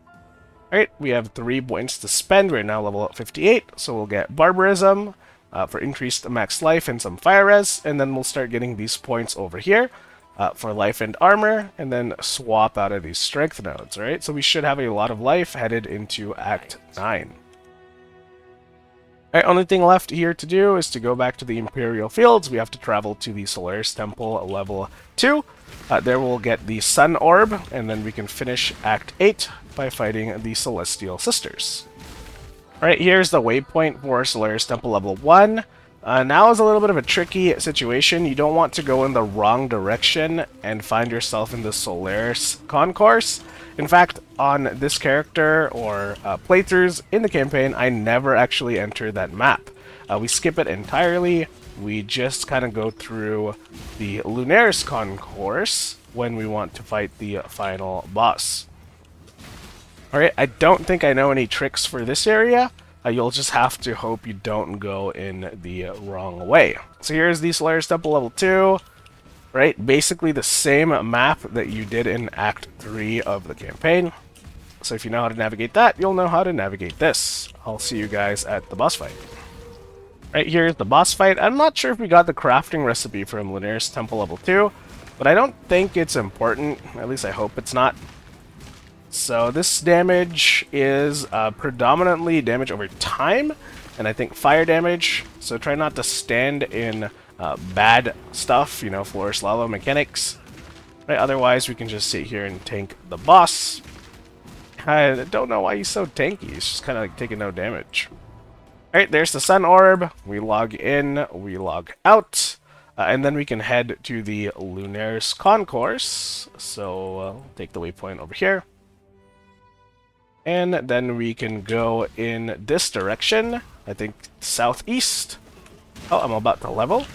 So let's kill this guy over here.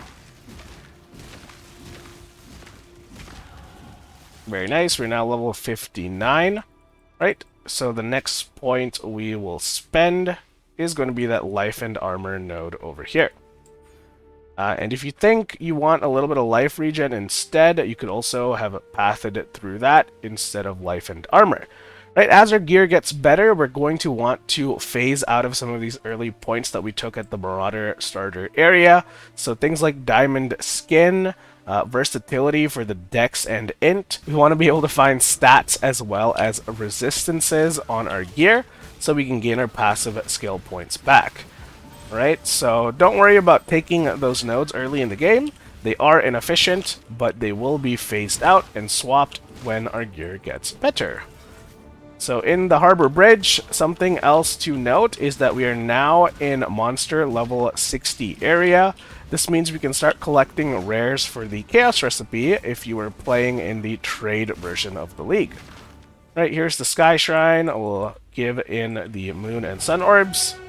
Right, and now we can start our fight with the Celestial Sisters. Right, we shouldn't need to mark anyone when both sisters are up, but as soon as one disappears, mark the other. And it's just going to have mechanics from the Dawn and Dusk fights that we did while we fight the sisters. Right, when the other sister appears, mark her as well. So I think the most dangerous sister here is going to be Solaris. If you see her drop her shield, get behind her just like that. Right, that is the safe spot for her mechanic, otherwise you're going to take a ton of damage from the spear that she throws. Right, here is Lunaris. Right, maybe after she phases, I'll put down War Banner. Take her time. Lunaris we can kind of just tank, she's pretty jokes. Right, there is Solaris. Wait for her to kind of stand still, like this, and I'll put down War Banner, give her a beating.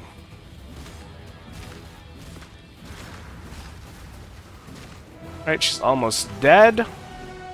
And now we can finish up with Lunaris.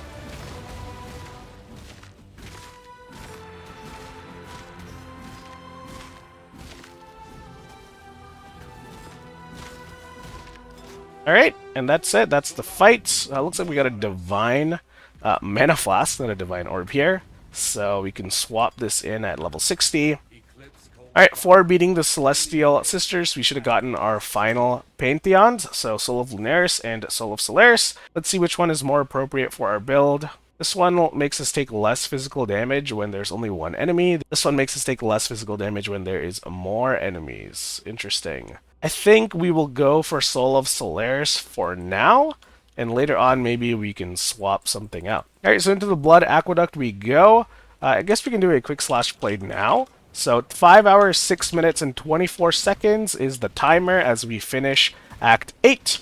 Right, we're going to go through the Blood Aqueducts. Now that we're in area level 60, you can also start dropping those Divine Life Flasks and Mana Flasks. So keep an eye out for those. That is going to be very important when we get to maps. Right, that is your best in slot flask for this character at this point in the game.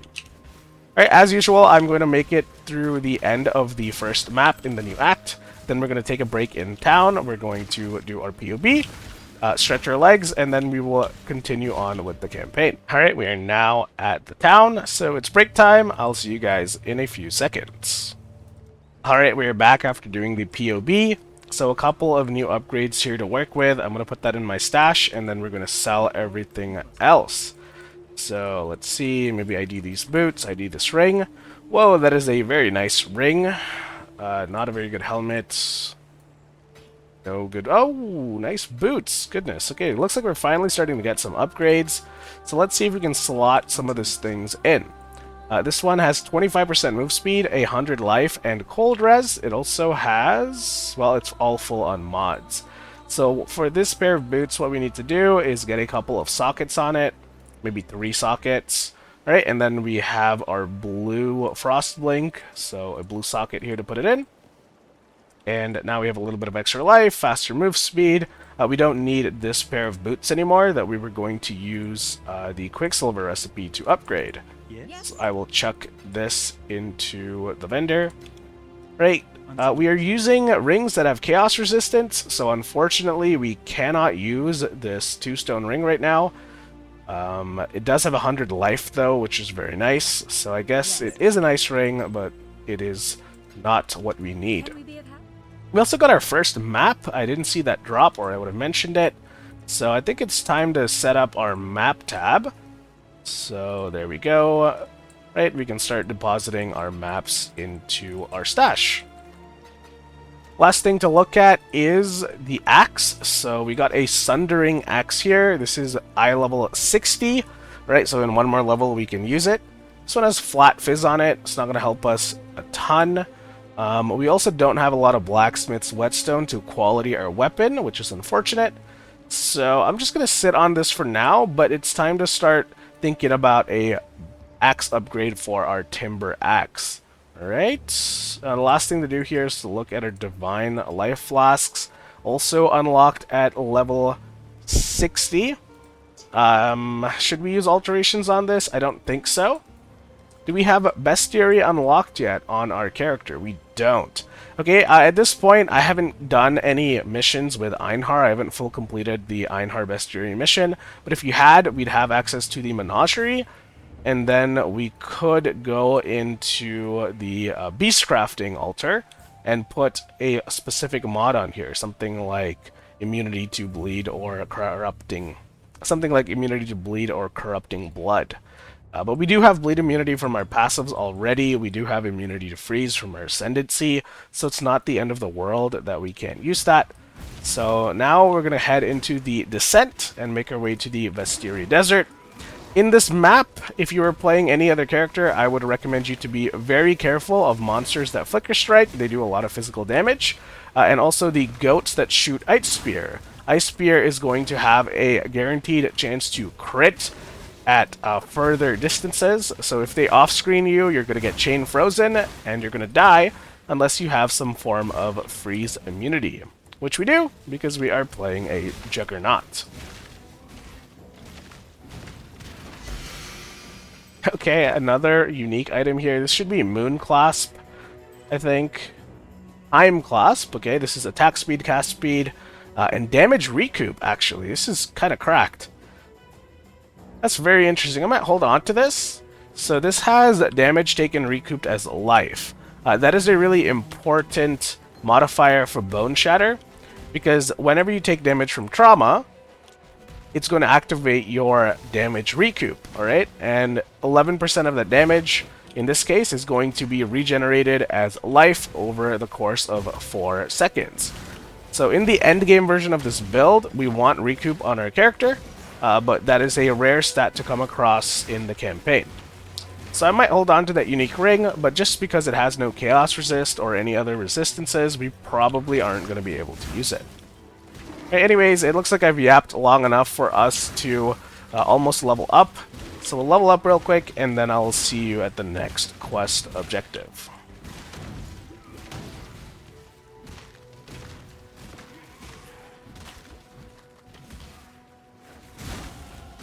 Alright, there it is, level 60. We can put on our Divine Flasks. So Divine Flask goes here, Divine Mana Flask goes here. And we have a skill point to spend. We'll put that into life and armor. Right? And then you can take these strength nodes off using your refund points. So where can we put these points in next? I think we have enough life nodes. What we can do next is maybe work our way to Soul of Steel. When we get to maps, one of the biggest problems we're going to have is elemental and spell damage. Right? So the cool thing about this is we're getting elemental resistances and a little bit of armor, but we also get 1% to all maximum elemental resistances, and that's going to help us mitigate some of that spell damage. So do we have enough resistances to swap out of Diamond Skin? Let's find out, right? So I take those off. Now we have 67% light res. Put it here. Now we have 72% light res. Alright, I'll spend the next point on elemental resistance over here, because we want to get prismatic skin for the same reason I talked about. Right, but then we will get Soul of Steel, and then maybe one of these max res nodes leading into prismatic skin. Alright, so that's going to be our next few levels in Act 9. Nothing else to say here. I'll see you at the next quest objective. Alright, when we enter the Vestiria Desert, you might see the Betrayal mechanic. This is a pretty dangerous mechanic to do early on into the campaign and into maps. But the cool thing about Boneshatter is that it usually spawns multiple unique monsters, which means you can overlap them. They have very aggressive AI, and then they become pretty easy to kill. So for the campaign version of this mechanic, all you're going to do is execute, execute, execute. If there's no option to execute, you're going to click release, okay? And that's it. That's all you need to know about the Betrayal mechanic as a new player, or if you engage with it during the campaign. In the end game, it's actually a very, very rewarding and important mechanic for you to learn, but I'm not going to bother teaching you that in a video that is supposed to be about the campaign and Atlas progression, okay? You might want to check out a Betrayal video from me or another creator if you want to learn about that mechanic. So here is the quest objective. We have to sit here and fight a gauntlet of mobs, another divine flask for us to use. You could put mods on this. You could do a transmute augment on it. The reason I'm not is because if you get a bad mod, then it's going to break that flask. We do not have the Orb of Alterations needed to reroll our flasks right now. We're going to need that for our gear later. So I'm just going to leave them as white items, and that should be more than sufficient for this point in the campaign. I'll pick up the Storm Blade, find the waypoint here, as well as the crafting recipe. That's attack and cast speed, a very important one. And then what I like to do is run over to the top right corner of the map. That's going to be an optional side area to do a quest. Then I'll take a portal, and then we'll go turn in the Stormblade and get the Bottle of Storm. Right, so here's Peters and Vanya. Here I recommend picking up the Sundering Axe. At the very least, it'll be a 4 link, and then you can take the Bottled Storm. Alright, so it looks like the mods on this is complete trash. That's unfortunate. Let's see if we can get it to be better than our axe. So we're going to need a blacksmith whetstone, as well as a rustic sash. Bye. Right, we'll use any essence we have to make it a rare. So there we go. Can we be Alright, so Sundering Axe, rustic sash, that is rare, and blacksmith whetstone. Right, it looks like this is an upgrade from the axe we are currently using. Right, so I'm going to go make that trade. Then we just need to fix our sockets, which hopefully we can do. We need 4 reds. There we go, 4 reds. The last thing we can do is go to our hideout. And here, you can put on attack speed on your crafting bench. Right, so let's do that super quick. Crafting bench and attack speed. Right, it's going to cost you 6 Orb of Alterations. And now we have a meaningful weapon upgrade. Right? It's just a little bit better than what we had before.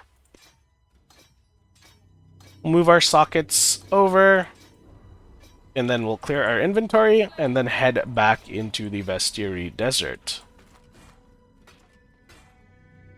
Alright, I'm just going to sell this Time Clasp Ring. We don't need that right now.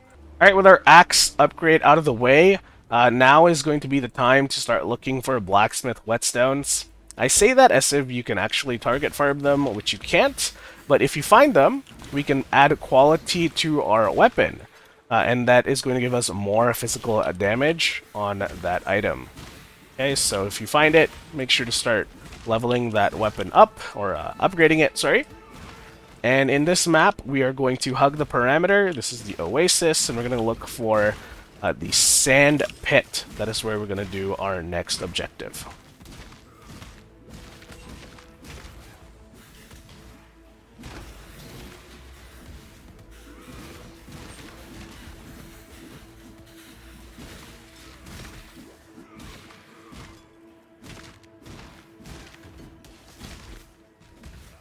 There's the sand pit.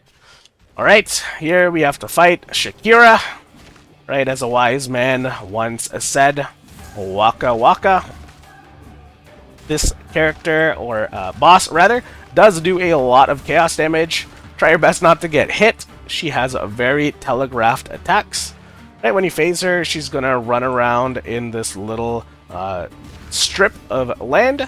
You have to wait for her to do her Sunder, and then she will move, okay? If you run ahead, she is just going to lag behind, and you're going to waste time. But you probably already know that if you've played this game. Now, the cool thing about Shakira is that she has a mechanic which slows down your action speed. You can see here, Quicksand, you are being slowed. The Juggernaut, because of his ascendancy, is completely immune to this effect. Right? You can see here that we're moving at full speed. That makes this fight a lot less annoying. So we're going to have a lot of situations where our character's inability to get slowed ends up making it feel extremely consistent no matter what we're fighting or what mods we have on the map, right? So even though we might not have a very strong explosive character here, we will have one that is very consistent in terms of tankiness and also in terms of movement speed. Right, so we can sit here in the sand, no problem, kill the ads. I guess if you want to be, you know, a little bit extra, you can gang all the ads up, wait for her to spawn back, and then do the little overlap for a little bit of extra damage. Alright, we almost killed her before she got a chance to phase. That was pretty cool. And we put our banner down, and she's dead. Right, not gonna bother waiting for the RP. We turn this quest into Irasha, and we're gonna get ourselves a Book of Skill. Alright, so with that Book of Skill, we're gonna get Soul of Steel next for some armor, and that very important +1 to all maximum elemental resistances. Right, and then we can ID this, sell all of this crap.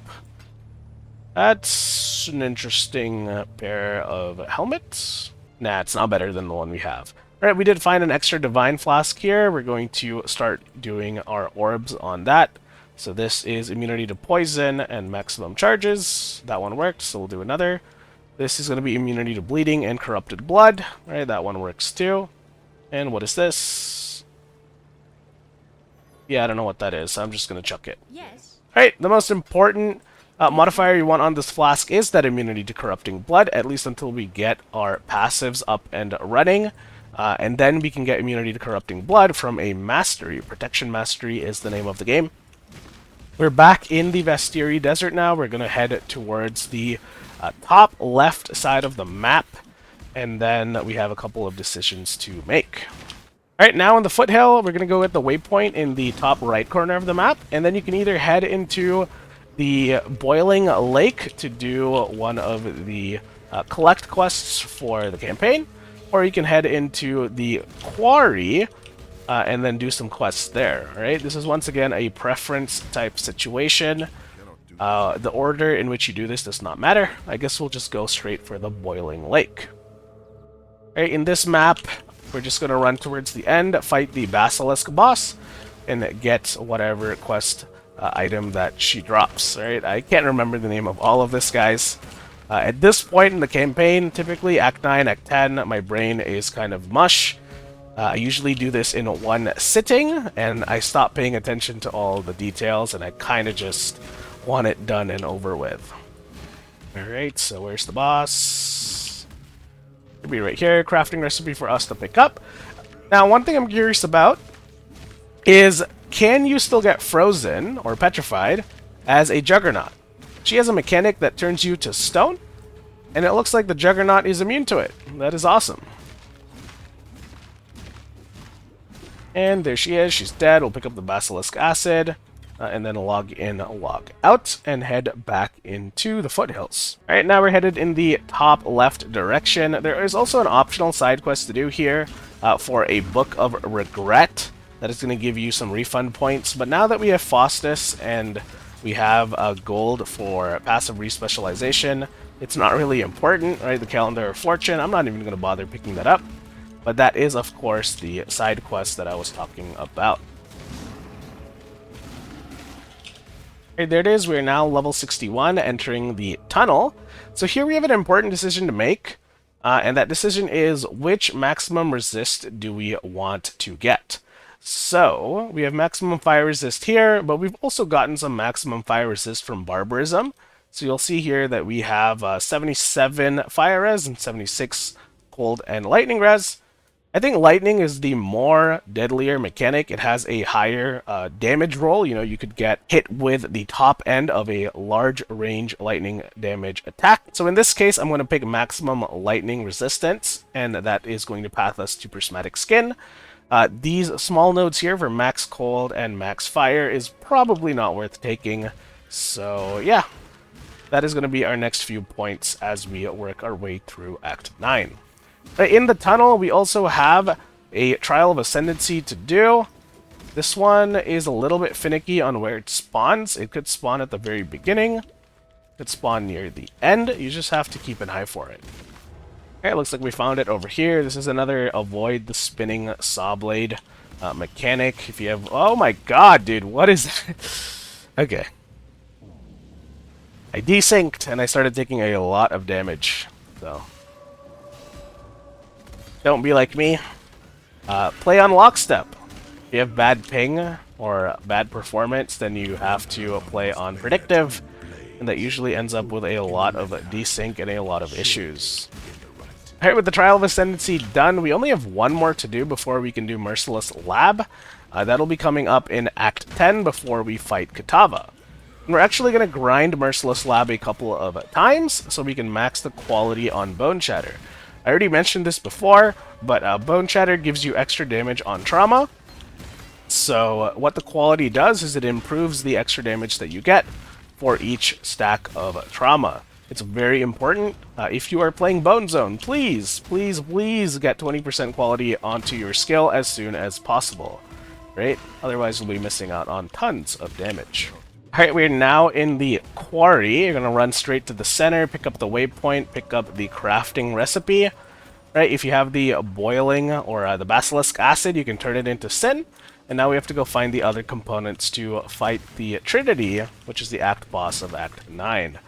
So what I like to do here is just hug the parameter, right? And then we're going to see what comes up first. There is an optional side quest area. It looks like we're going to be getting into the optional area first, Shrine of the Winds. Here you have to fight a very annoying boss that has a lot of physical damage over time degen and eye phases. So we'll put our Warlord's Mark and then kind of just like sit down, right? And since that these tornadoes, they do physical damage over time, we don't want to stand on them, right? Even though we have armor and fizz reduction. I want to avoid all of these things. Alright, in the last phase, we'll put down our War Banner.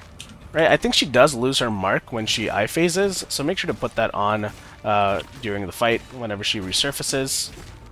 Alright, and for killing her, we're going to get the Sekima Feather. I'm going to go to Highgate and turn this in. I always take a portal and then walk it to Tasuni. I find that to be faster than whatever everybody else does. They say that handing it into Irasha is going to be faster, save you some time, but for me, it's always Tasuni. Alright, so now with that done, we're going to look for the refinery, and there we have to fight the Minotaur boss, which is usually quite deadly, but it should be fine for us because we are so tanky. Here is the access to the refinery. We'll go in there. We also have a skill point to spend, so let's spend that super quick once this loading screen is done. Alright, so we're getting Prismatic Skin here for +2 to all maximum elemental resistances, and then the next point is going into Protection Mastery, for Corrupted Blood cannot be afflicted to you. Right, and that should make our character feel a lot better. Alright, it looks like we found the boss. So guys, the trick here is you're going to see that parts of the map is going to have doors or obstacles. The lightning does not affect that area. So in this case, we can stand by the door. You're not going to get zapped by the lightning. And if it becomes a unsafe area, like it looks like it just did, he just did some sort of slam that did not register on my screen, you can move to another part of the map where there is no lightning, okay? So there's a couple of areas, this side over here.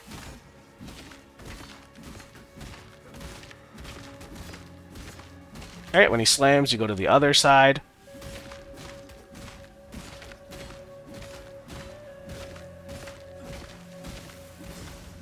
And he's dead. Alright. Pick up the Throthan Powder. And then log in, log out, talk to Sin in the quarry, and then we can head into the final part of Act 9. I think we're making really good time on our character right now. We'll do a Slash Blade soon. The speed is starting to pick up, so although we had a very slow start when we first swapped into Boneshatter, you know, our damage wasn't that great. I mean, it still isn't. Our speed wasn't very good. It was very slow, very clunky. Now it's starting to feel quite good, and that is why people play this build, right? It just kind of like picks up as you head into maps, and it should stay that way as we do our 2-stone run. Alright, but no promises on how it feels to play in the end game. I know that Boneshatter is not as popular or as strong with high investment as it used to be. The melee rework really hurt the attack speed that is available for you to get on this build. So if you can find a way to get more attack speed, it will scale into the end game, but otherwise it does fall off in T16 maps, in T17 maps. Right, last time I tried it, I was not able to do Ubers or juice content. The most I pushed it to was doing Maven and Uber Elder, and maybe the Feared. Alright, anyways, enough yapping. Into the Belly of the Beast level 2 we go. Or whatever that map is called. And then I'll see you guys at Doidre, at Chevron, and Maligaro. Alright, we're now level 62, and apparently the map name for this area is the Rotting Core. Our next point is going to go into Protection Mastery here, so you're going to pick it up and take Corrupted Blood cannot be inflicted on you. So now we have Corrupted Blood immunity, we also have Bleed immunity, and make sure your hat has more armor than it does evasion in order for that to work. And our character is also Stun immune, and Slow immune. We are starting to feel a lot more tanky and resilient. Alright, we'll see how the Chevron fight goes though. This one is pretty notorious for giving melee builds a hard time. She does a lot of mechanics all at once. There is a lot of forest lava, a lot of overlaps, and you also take more damage the further away you are from her. She has this built-in mechanic called Far Shot. So if you've ever randomly gotten one-shot by Chevron in this part of the campaign, you probably didn't know about the hidden modifier that makes you take more damage the further away you are from the boss. Right, so we want to sit here right next to her. When she eye phases, we run. Right, and you want to keep her on your screen so that you don't get smacked by Brutus, because she has a very big animation for that, like that. And when that happens, you don't want to be caught off guard. Alright, this is a terrible spot for her to be in. There is no area for us to run around, so we're just going to have to sit here and wait for her to teleport out. What was that? Okay. She's finally in an area that is not awful. But yeah, just the eye phases combined with the mechanics of this is quite awful for a lot of melee characters.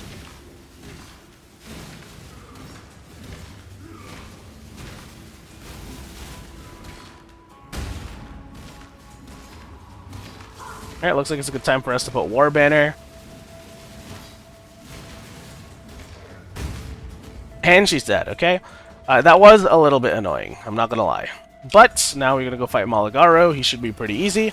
He does do chaos damage, so if you don't have those amethyst rings yet, this fight might be a little bit tough for you. He does also do a decent amount of physical damage though, all of which we will be mitigating with our armor and a physical damage reduction. Alright, there he is. We'll put Warlord's Mark, and it should just be a tank and spank.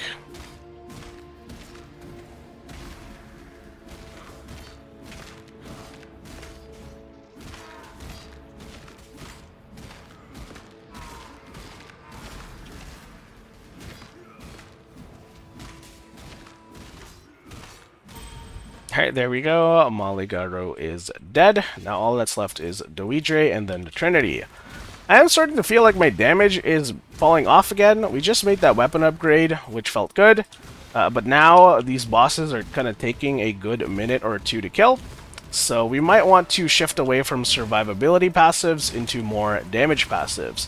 Anyways, if you couldn't tell, I am trying to fill the dead air while we do this boss.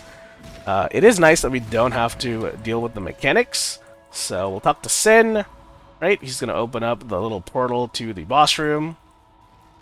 Let's see, in we go. I'll put Warlord's Mark on her. We have War Banner fully stacked, so I'm just going to use it right off the rip. So in this fight, what you need to watch out for are the puddles. There's a purple puddle and there is a red puddle. I think purple puddle slows you down. Red puddle makes you take more damage. Just don't stand on those. When the ads come, you're actually going to wait for Doidre to come back out. and then you're going to use the ads to deal more damage to her, right? Because of those shockwave overlaps. So a little bit of a trick for Boneshatter builds or any other character that has area of effect overlaps based on how many targets are near the boss. Right?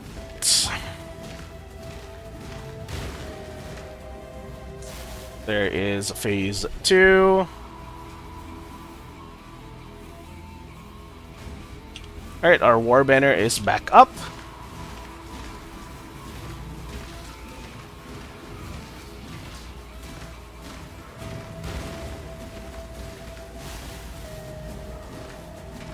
And she's dead. It's a lot of loot, none of it that looks particularly good for our character, so I'm not going to bother picking it up. Alright, we're going to sail to Oriath, and then we're going to do a quick slash played. Alright, 5 hours, 41 minutes, and 21 seconds. It's time for a break, it's time to do POB, I'll see you guys soon. Alright, POB has been completed. Let's talk to these guys, maybe ID some of these items.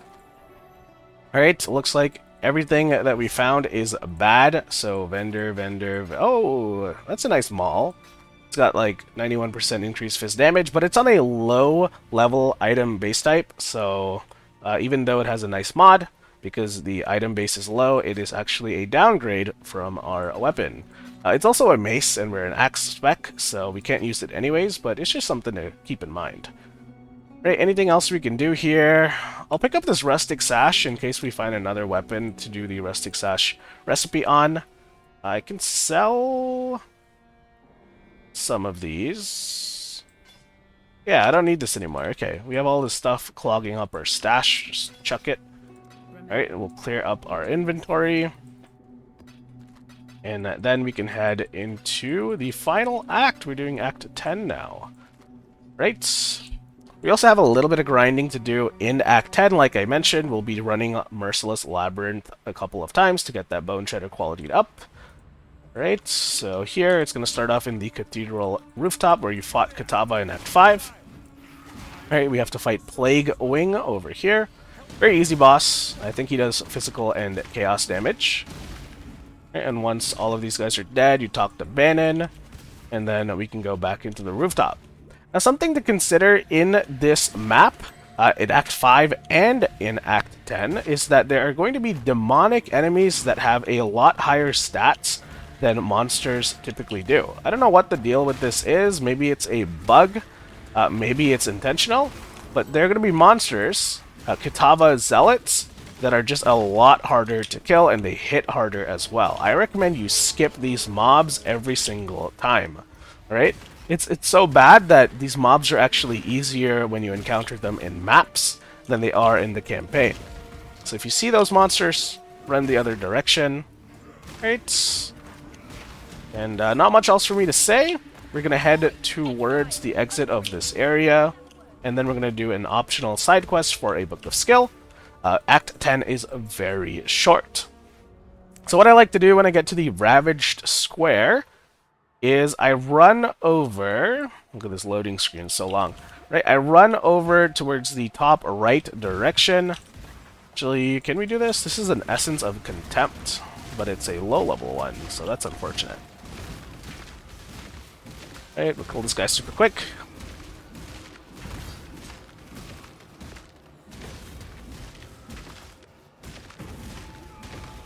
He's dead. So I like to head in the top right direction up until we get to this broken bridge. Then I go down a little, and if you keep going in the east or right direction, you'll head towards the next objective. This is where I like to put a portal scroll, right? Because as soon as we find the waypoint, we are going to go back to town, take that portal scroll, and run in the opposite direction. Should save you some time. So, here we go. There's the waypoint. Right, you're going to take it back to town. And then you're going to take the portal, which is all the way over here, unfortunately. And then you're going to run to the bottom left corner of the map. Right, that's where the entrance to the control blocks is. By the time we're through, no one will be able to tell you you're even human. Looks like another Betrayal encounter. Right.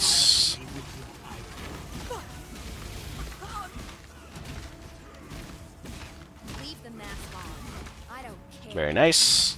So once again, execute, I'm afraid. execute, You killed and if there's no execute, you release. Alright, these items with the fancy symbol on it can be right-clicked on in your inventory to unveil them. Unveiling them lets you choose a mod. As soon as this rare guy is dead, I'll show you. Right, so that little funny-looking text, you right-click, click Unveil, and here you can pick something that you think is useful for your build. Unfortunately, all of these items are trash for our characters, so we're just going to pick random crap. Right, and then chuck the rest. Oh, this is a nice pair of ring, actually.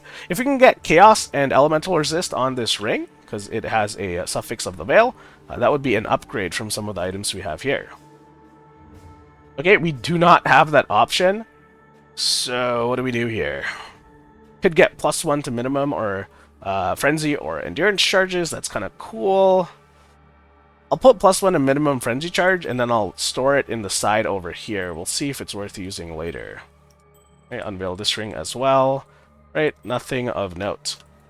So for those of you guys that don't know, I guess I should have said this like a long time ago. Endurance charges are going to make your character more tanky. Frenzy charges are going to make your character deal more damage and make it feel a lot faster. Right? So part of our defense system on the Juggernaut is going to be stacking endurance charges. It's going to reduce the physical damage you take by 4%. It's also going to reduce the elemental damage you take by 4%. For frenzy charges, it's going to give you, I think, 4% increased attack speed and then 4% more damage, something like that.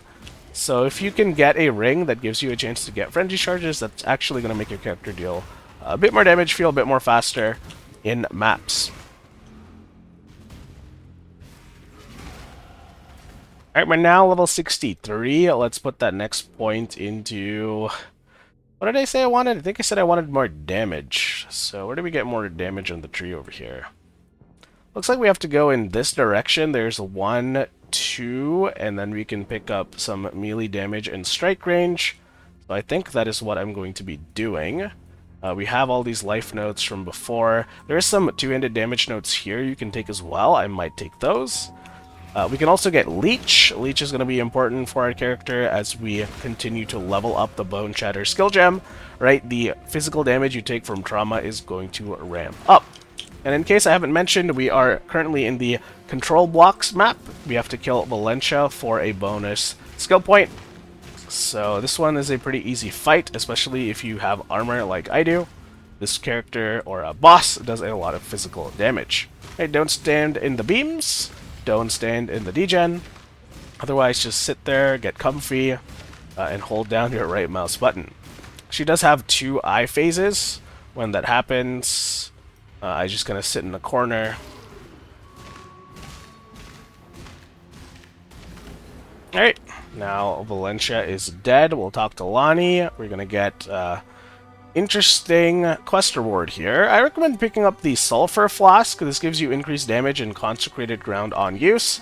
I can't promise that we'll use it, but it is better to have in your stash than some of those other tabs. Right, so... we got our quest point. Now we go back to the Ravaged Square. And we're going to be putting that into this dexterity node over here, and then taking melee damage and strike range. Also realize there's some axe damage nodes here, which we could take. So we have a lot of damage nodes that we can take as we head into maps. Right, so I'm not too worried about damage. Okay, now we have to go into the ossuary. There is a Trial of Ascendancy for us to do in this map, as well as a optional side quest for a Book of Refund. It's up to you whether you want to do it. I typically skip it. Okay, ever since we have Faustus and Gold Respecs, those quests don't have much value. Okay, there is a crafting recipe here, though, that we can get. I forget what this one does. Looks like chaos damage, so I guess if you're playing a chaos damage build, this one is an important one to get. Right, here is the Trial of Ascendancy. Now the cool thing about the Juggernaut is that these spikes no longer slow you down.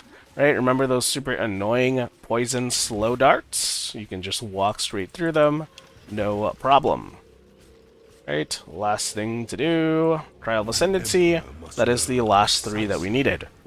Now you have a couple of options. You can go fight the boss in the Torched Courts. or the Chamber of Innocence, whatever that one is called, or you can go straight into the Labyrinth and get your Merciless Lab done. So we're going to go do our Merc Lab, and normally this is the point where you would sit and farm for your quality, or your skill gem levels, or your Transfigured Gem, but because we are trying to push a faster time for our Act 10 completion, we're probably just going to do it once, kill Katava, and then in my own time, before I start maps, I'm going to do a little bit of Merciless Lab farming. Right? So if we're lucky, we won't have a golden door today, but if not, it's not a big deal. Everything up till Uber Lab is pretty jokes and pretty chill. Alright, while we're doing the first aspirant trial, remember to grab the crafting recipe. This is a very important one. It's double resistance rank 3. That is going to give us some of the higher resistance rolls that we can bench craft onto our gear. Looks like the mechanic here is going to be charges. So before you phase him, you have to click one of these pillars to dissipate the charge that he passively accumulates. Right, if you don't do that, he's going to be very tanky and deal a ton of damage. So just keep an eye on his HP. Right, as he gets close to phasing, which is the 66% mark, you're going to click that little tower. And if you did it right, he will have no charges around him. Alright, one more phase to go before we can fight the boss at the end, so I'll see you guys soon. Alright, here is Azaro fight number 2.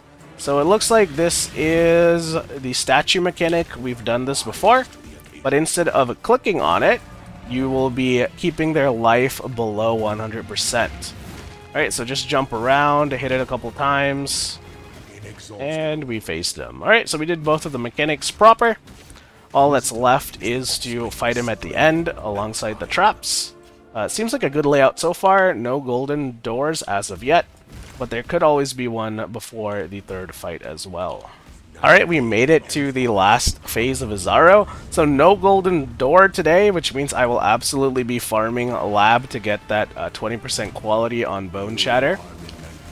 But first, let's make sure we get through this fight without dying. Right, should be pretty straightforward for us to do. Azaro himself does not do a lot of damage to our character, which means the little ghost of justice over him is what we have to worry about.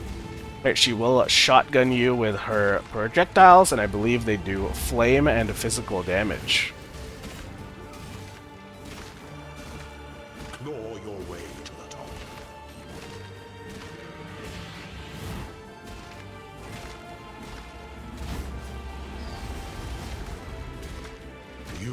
There he is, he's dead. Right, always go to the Altar of Ascendancy first in case you DC or the server kind of gets messed up. So what can we do here? There are a couple things that we have for options. We can get Unflinching, which is going to give us the same passive bonus as Inexorable.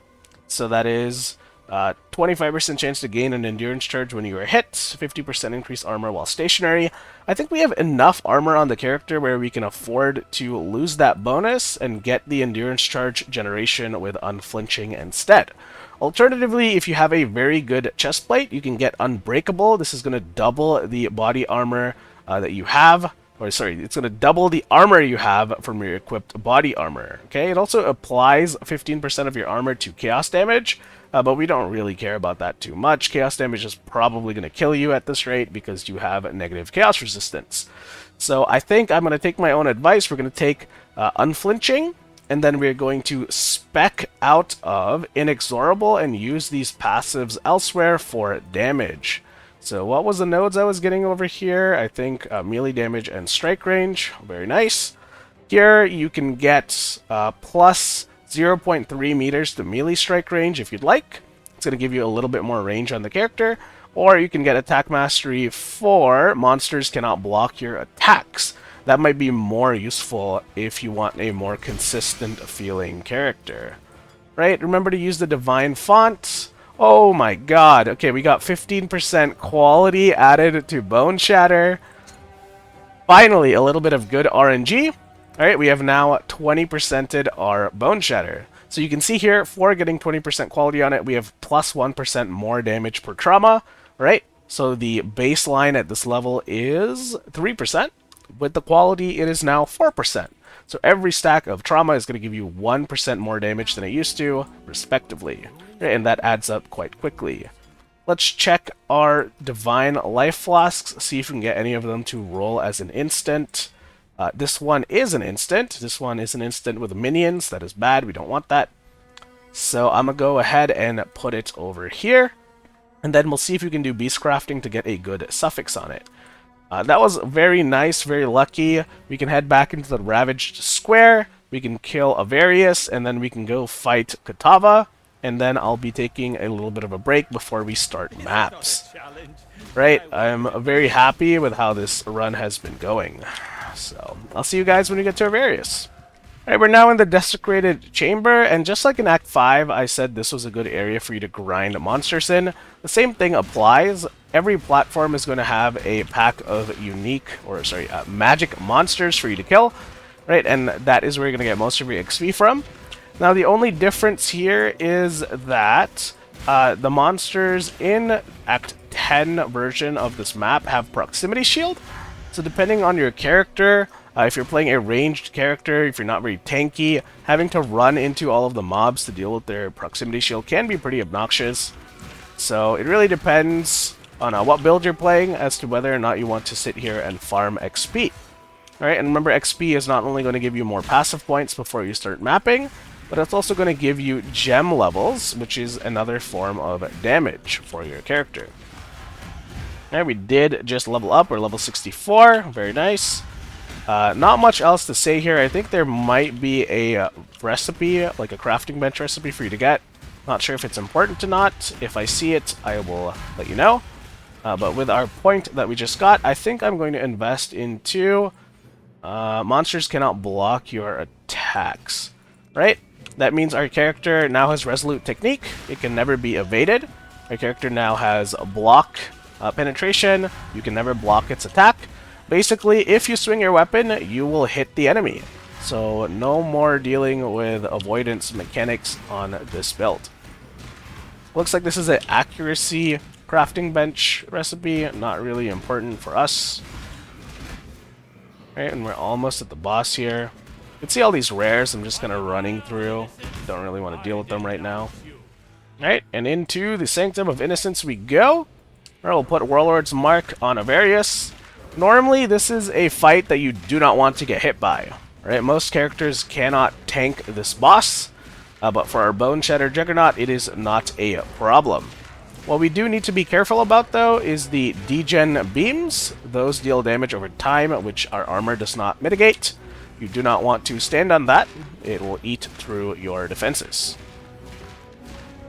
Right, you can see our damage is still kind of trash. It's really going to come down to getting a better weapon at this point. You don't want to be using a magic weapon in yellow and red maps. Alright, there it is. The boss is dead. I got carried away yapping about a tangent for a unique item that I don't remember what the name is. So here's Benin turning into Innocence. Then we can talk to him, talk to Alani. Oh, a 4-link over here. We'll get the Gladiator Plate. It has a little bit of armor, but no life or resistances. So I guess I'll hold on to it. We'll decide if we want to use it later. Alright, everything else in our inventory we can sell. So chuck all of these. Alright, only one thing left to do. We're going to go into the Ravaged Square. We're going to open up the passage to fight Katava. And then the campaign will be complete.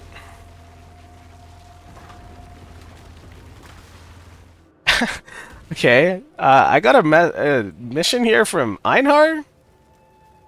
And it says, mission failed, the target was slain. And he was just kind of sitting there at the start of the map. Never seen that happen before. That's interesting. But either way, let's get through this area. I'll see you at Katava. And we've made it to Katava. That last crafting recipe is very important. It's going to be life and mana rank 3. Alright, let's see how this fight goes. I'm not going to do too much narrating, I don't think. It's similar mechanics to Katava in Act 5. I dodge the X pattern here. Dodge the dot degens. Don't stand in lava. That's bad. Don't stand in that. Looks like we have enough damage to do the fight though, which is awesome. So I'm gonna put myself on mute and let you enjoy this fight, okay guys?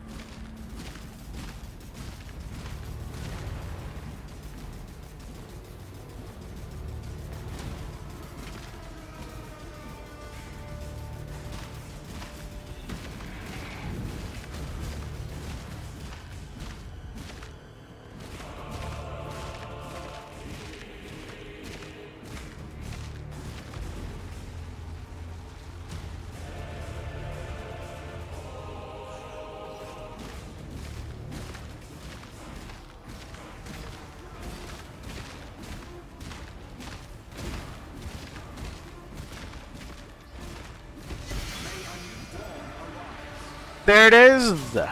Campaign has been completed. 6 hours, 12 minutes, 10 seconds. Not bad at all. This is one of my faster campaign times on my characters that I play. Normally I get around 7 hours, 6.5 hours, something like that. So there's probably a lot of time we can save.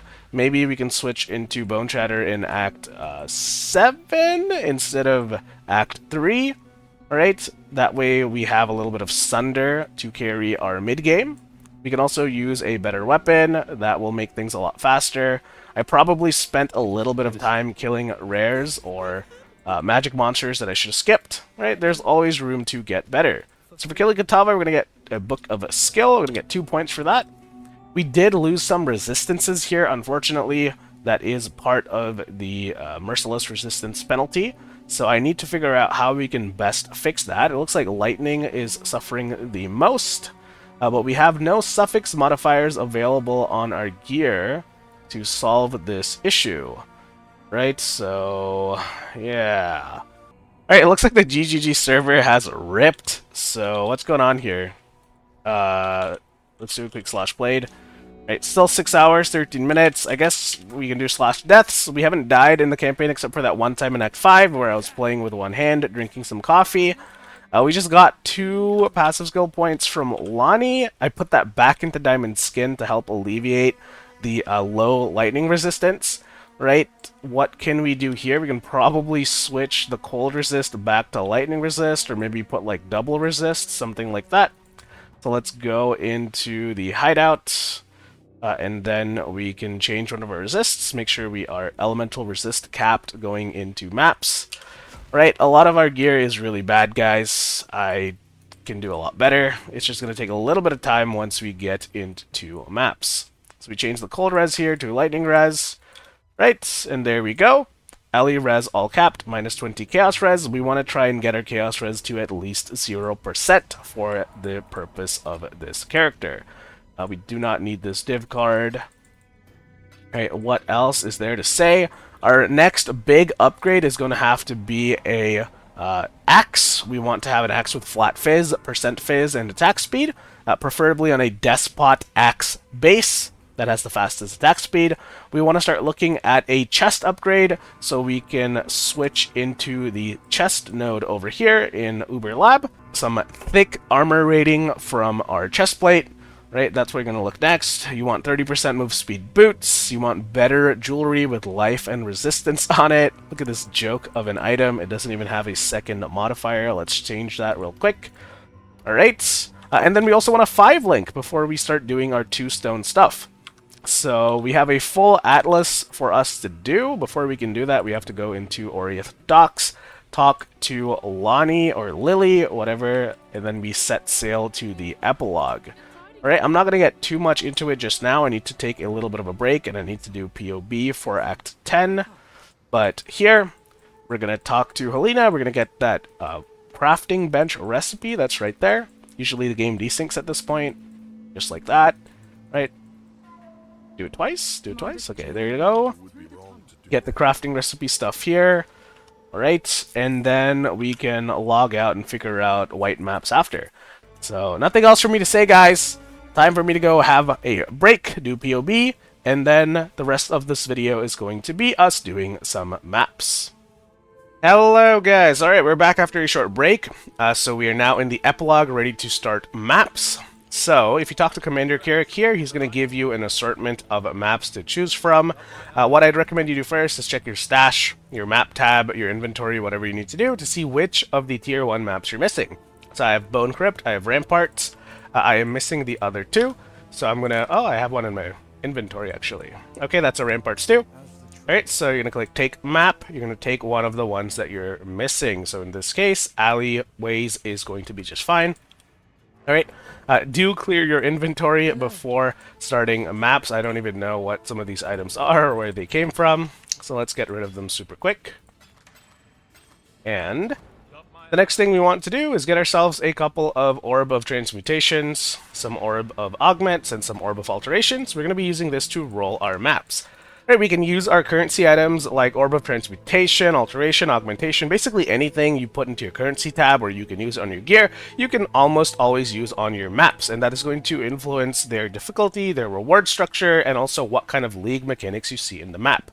Right, there's also another reason why you want to put currency orbs on your map, and that's because this is the Atlas system. Alright, you can see here that there are 4 slots at the very beginning. These are for the Tier 1 maps. Right, Tier 1, or white maps as we call them, have a bonus objective of kill the boss while the map is at least magic or higher. You're going to have to do this for all 16 tiers of the maps. I think that ends up being 115 different map tile sets, and that is going to give you access to the Atlas passive skill tree. Alright, and this we'll talk about this soon enough, but let's go do some maps first, just so you don't feel overwhelmed, alright? So I'm going to always use an Orb of Transmutation on my maps, then I'm going to Orb of Augment. The only mod we have to look out for this early is Physical Reflect, alright? Because we will get ourselves killed by using Boneshatter. So let's go do our first map together. I'm just going to put myself on mute and let you enjoy the first map.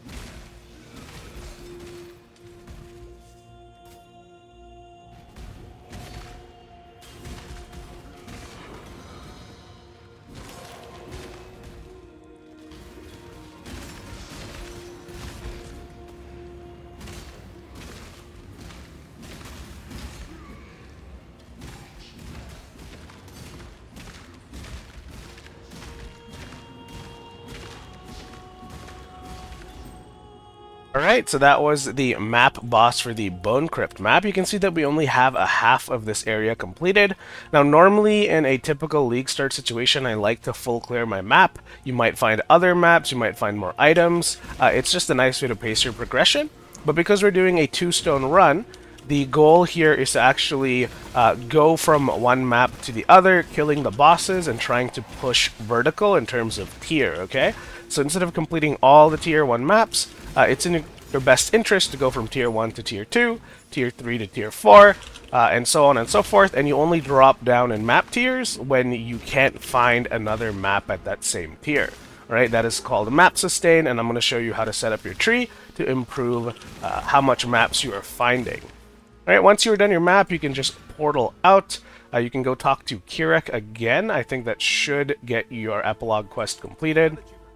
Alright, if you purchase items from him, you'll see he has a list of maps for sale. You might not have this currency to buy, but this is a good way to progress your atlas. If you do happen to find Orb of Chances, Orb of Alchemies, you can buy Kirek's maps, alright? And every time you run a Kirek mission, it's going to reset that inventory, and you're going to be able to buy more maps. So speaking of Kirek missions, let's hop on to my other character super quick. Alright, so here I am on my main character in the Mercenaries League. This is our level 100 duelist from when we played the actual league. If you go to the map device, you'll see here that I have a bunch of Kirek missions here. Alright, the white icon is for white maps, tier 1 to 5. Yellow is for yellow maps, and then red is your red map Kirek missions, okay? When you open this up, you can see that Kirek is going to send you on a quest to go clear a map objective. It could be something like slay the league mechanic that's in it, open a chest, kill the rogue exiles, find another map, or complete another piece of side content in that area. These maps are rolled ahead of time for you, and it's not going to use your Atlas passive skill tree, alright? So any points you have spent in here does not apply to Kirek missions. It's just kind of like a parallel progression path so you can do maps even if you're not finding any, and if you don't have any currency to roll them, you'll also be able to run them with a couple of mods because Kirek will have put those mods for you. Here you can also find unique maps, which also, when you kill the boss, will give you an Atlas point completion. So that is Kirek missions in a nutshell. Alright, if I go to the Atlas tree, this is what the completed Atlas looks like. You can see that all 115 maps have been completed. Like I said, you start out at tier 1 at the bottom, and you work all the way up till tier 16 at the top. Alright, and then if I go to the Atlas skill tree, this is going to be the most important part. When you are doing a Leaguestart or a 2-stone run, we're going to want to spend our points like so, okay? You're going to go straight up the center. You're going to get as much Kirek mission chance as you can over here. There's a big node here for Commissioned Officer. There's also Kirek Mission Chance. Get that. We're going to spend 1 point on Shaping the World. Anything that has to do with the world or maps has to do with Atlas Sustain, okay? It means you will find harder and more maps, so make sure to get some of these nodes over here. All right, so that is going to be your first 12 points. All right, once you have that, you're going to go up in this direction, top right corner, and then you are going to go to this keystone passive over here, and that is Unwavering Vision. Alright, Unwavering Vision makes it so that your maps can no longer be modified by extra content. I haven't told you about that yet, but that is your scarabs and other map fragments. As a result, you also cannot find scarabs in your maps. Alright, what you get for this is 20 Atlas passive skill points to spend on your tree. This is really important to rush on a 2-stone run because we are going to get access to 20 more points without having to do 20 additional bonus map objectives. Right, with the points that you get from Unwavering Vision, we're going to spend on more map sustain. So you're going to go to the left side over here, and you're going to get Shaping the Skies. Then you're going to go to the right side over here, and you're going to get Shaping the Mountains. Alright, then you're going to spend your points in the middle over here. These are just little nodes that give you a higher chance to find a higher tier map. Alright, so now we have, I want to say 40 points spent. I'm not sure, I lost track of the math here. But we have a couple of points spent on Kirek missions and map sustain. Right, from here on out, you don't even need to bother with doing the bonus objectives if you are doing a 2-stone rush. But I recommend that you do it anyways because you are going to need to fill out this tree with as much points as possible when you are in the end game after your 2-stone run is finished. Any points you have left, I recommend spending on adjacent map drop chance and Kirek mission. So there's some Kirek mission in the bottom right over here, and there is some Kirek missions in the bottom left over here, right? So there's a couple more points spent. And then, like I said, any other Atlas passive points you get from completing your maps, spend on adjacent map drop chance. There's a lot of these nodes at the start. Your tree is going to look a little bit stupid, but that is the strategy for doing Atlas progression on day 1 or 2. This is going to find you the most maps. It's going to make sure you are staying at the higher tier of maps so that you can find better loot, better rewards, and get access to the Eater of World and the Searing Exarch. Alright, so that is what the tree is going to look like. I'm going to hop back onto my other character now. Alright, so you can see that our first point on this character for beating the Bone Crypt map, alright, so this will get filled out. We're going to spend on, that's a wrong tree, we're going to spend in the center point over here, adjacent map drop chance. Alright, and that's all I really have to tell you about the mapping system. We have a ton of maps to run. Unfortunately, I don't have anything to tell you that is going to be informational or, innovative. It's just killing monsters, farming drops, and getting upgrades for your character. The last thing I can do before we get knee-deep into the map system is get yourself a cast when damage taken support, and then get yourself a Molten Shell. We didn't have the sockets for this in the campaign, but we do now, so you're going to put cast when damage taken, connected to Molten Shell, and if you take a little bit more damage than you're expecting, this thing is going to proc. It's going to give you a little bit of a buffer or shield, so you can recoup or run away or whatever it is you need to do. Alright, so the last thing to say is look for that axe upgrade, look for that chest upgrade. Any items that have better resist or life is going to be really useful for our build. You can see that we're still using magic items here. Okay, prioritize movement speed on your boots, prioritize physical damage modifiers on your axe, prioritize armor modifiers on your chest, and then resistances and life for every other piece. If you can also find a little bit of intelligence somewhere, then we can spec out of versatility, and then when you get a little bit more resistances, we can spec out of diamond skin. And then for the rest of our points, I think we're just going to be spending it on nodes that are near our character. We don't want to do any more traveling on the tree. So you could get things like Life Leech over here for a little bit more sustain. There are some damage nodes for two-handed melee weapons over here. Right, there's axe damage nodes over here. Basically, pick your poison. You can't go wrong. Just don't, head in the opposite direction to the Ranger side or the Templar side, or, don't run all the way up here for some reason, okay? Stick to the pathing that I've given you and try to take nodes that are going to be good for your build in this area. I'll be sure to go over what points I picked when we do the next progression section of this video. But for now, I'm going to leave you with some white map footage. I'll see you soon.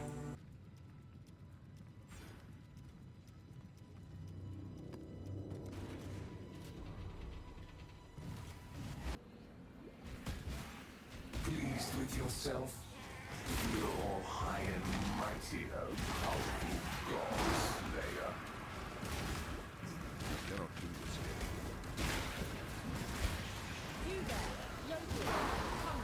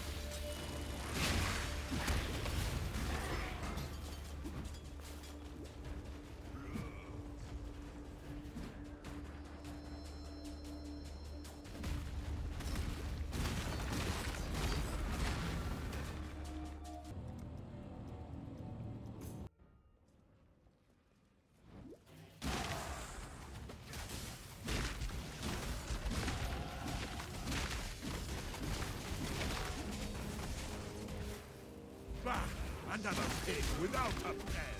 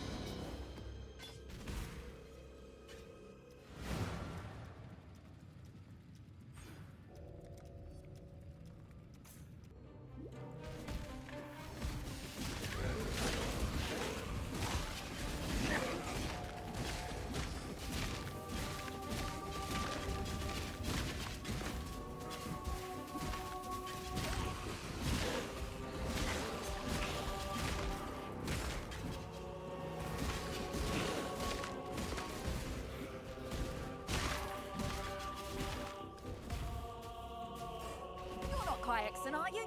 I'd hate to have to be nice.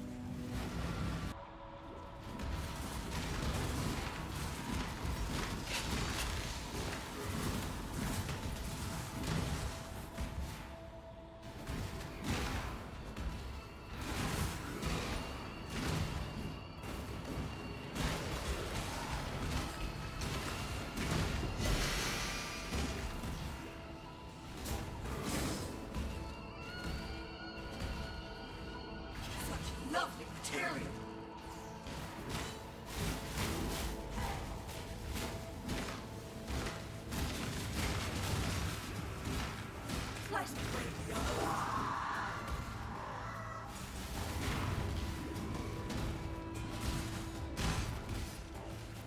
You look soft, House Tater.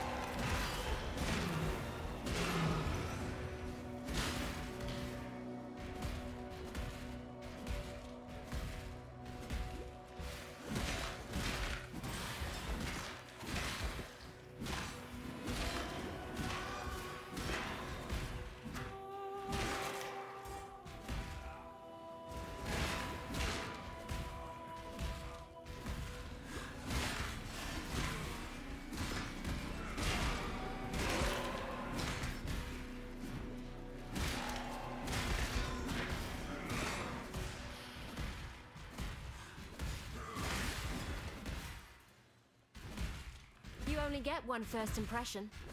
Try not to ruin it.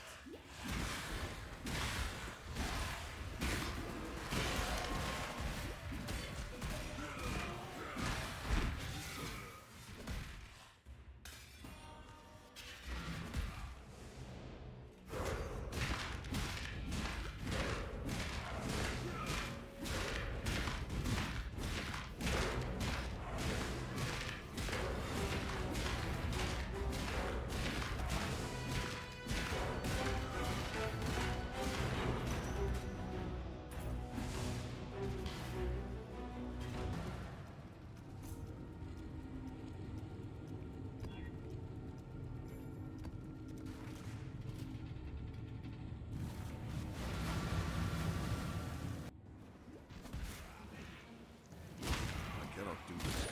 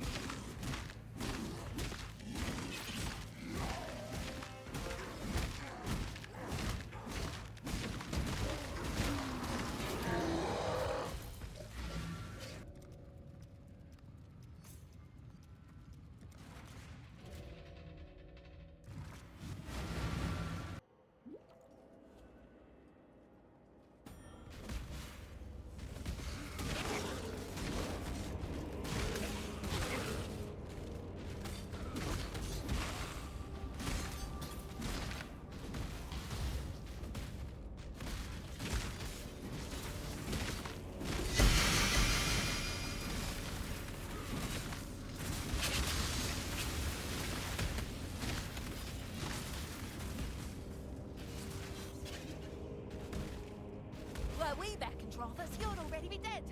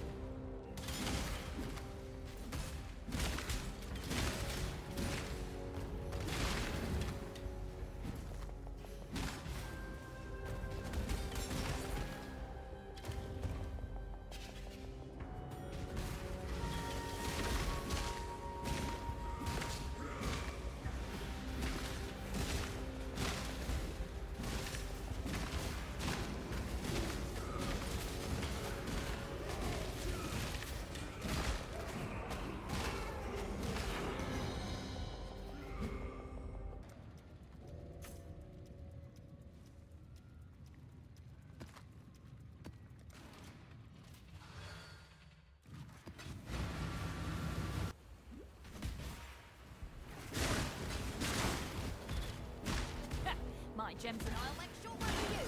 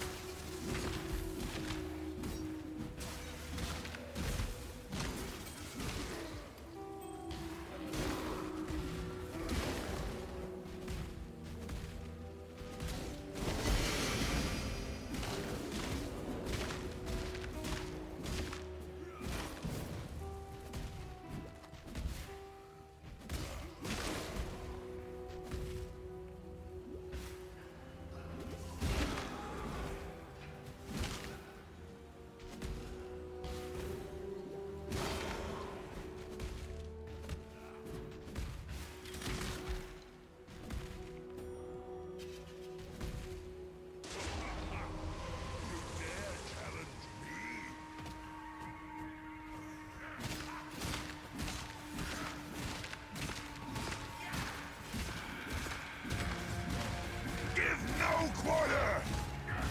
Ghost flame!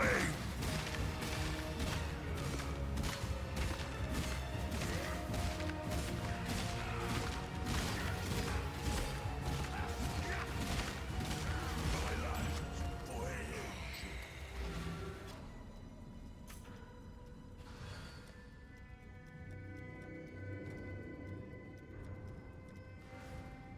Godslayer.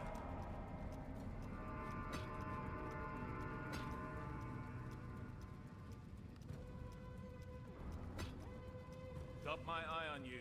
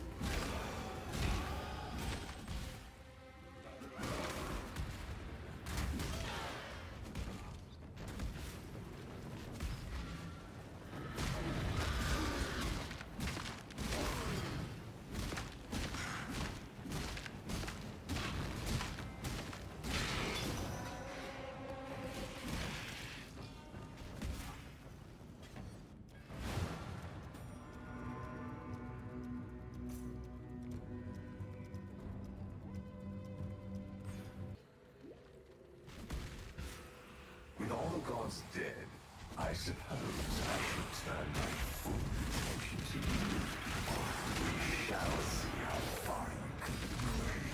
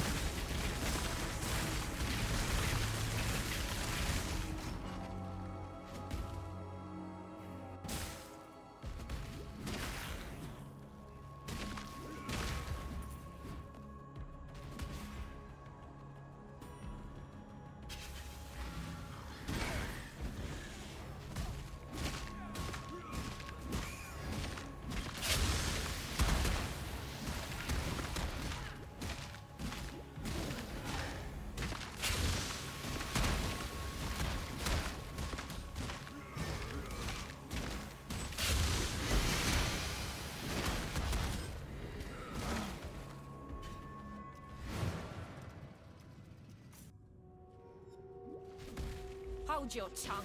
I do not wish to hear your voice.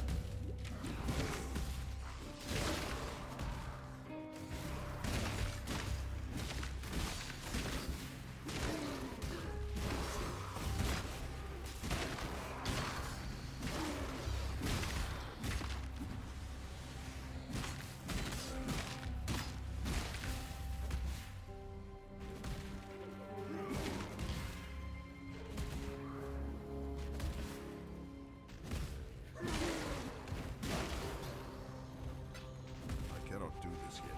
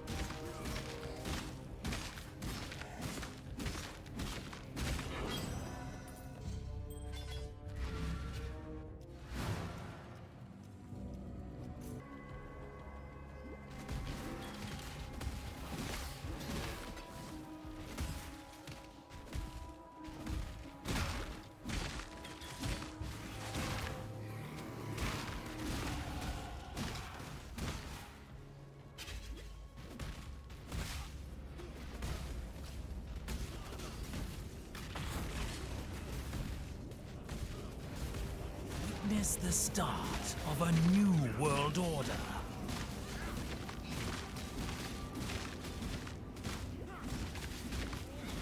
In the dirt. My family name was once...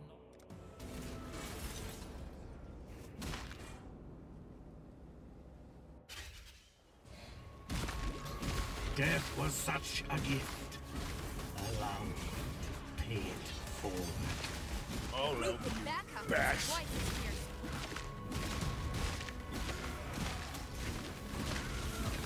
You cheated! Must have! I'm afraid the... Bye-bye! You kill so good at... You surprise me, Helen. Oi, Exile! Over Approach, Challenger.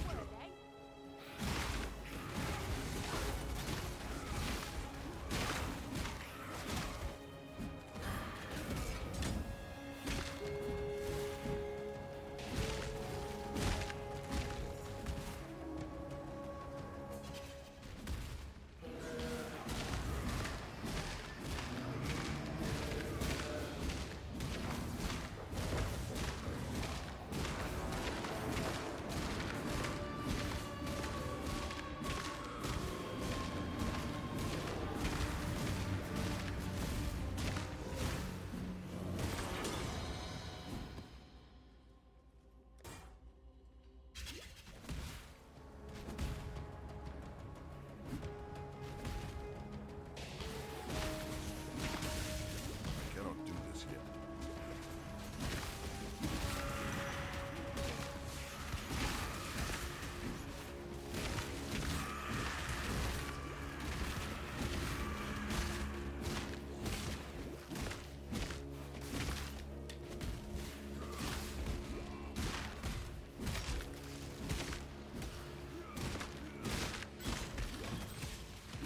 Cannot carry this.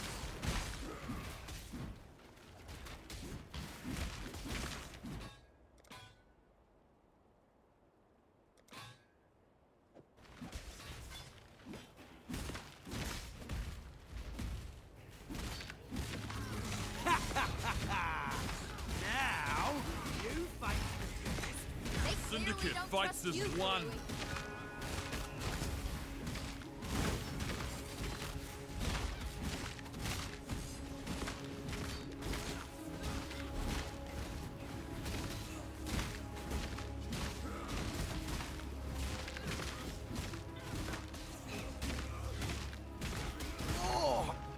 Just do it. You honor them.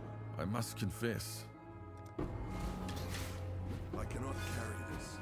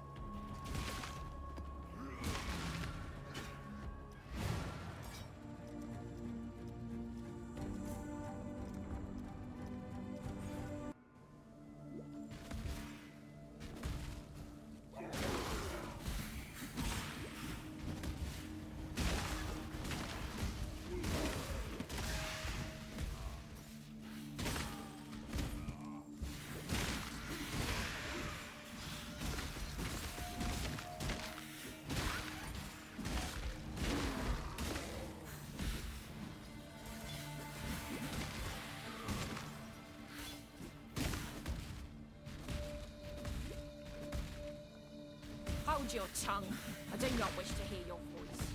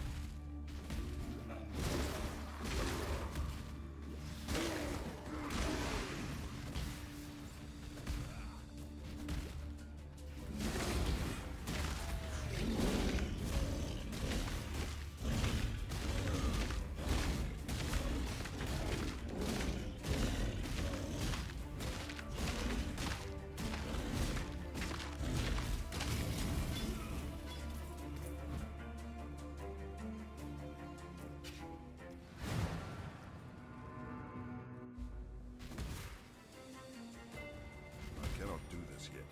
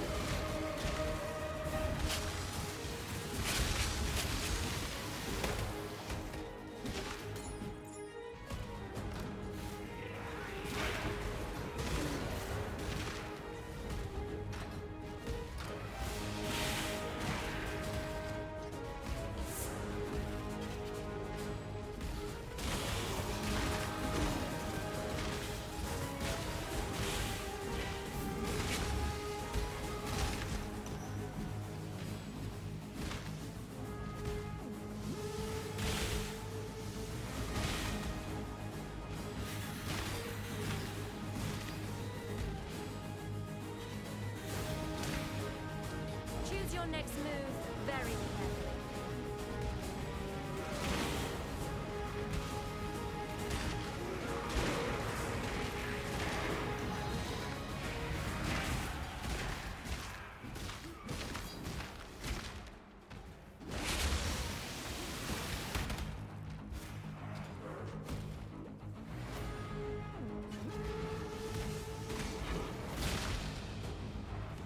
Shrink not from God! The touch of God!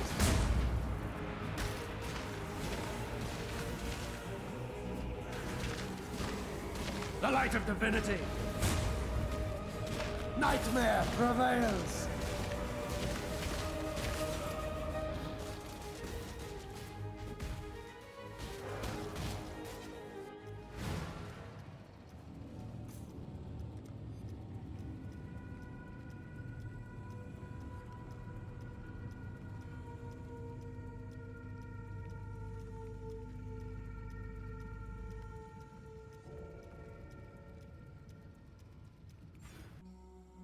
Good tidings, Hulk.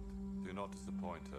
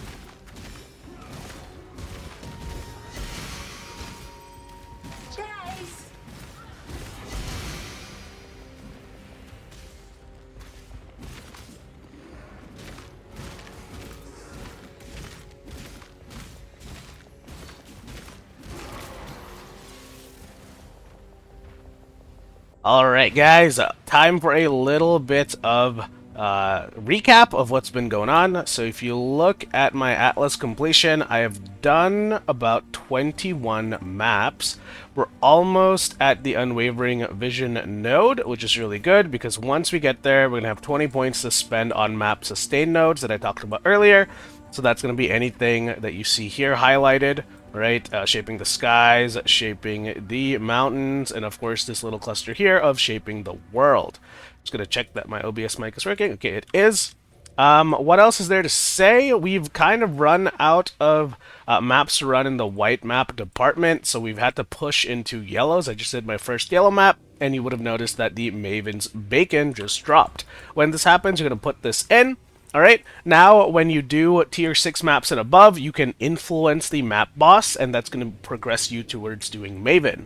Alright, soon we'll also have the Eater of Worlds and the Searing Exarch unlocked, and then we can progress them by pushing vertical on our map tiers. Alright, it's going to say run a tier 6 map, then run a tier 8 map, then run a tier 10 map, all while you have the correct influence applied to the map.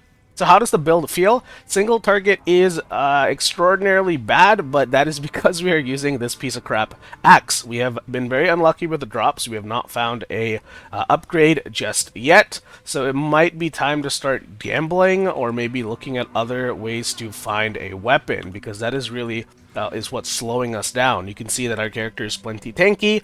Our clear speed is fine, but as soon as we get onto the map boss, it takes a good 30 to 40 seconds to kill them.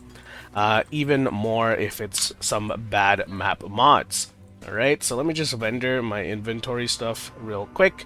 You can see that even items that I'm finding with like this amethyst ring, it's a rare, it kind of sucks, right? We're not getting a lot of good luck in terms of drop here. My magic ring here, the amethyst ring is better than this rare I just found from the map.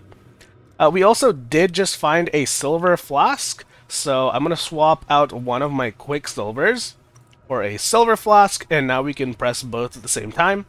It's coming to the point where the map has enough monster density where you don't need to alternate your quicksilver flask. You're going to kill a pack, and then you're going to have all your flasks up and ready to go. Not much else to say for me there. I'm trying to decide whether or not I want to edit some of the mapping footage or just give you guys the full B-roll for white maps. There is a lot of maps that we've done. And yeah, you can see here even our Despot axes we found are really bad. We don't have any essences of contempt to try and get an upgrade. It's just been really bad luck all around.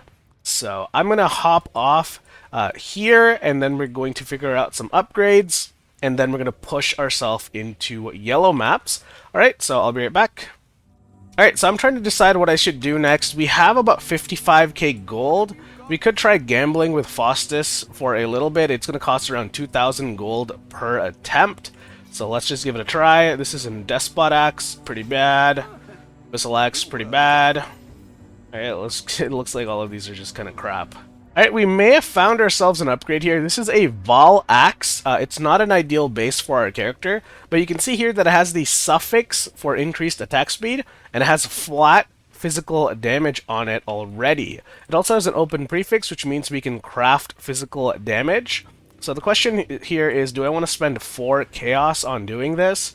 In an actual Leaguestart scenario, you would not spend 4 chaos on a piece of crap like this. So I'm going to settle for Orb of Alterations instead. Right? And what we can do next is we have to fix the sockets to make sure we can use our 4-link. So let's go ahead and what do we have here? Red, red, red, green. So I might just swap out one of my red gems into a green gem. So we are using Boneshatter, we're using Fortify, we have Ruthless. I think I'm going to remove Brutality, and we're going to put Close Combat on instead. So Close Combat support, when I find it, only works with swords and axes. And it says that you deal more damage based on how close you are to the enemy, okay? So it's a little bit of a conditional damage support, but I don't have the chromatics to push 4 reds on this. I only have 25 chromes. We're going to need that for when we fix our other gear pieces. So I'm just going to settle for close combat now. I'll keep Brutality somewhere here. Maybe we'll revisit it later. Alright, now that we have a decent axe, what we're going to do is get our blacksmith whetstones and start putting that on the axe. This is going to give it more damage. Okay, so you can see here 20% quality is 20% more physical damage, and we've almost doubled our DPS just from getting this axe upgrade. And now I think we should comfortably be able to push yellow maps. So talk to Kirek real quick. He does not have any yellow maps for sale, and I haven't found any myself. Oh, I do have a waterways one right here. So once you get the yellow maps, we're going to have to start running them rare to get the bonus objective. Okay, so you can see here, waterways, bonus, kill boss of rare version of this map or above. Very excited for this weapon upgrade. Having to map with a magic weapon in tier 1 maps was really obnoxious. So here you can see we have the Maven influence we can apply. Not much else to say. I think that's all I can tell you for the upgrade section of white maps. If we were in Trade League, we would have much better gear for a lot cheaper. But for right now, this axe and this chest plate is good enough. Right? We have 1,400 armor. Should I want to upgrade that with armor scrap? I probably can. Right, so same thing like we did with our Vol Axe. We're going to put armor scraps here to improve the armor on our chest plate. Okay? And now that we're headed into yellow maps, it's time to start looking for labyrinth trials. Just like the trials you did in your campaign, these ones are going to give you access to the map version, or Uber Lab, where we can get our last 2 ascendancy points. Alright, so keep an eye out for those. We're going to want to do it ASAP. And, oh, one last thing. Passives. What did I spend my passive points on? We got the Life Leech notes over here, followed by Leech Mastery. You're going to get 25% of damage taken recouped as life if Leech was used to refill your life bar. Okay, so when you lose life, if you leech back up to full, you're going to get a temporary recoup effect, and that's going to help us mitigate some of the trauma damage from Boneshatter. What else did we do? We should pick up this Intellect node so we can keep leveling cast and damage taken support. It requires Int as its secondary stat. We also spent some damage nodes over here. This is damage and life leech, so that was very nice. And then now we're getting damage nodes for Bastion Breaker. This is going to give us access to physical mastery, and that is going to give us more damage. And then I'll probably spend the rest of my points getting more axe damage nodes here, or maybe I will look for more defensive nodes. You know, maybe we want to get more life by the time we are doing our bosses at red maps. Alright. Oh, there's also the rage mechanic cluster. So we had one rage on melee hit before. You could spend points to get even more rage and then get rage mastery. All of that is going to contribute to making your character deal more damage. So, okay. With that said, I don't have anything else to add. I'm going to put myself on mute and we're going to run some yellow maps. Everyone you trust has been replaced. Oi! Exile! Over here! Let's have a word, eh?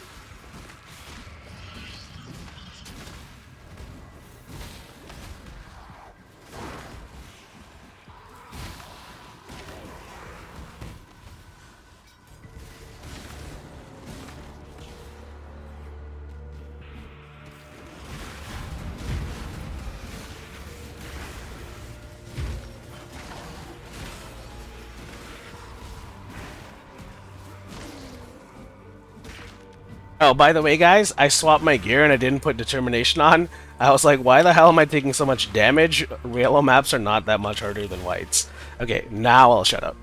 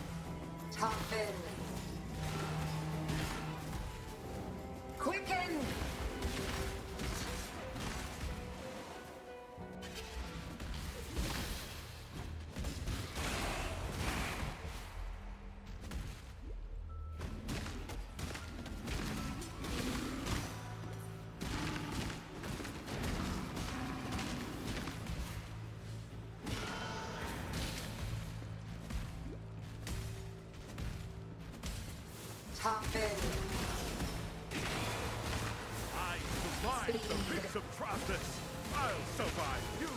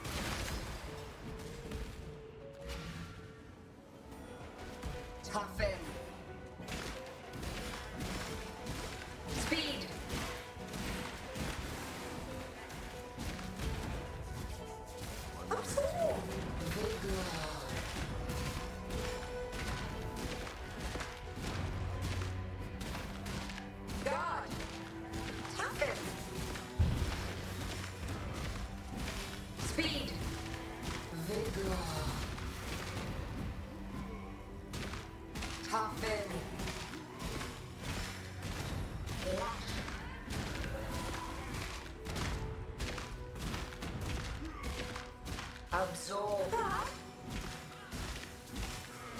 Speed. Flinch. Toughen. Lash. Toughen. Guard. Speed.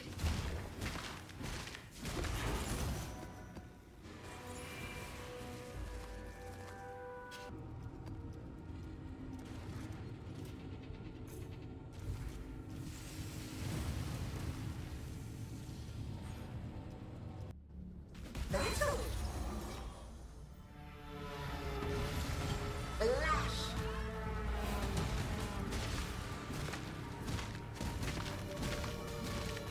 Toughen.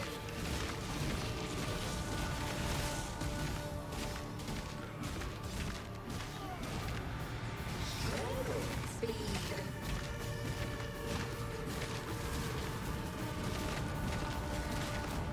Absorb.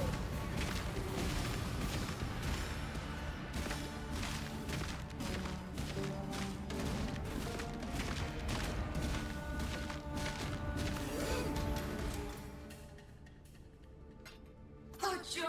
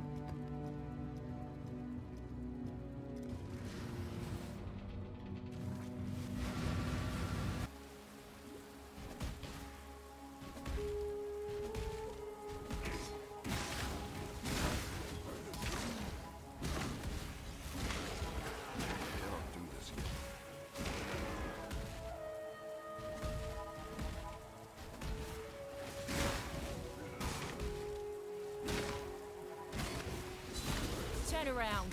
I won't ask twice.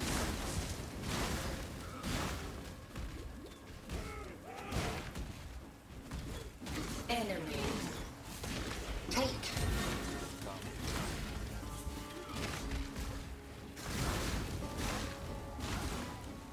Alright, couple of things going on right now. It looks like we found the first iteration of the harvest mechanic, so we're gonna go in here, find the easiest harvest plot to do. This looks pretty easy. Alright, and then once we do that, we can leave.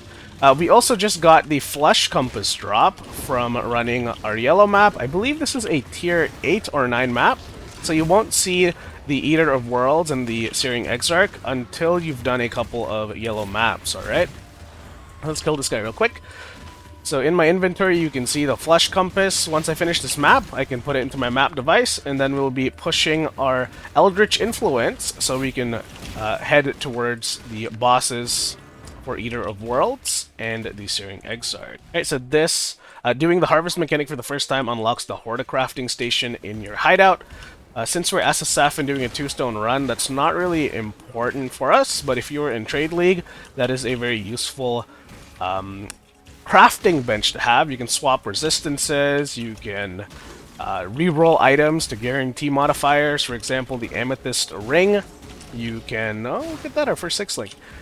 Our Amethyst Ring, you can reforge Chaos. It'll always guarantee a Chaos-resistant modifier. Alright? So... sit here, kill this guy, and then head back to town, and I'll put the Flesh Compass back in.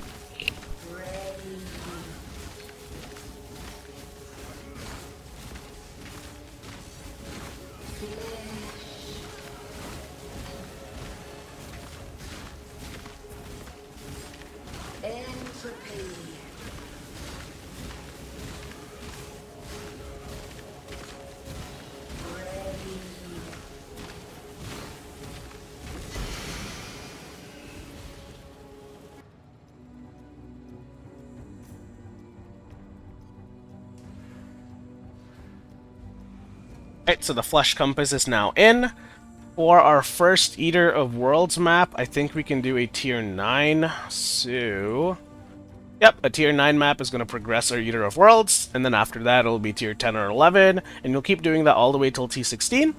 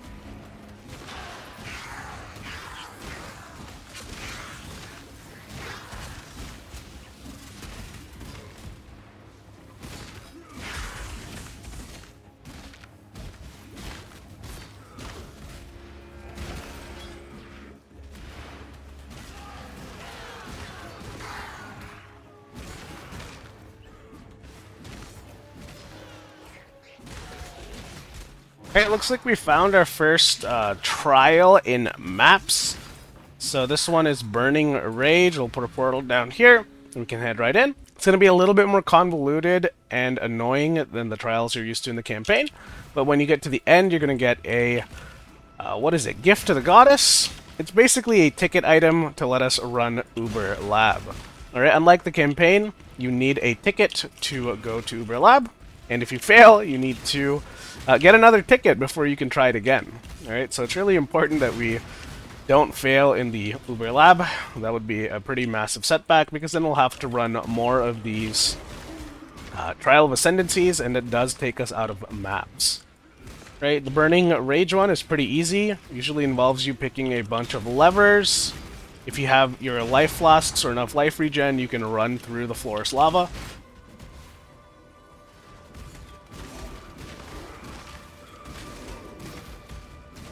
Allow your wisdom to be tempered by the flames of the past.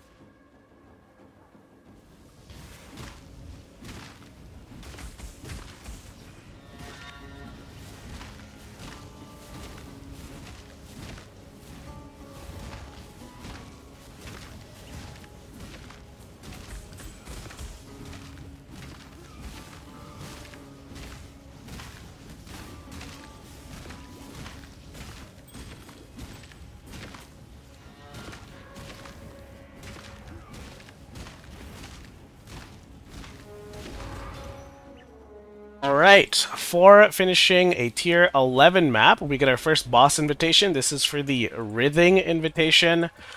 Now, I'm a little bit unsure if I should run it as soon as possible, and that's because we have a lot of damage upgrades coming up for our build in the next few levels. There's going to be Physical Mastery here, we'll have another two-handed Mastery to get here, we'll have some Rage to pick up. So the next 5 or so levels, at level 80, it should be a lot easier to run the Writhing invitation than it is now. So I'm going to hold that in my inventory, and we're going to keep getting upgrades, keep progressing our maps, and then fight that boss. But right now, Slash played is 8 hours, 2 minutes, and 58 seconds, and we are at T11 maps, and we have the Writhing invitation. So we're getting close.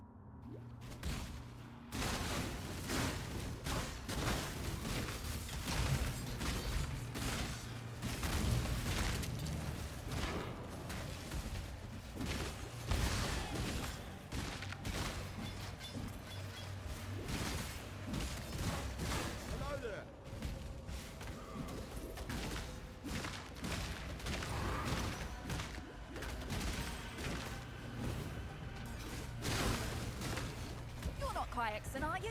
I'd hate to have to be nice.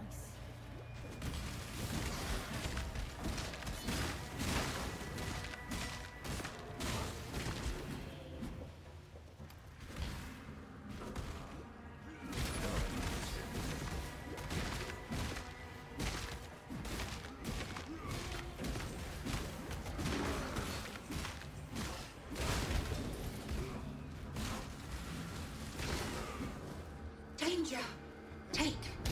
Right, in the tier 12 map, we're going to get our Luminous Astrolabe. This is going to be the Searing Exarch influence. So as soon as we finish this map, we can go to our map device, put it in, and we'll be able to... What is going on here? I'm lagging so much. We'll be able to progress our Searing Exarch with our maps the same way we've done our Eater of Worlds. Alright, let's handle this boss first. The chaos damage is getting a little bit out of hand. Normally, by the time you're in red maps, you want at least 0% chaos resist. don't have that. So I'm just going to have to sit here and kite, move out of the way of this chaos damage over time this boss is putting on the floor.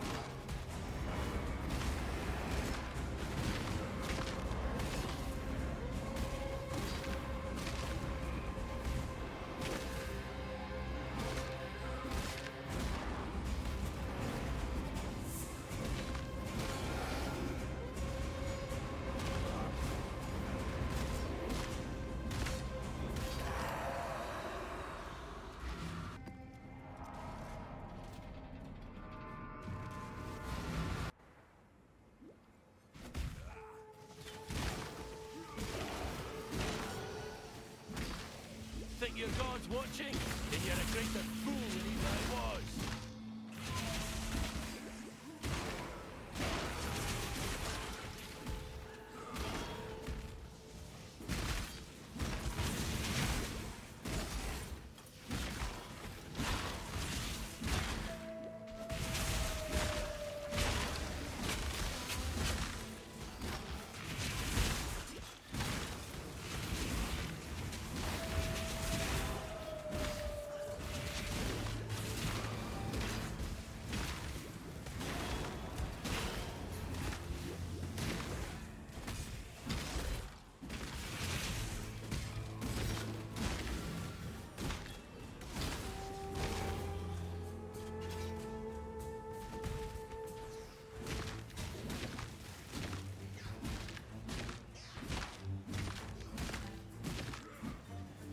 Freeze!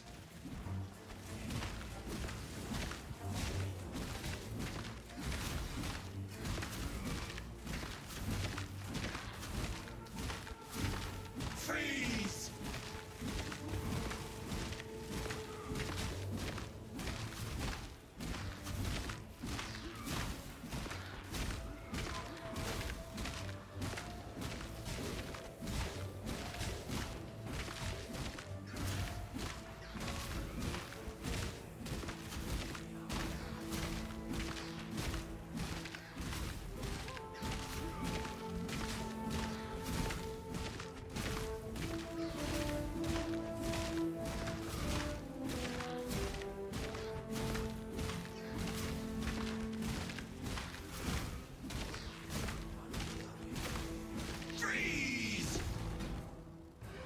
Alright, we now have our Polaric Invitation.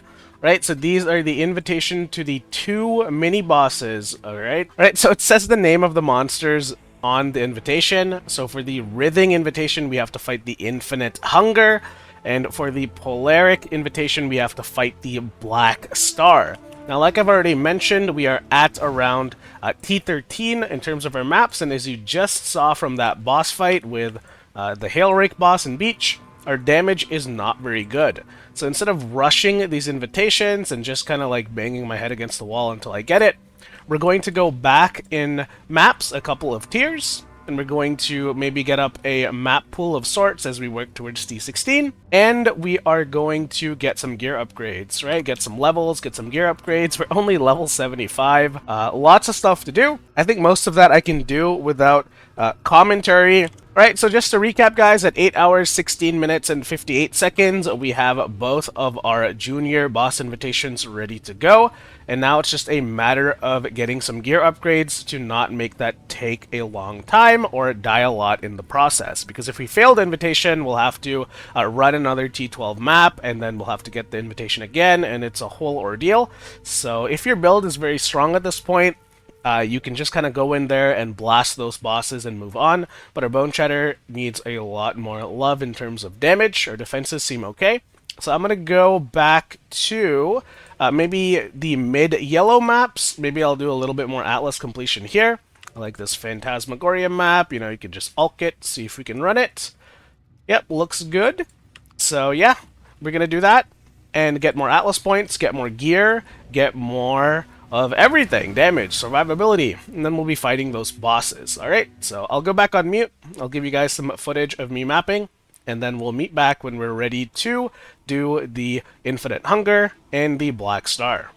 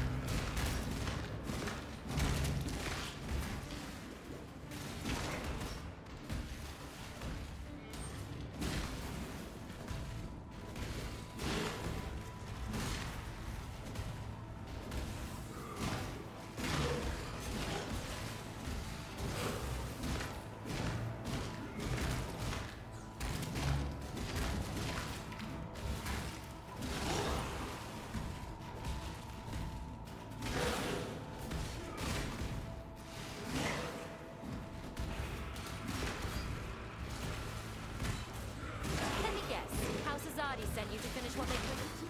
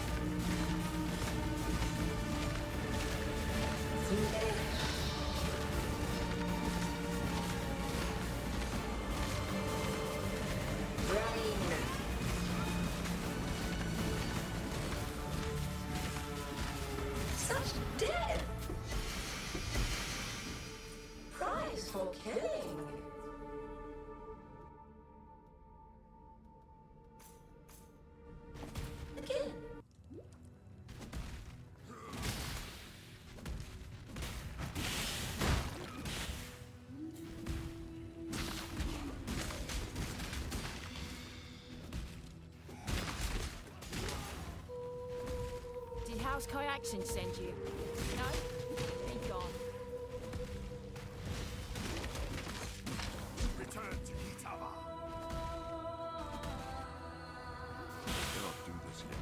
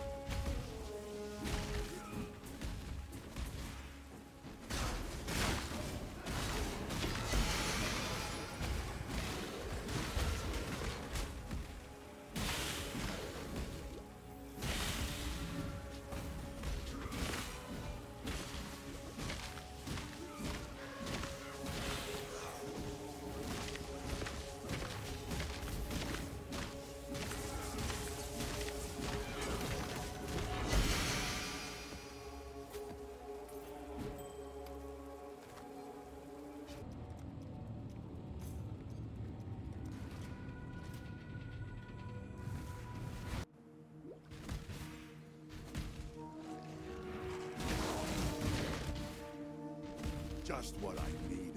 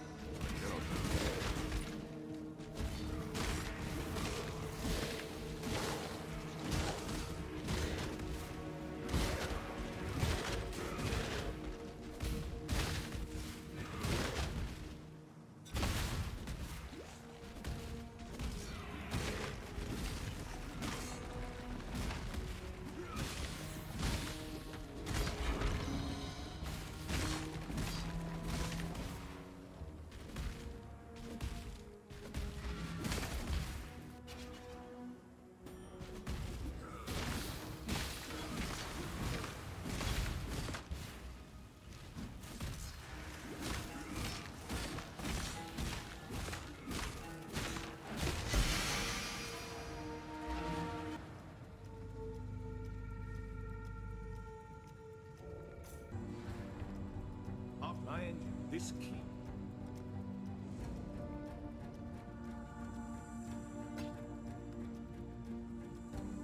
The job never ends.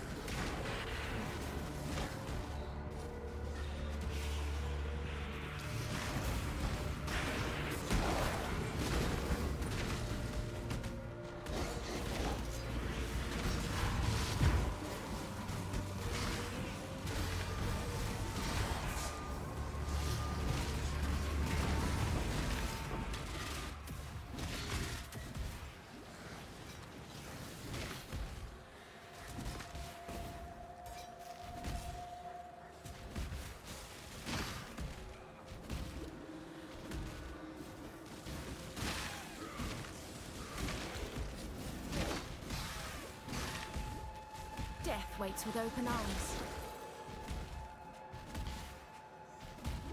I cannot do this yet.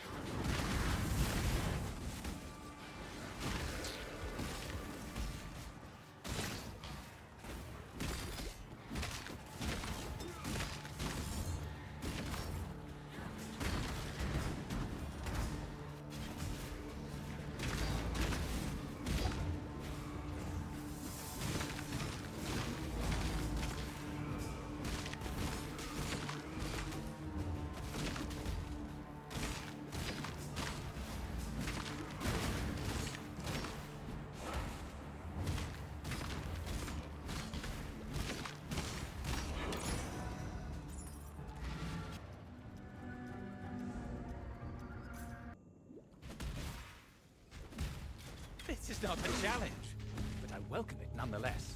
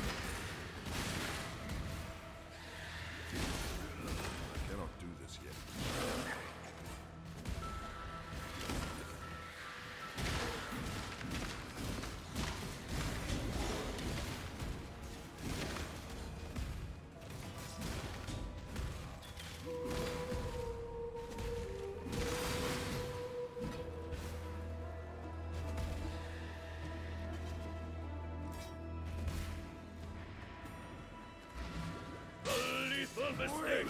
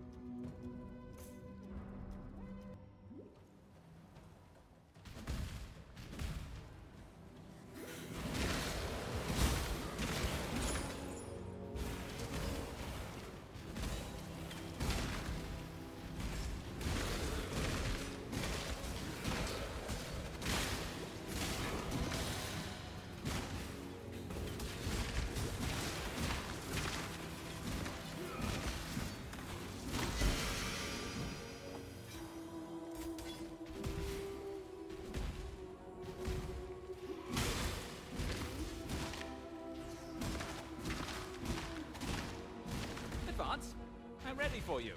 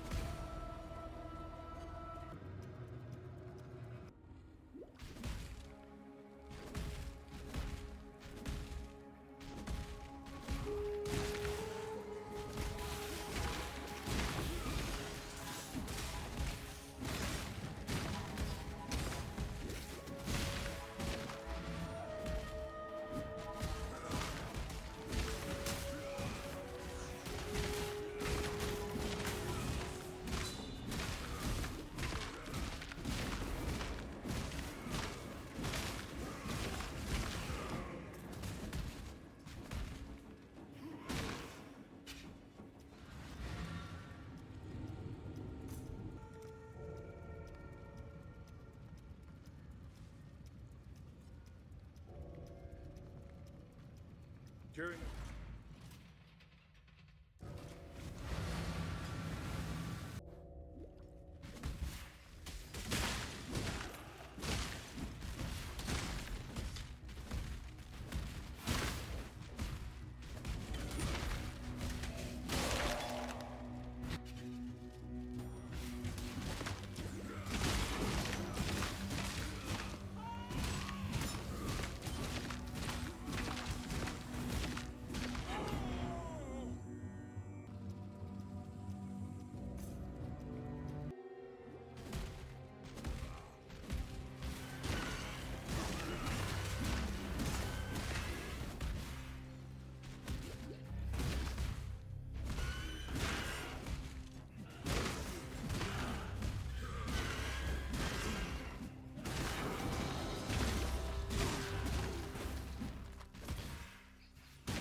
Cannot do this yet.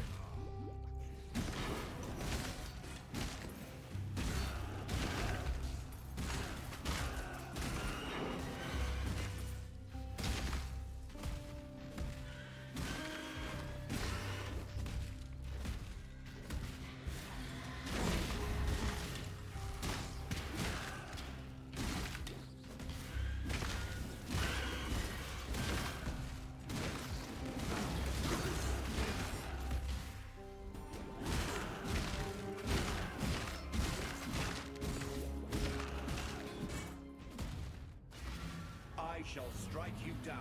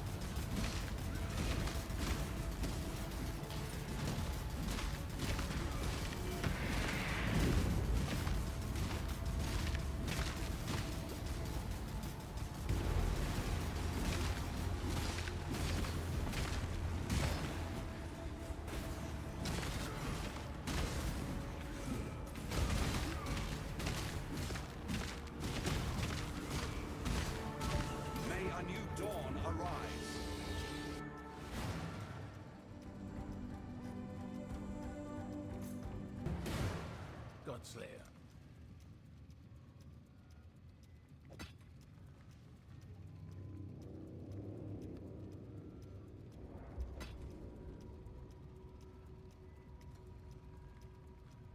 The job never ends.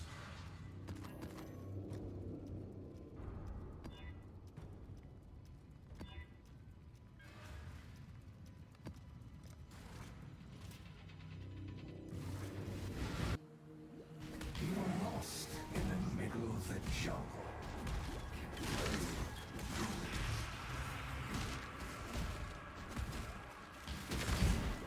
I cannot do this yet.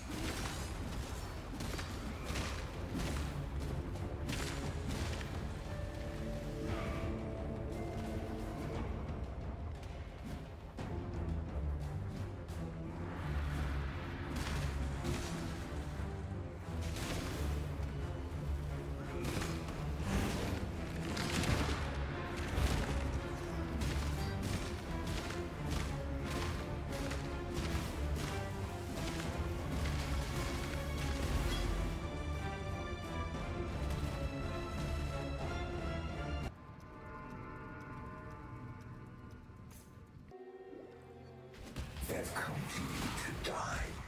You are their mercy.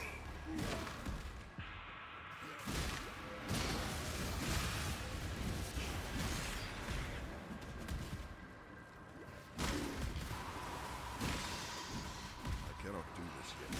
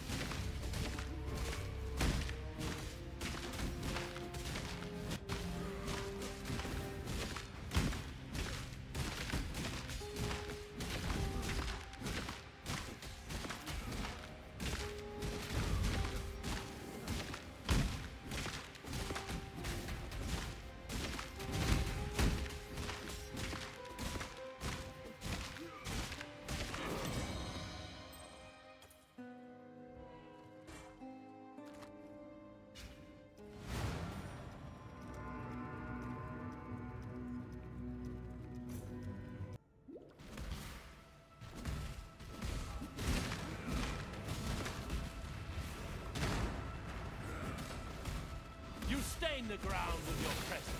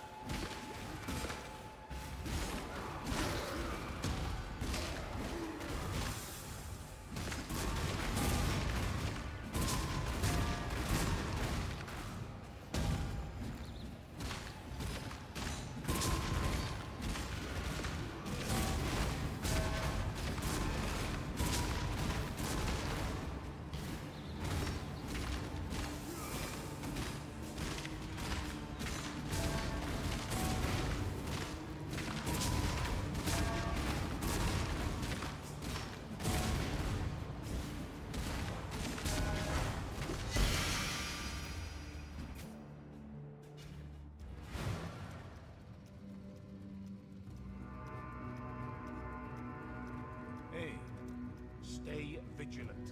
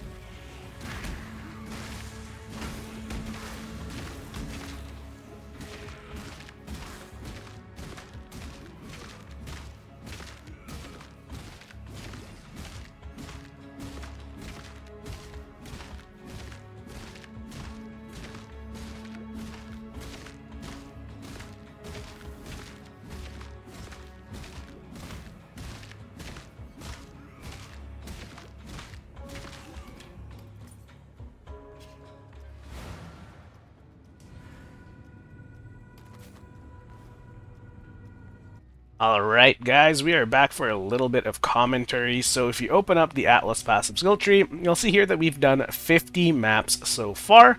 Now a lot of that has been white and yellow maps. Alright, so our first Atlas tree looks a little something like this. I can actually put a name on it. Let's call this 2 Stone Rush. Right, so you'll see here that it has all the map sustain nodes and all the cure recognition nodes, and I actually have a couple of unspent points because we are out of adjacent map drop chance modifiers to pick up next to us. So these 4 points you can spend as you see fit. Maybe I remove something like Ritual because Ritual starts getting you killed, and anything else here you don't like seeing in your maps you can start getting rid of. Aside from that, the 50 map completion mark is really important for us because we unlock our second Atlas tree. Right, the third one unlocks when you have 100 points complete. Right, so with our second Atlas tree, we are going to use it to grind XP and grind gear upgrades. If your build is strong by this point, you don't need to do this, but because our Boneshatter character is feeling quite weak, we do need to get some upgrades. You'll see here I'm still using magic items when I am about to finish yellow maps and enter red maps, okay? So how are we going to do our XP farm? We're going to do low-level Betrayal. So go ahead and type in Jun in the search bar here. And you're basically going to make a little rush to all of the Jun passives on the tree.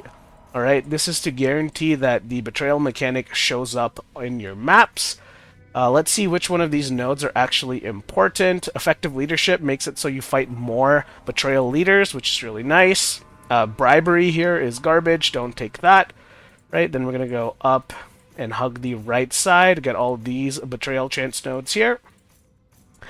Is this one important? Pillage and Plunder. Nope, this is not important. Test of Loyalty makes it so you get 2 ranks when you execute the Betrayal enemy. That is really important. And then the last thing I think you can get is this one over here, Lethal Extraction. It makes it so that you gain more intelligence from the Betrayal mechanic.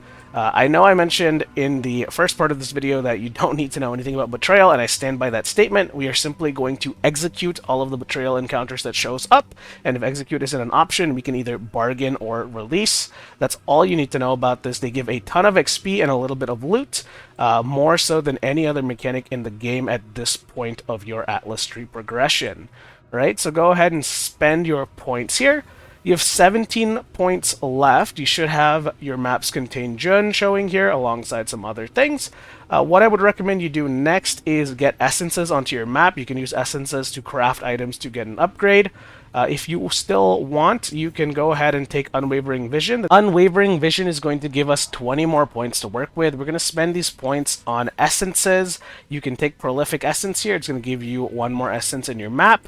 And then we can go up through the center here, get the Kirek missions again, get Commissioned Officer for more chance for essences, and then we can go through the center here to get the essence nodes in the middle wheel over here. So you're going to get essence chance, and then it's going to lead up to amplified energies, and that is going to give you at least 1 essence at the highest possible tier in your maps, okay? You have a couple of points left. You can spend it on more Kirek missions, and you could probably spend it on a little bit of map sustain. You can see here that if I get 1 more point, I'll be able to get Shaping the Mountains, so I'm going to go do just that. But once this is done, I'm going to go back to mapping. We have a lot of yellow maps to run with this Atlas strategy. We're just going to be focusing on Betrayal and Essences, and once we have a few upgrades, we're going to go back to doing our 2 stone progression.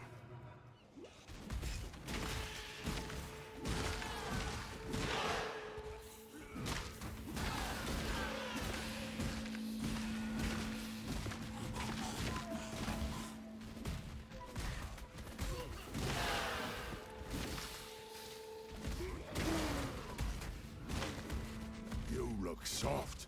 How's Keater would have broken you by now.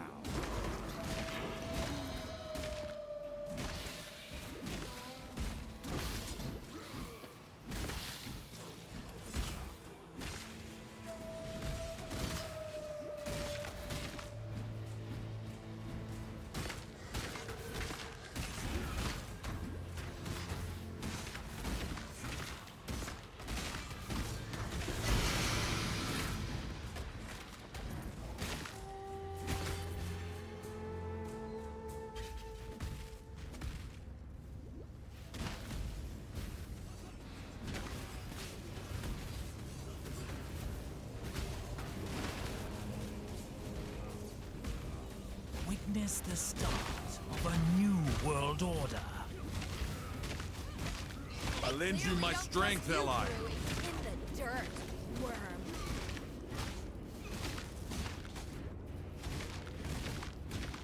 Stay down, Haku. I choose. Gruth? That was vivid. I'm going to kill you, Giannis.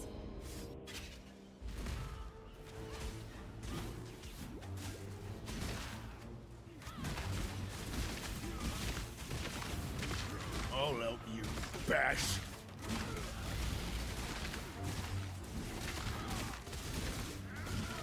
My head still hurts. Every time you kill, I'm afraid. Bye-bye. You kills treat 'em good, okay?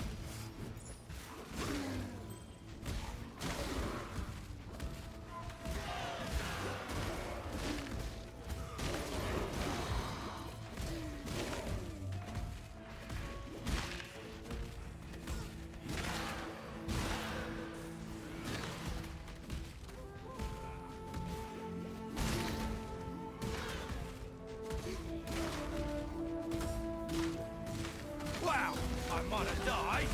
Oh, did I get a consolation? Weren't planning to have a party without me, were you? My head just keeps trying to leave me shoulders. Nest invader. Kill me once. I just... Violence is part of it. Death is an... Oh. Whoa. Keep your word or lose it.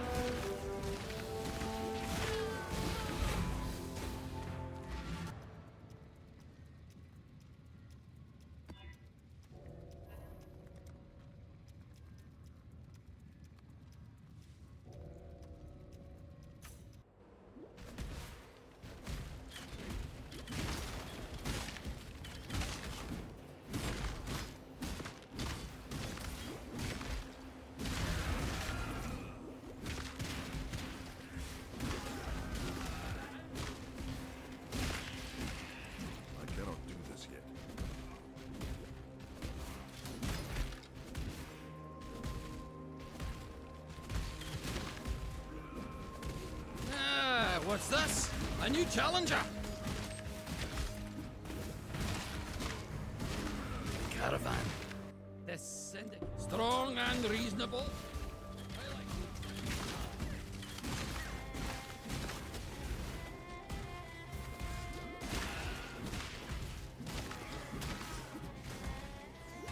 I'll help you, Scary.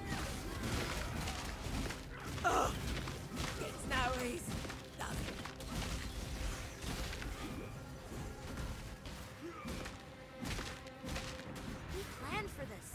Hate myself. Hate... Order, mate. I can appreciate a killer when I see one.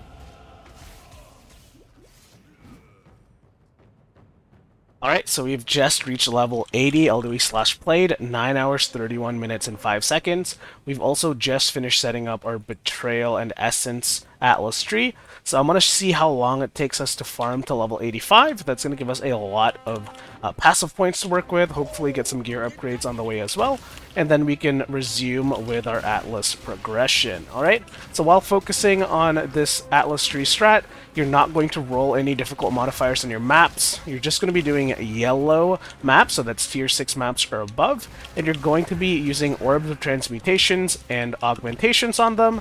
Right, don't roll anything that will make the map take longer. Don't roll anything that will get your character killed. Right, efficiency is the name of the game here. We want to run maps fast. We want to do the Betrayal mechanic. We want to kill the Essence, and then we want to leave the map, alright, and kill the boss if possible. Right, that's it. Don't full clear it. Don't make it too juicy. Right, just very quick, very efficient in and out. So that was the map boss. It looked like there was another Betrayal encounter in that map, but I'm not backtracking to go and find it, okay?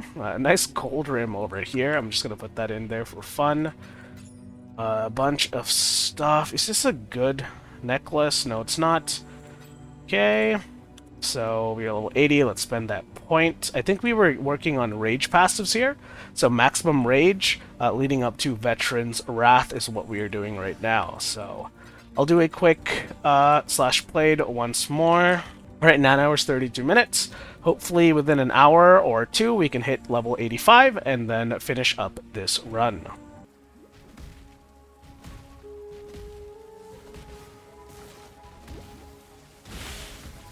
Death waits with open arms.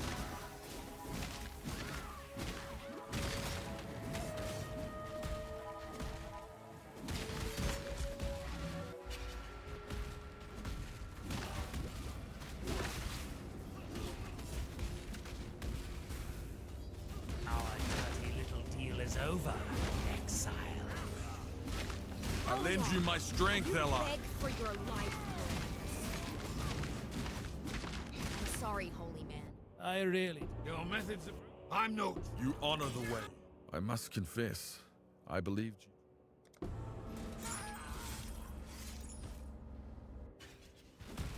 You killed me. Now I'll kill you. Make this one last. No! Making a new friend, I am.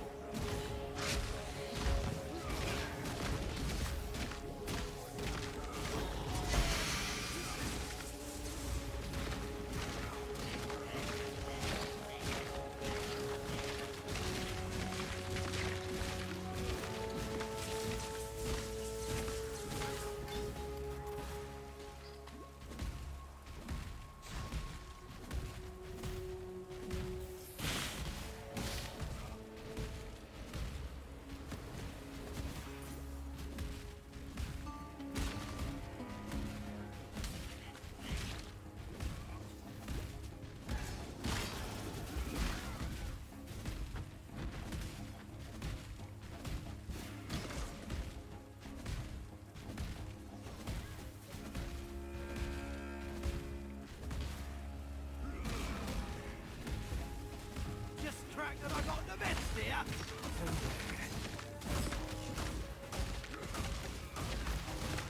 On the prowl. Oh, guess I was better as a merchant than a fighter. See? Even nightmares may be defeated. Death is a natural. Absolute. I just... Oh, no. Whoa.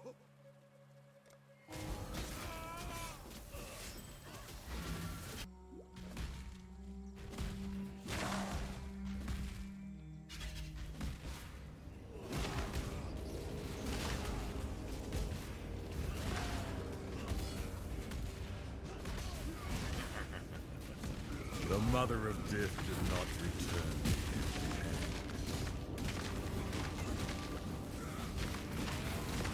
Ancestors, I know mine. Take your prize and go. You'll need more than brawn to beat us. Let's kill this selfish mountain. I don't want to die again.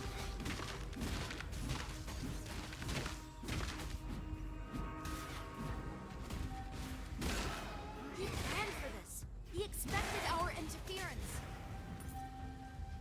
You bash well, Exile. Killing me will bring you no closer.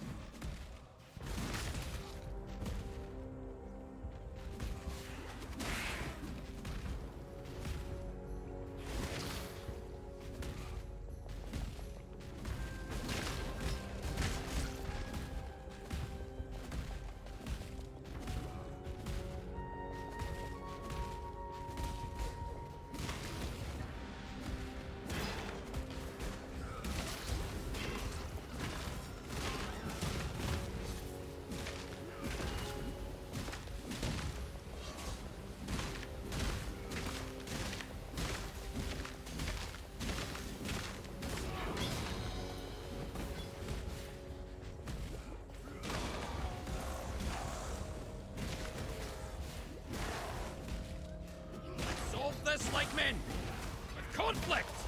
Not cooperation! I guess we should.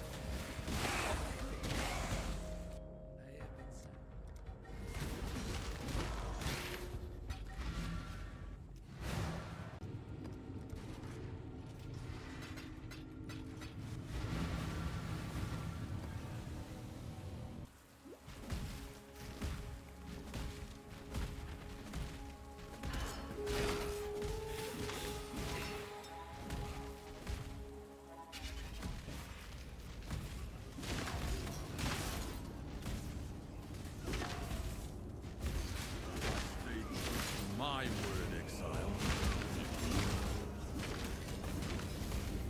Can my god... Exile. Another deal? I underestimated Elrion. That Conquerors don't just win fights. So be it. I will...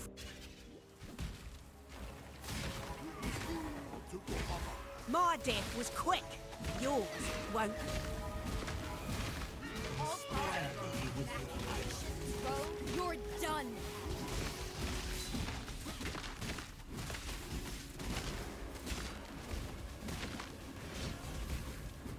He planned for this. He expected our interference. Are you?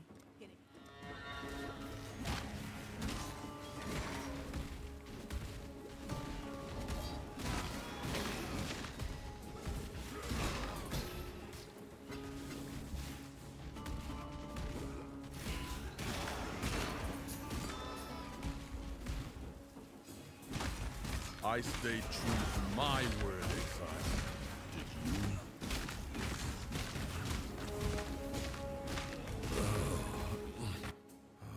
Consider...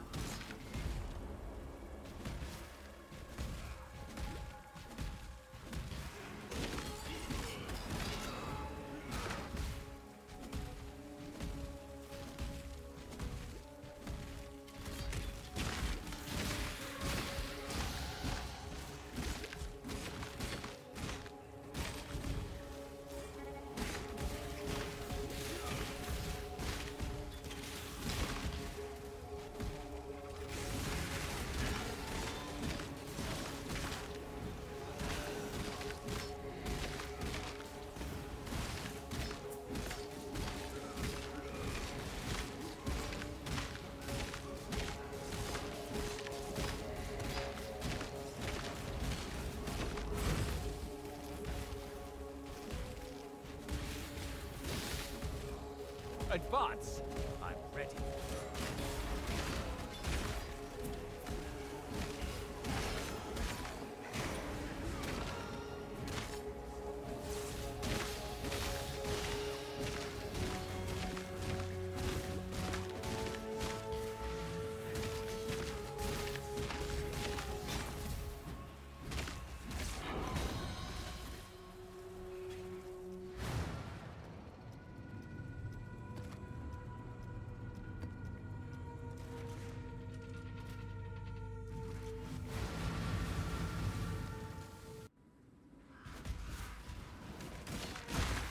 I stay true to my word, Exile.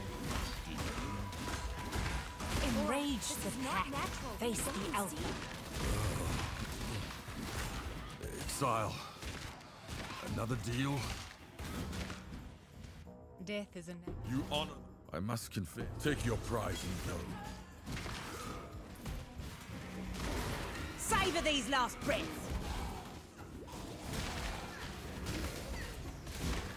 Show me what you're capable of. God.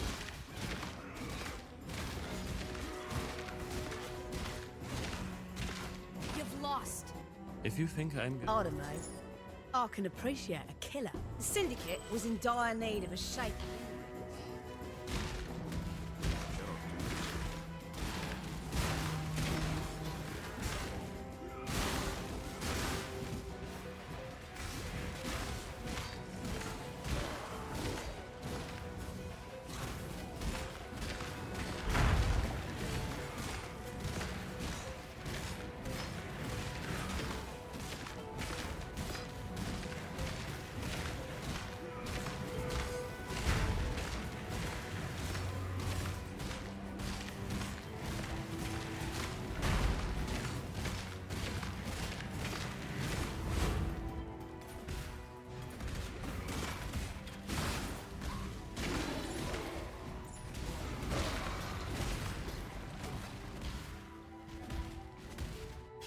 You're not kayakson, are you? I'd hate to have to be nice.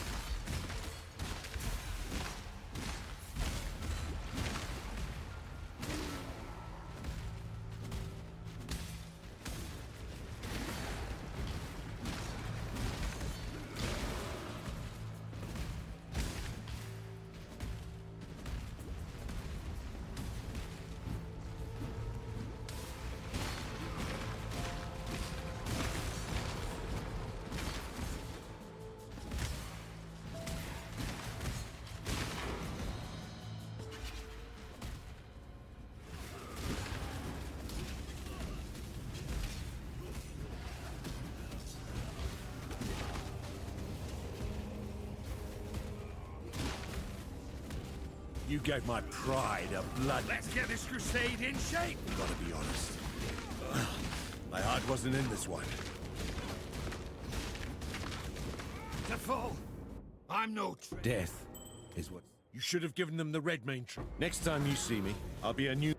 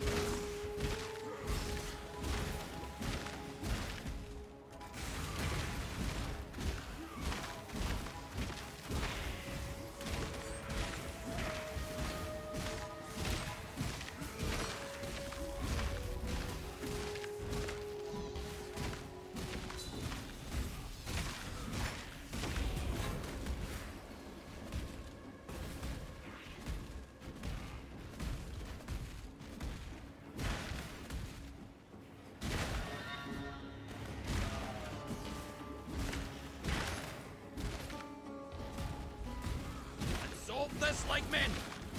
Conflict, not cooperation.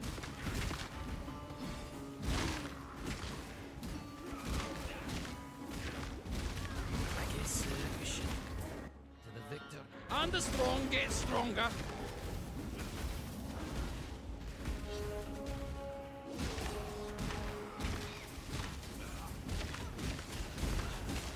Careful around my traps. Less. It's over, Leo. Where's the life giver?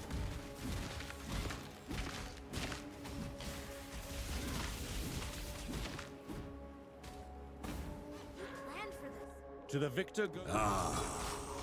And the strong get stronger.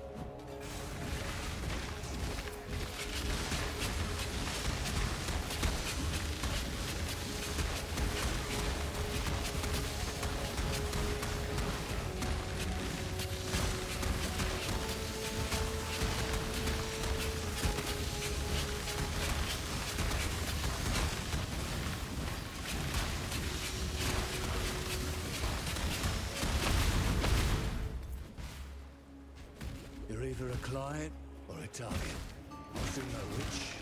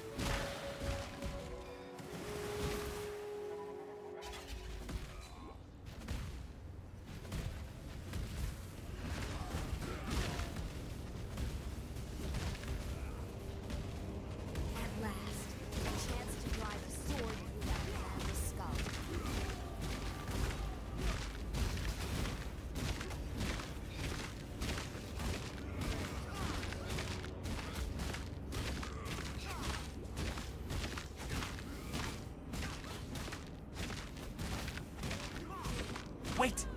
Let me... If you cut.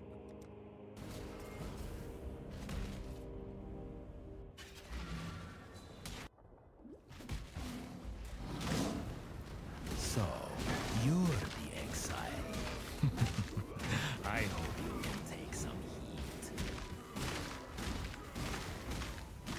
Don't try anything You don't. not as dumb as you seem. Seriously? You got the jump and you still need backup?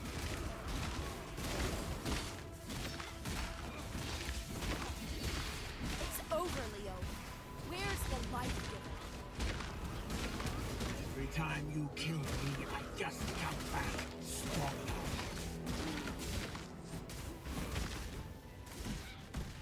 A truce, Karui. I am well acquainted with death. A savage slaying, if I may.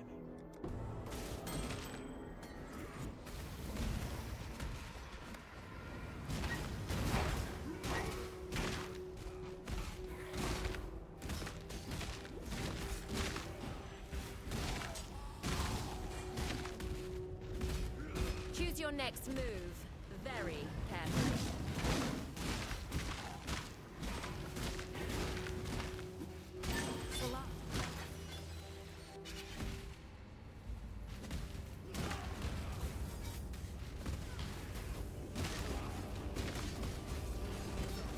Killed me. Now I'll kill you. Make this one last. The bigger they are, the more help they need. No! Don't want to die! Again!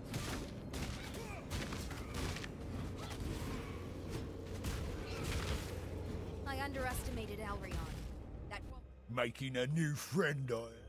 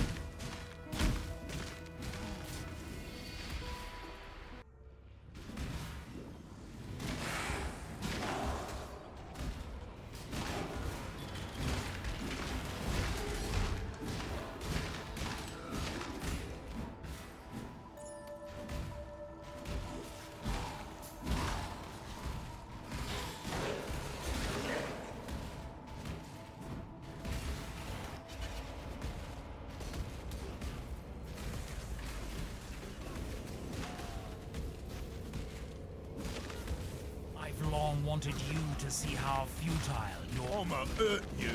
Be careful. The Crusader fights with conviction. This is not good.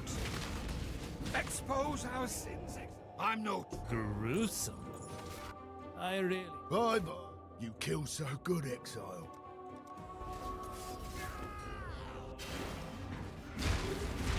Do I know you? Wear a mask. You put too much faith in your gadgetry, Riker. This is... Leave the mask on. I don't care. Stay down, Haku.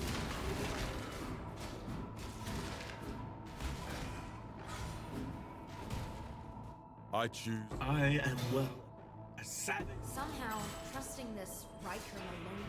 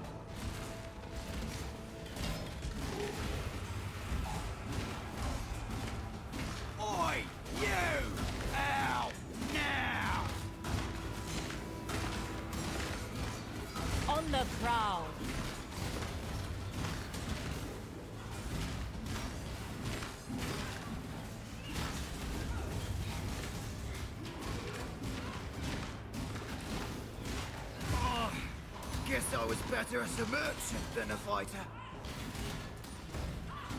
The cycle of death is. Oh, no. Whoa! Oh. Keep your word or lose your head.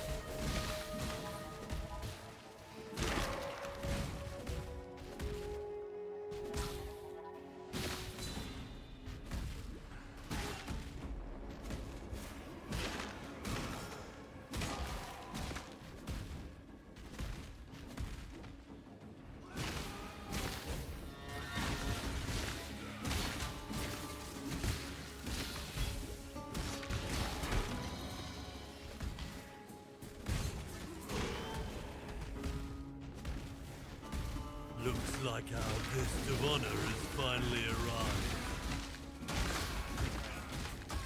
I'll help you, chair.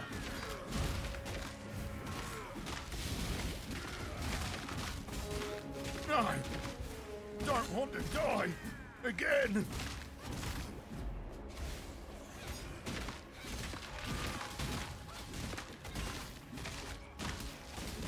Kill me once, I just... Bye-bye! You kill so good, Exile.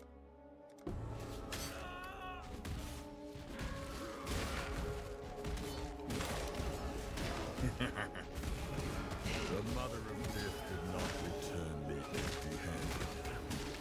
Show me the might of those ancestors you weren't shut up about.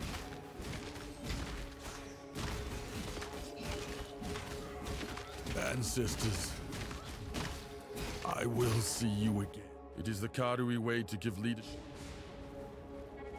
If you think you honor the way, I must consider us even.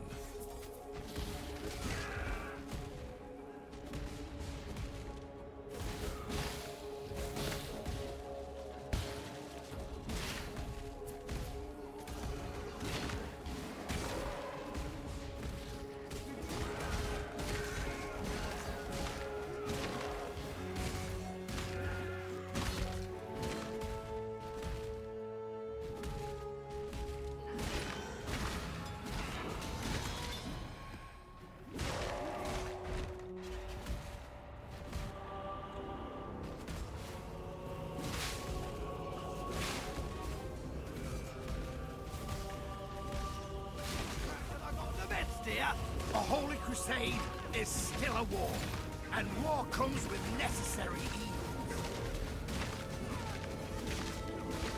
Oh, guess I was better as a merchant than a fighter.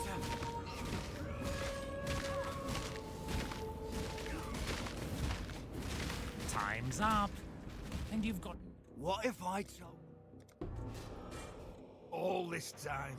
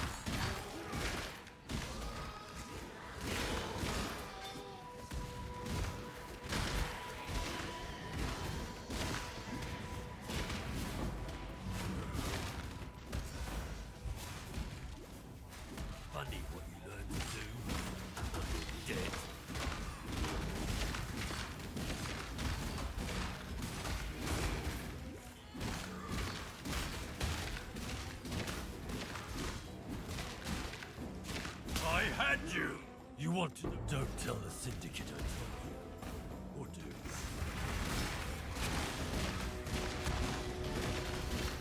Let's kill this selfish malcontent. This one's going to hurt, isn't it?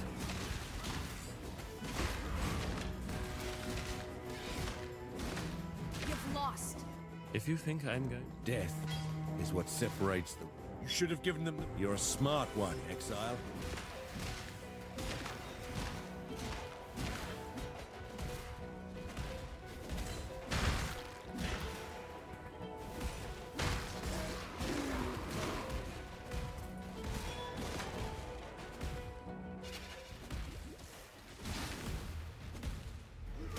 You'll find no faith here.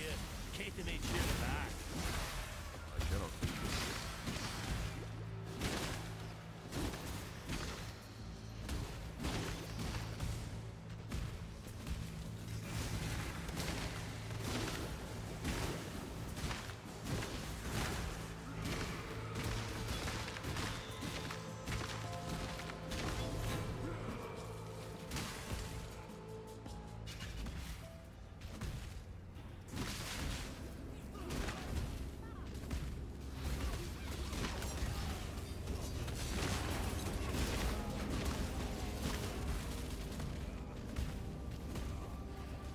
I've long wanted you to see how futile your cause truly is.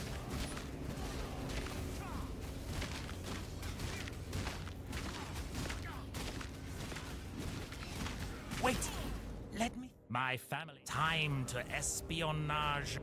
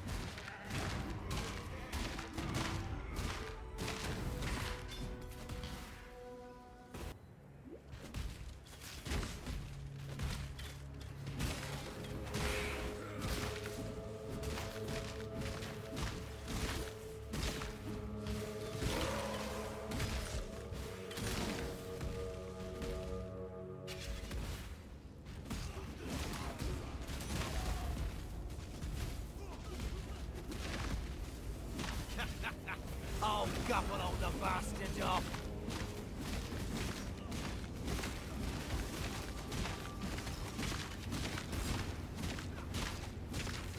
Fun's over. That's it. I'm done.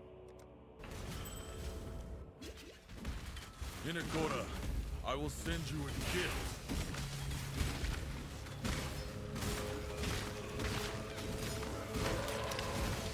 Show me the might of those ancestors you won't shut up about. Exile. Another deal? You've lost.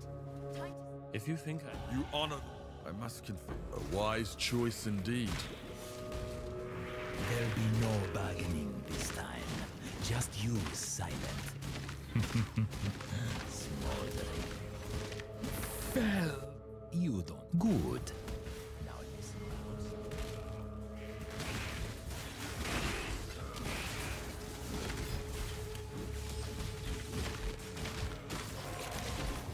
My gems and I'll make short work of you.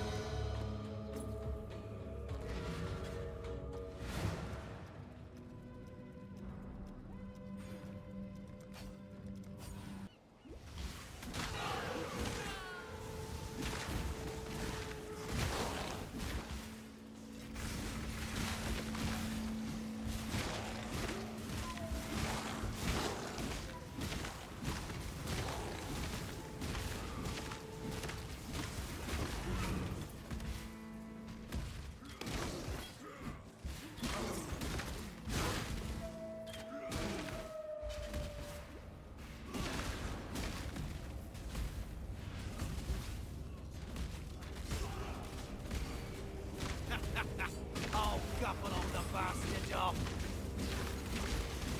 Fun's over, Brian. Well, I can make friends.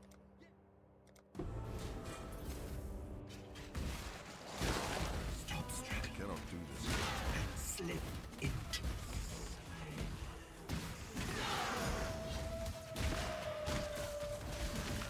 I Do shot. you think it would be that simple, Exile? again. We can. If you think A savage. Did House Kayak succeed? No. Be gone.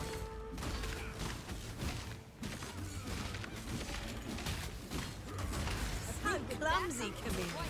But I love your enthusiasm. Pretty good. Talker. I just... Bye-bye. Hate me. Automated. I can appreciate. The question now, Exile, is whether or not you're foolish enough to face him down. I think we just might.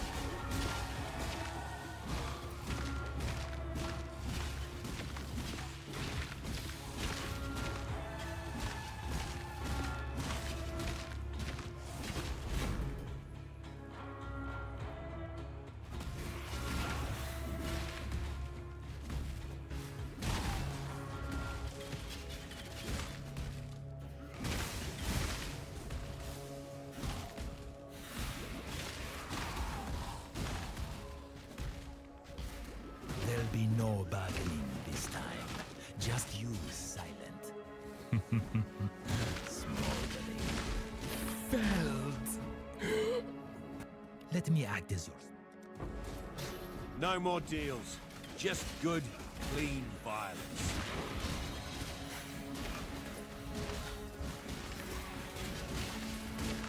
Need to keep the skills sharp. Fair. Fair fight. Not bad. I face death. If you think Death. You should have given them... You're a smart one, Exile.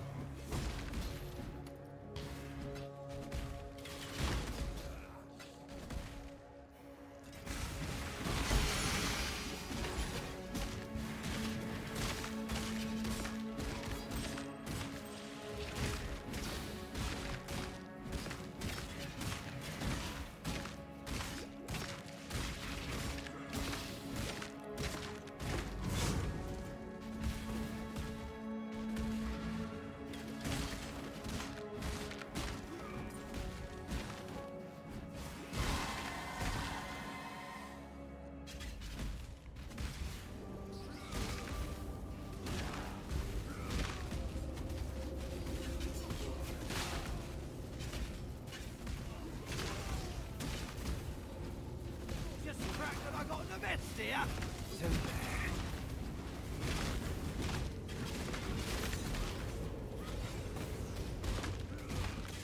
Gods. Boredom will drive him out. Oh, you got me in the lung. You win. Let's parlay. I'm not. Oh. I really... Oh. Whoa. Ha ha. There it is.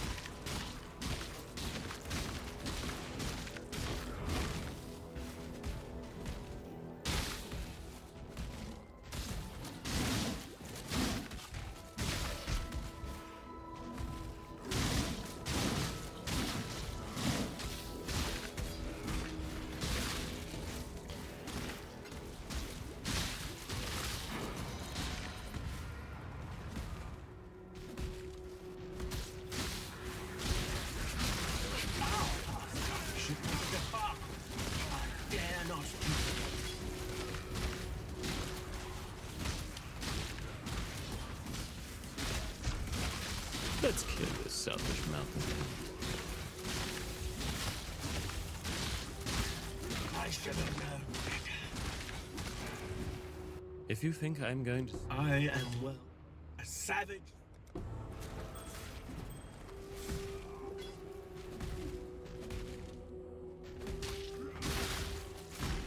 Turn around. I won't ask twice.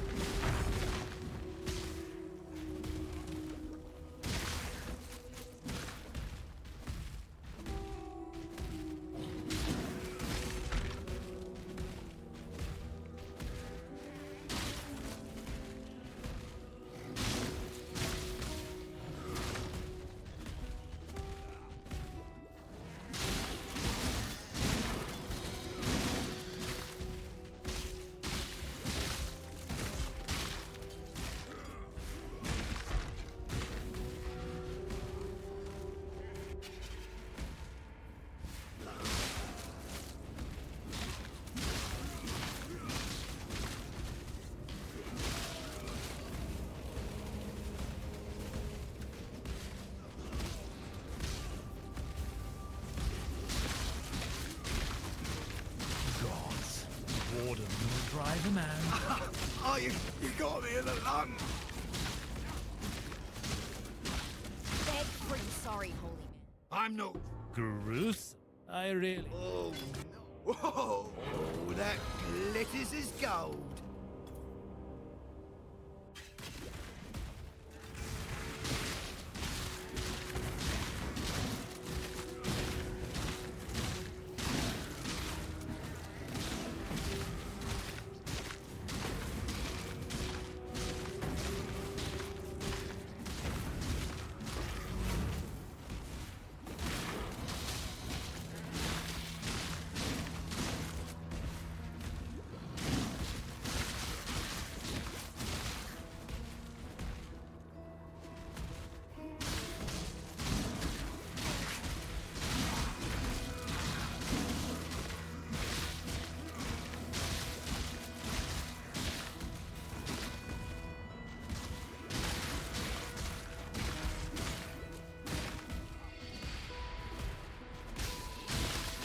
Funny what you do, or you're dead.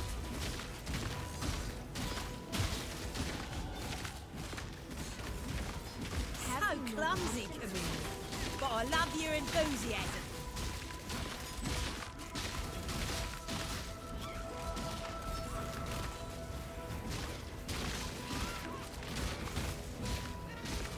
Wait! Another deal.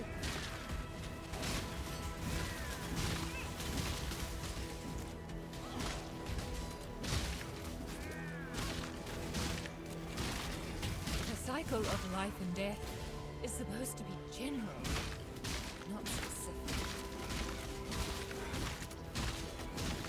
Kill me once, I just... Harder made. A little Torah sees a necessity.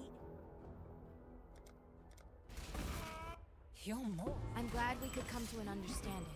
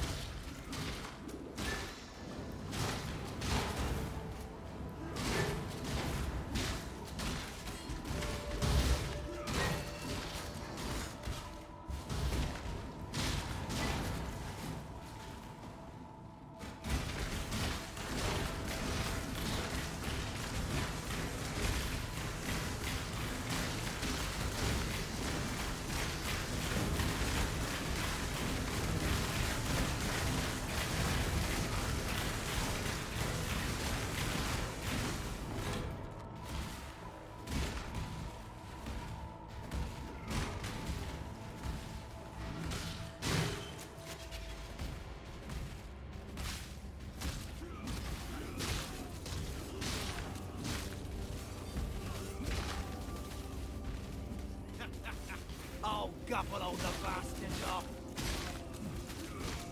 Typical. Just typical. Try not to. Our family. Oh, guess I was better as a merchant than a fighter.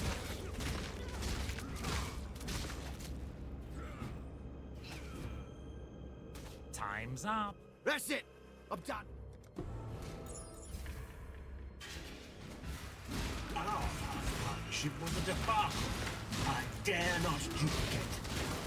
Let's kill this selfish Malcolm. I should have known better. Too easy. If you think A savage slave.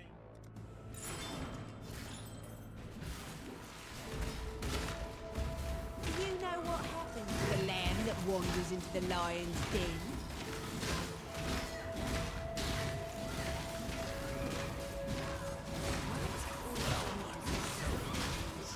Fight all alone.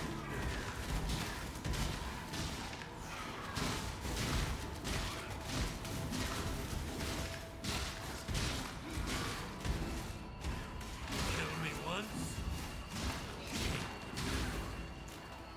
I just... Auto mode. I can appreciate.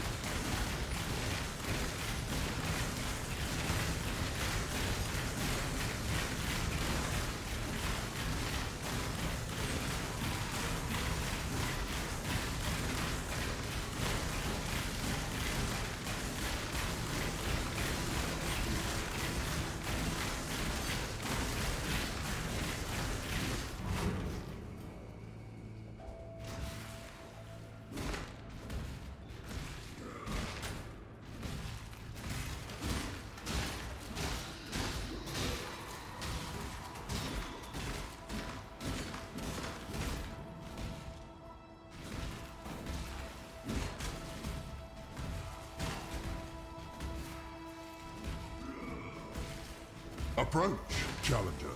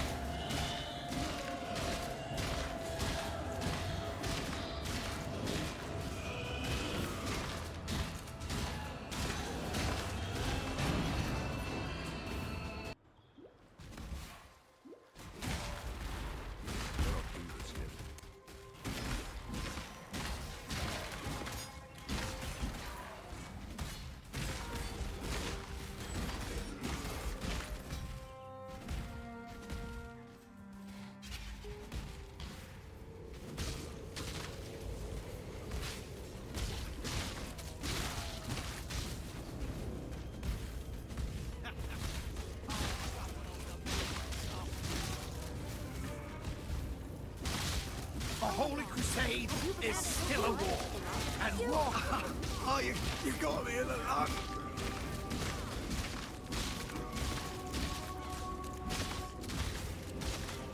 things up, and you've got nothing. Well, I can make friends.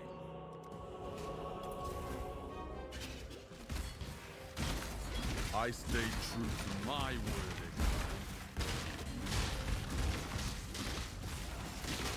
Show me the might of those ancestors you won't shut up about. Exile. Another deal? Deeply disappointed. If you think You honor the way, I must confess.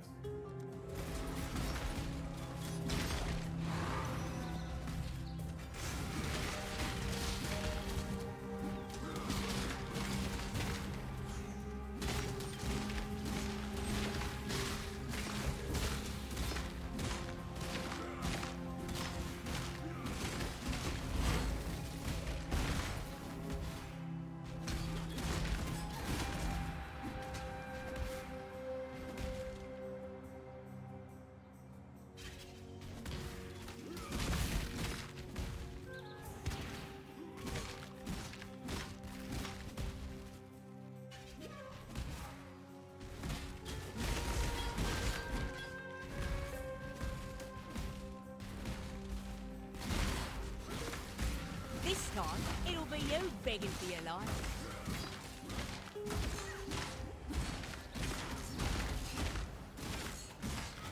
Syndicate's trying to explain this, but you're done. Kill me once. Death is an order, mate. Go on. Absolutely. You're my kind. Let me guess. House Azadi sent you to finish what they couldn't.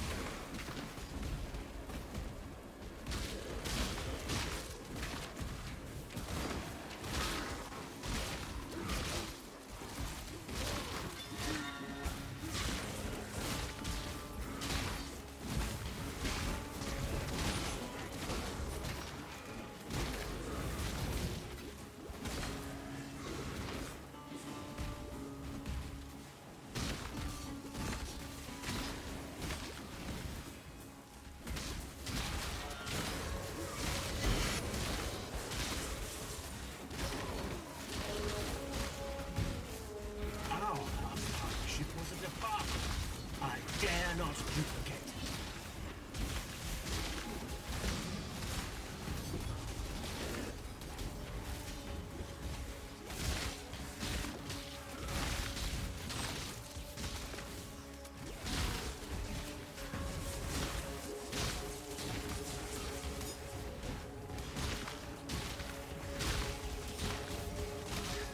I should have in this vow.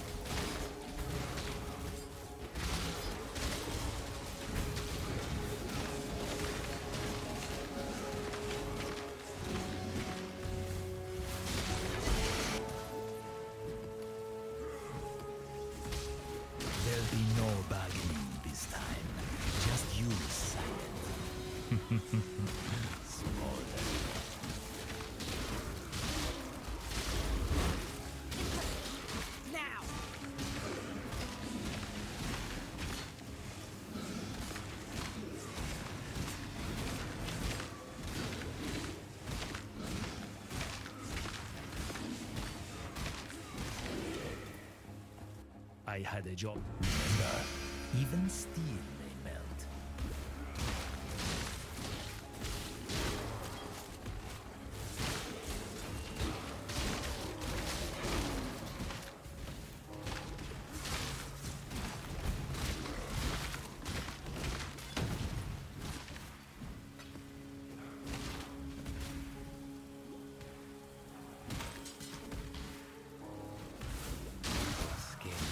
I shall wear it.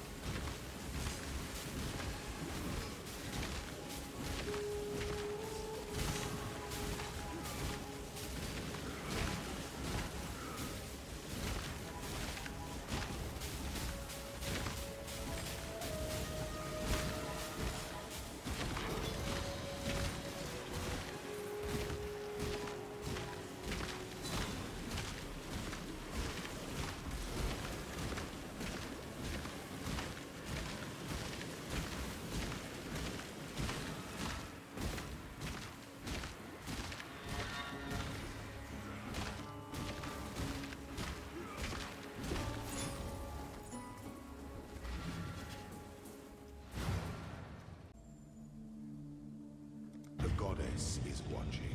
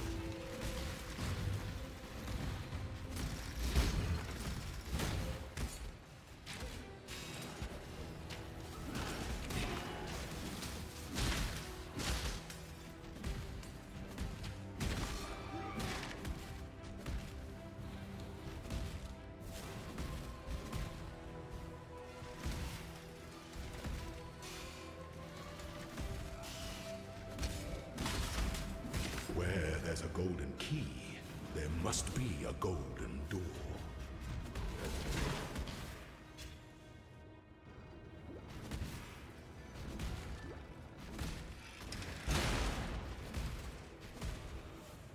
Gold is the most liberating of metals.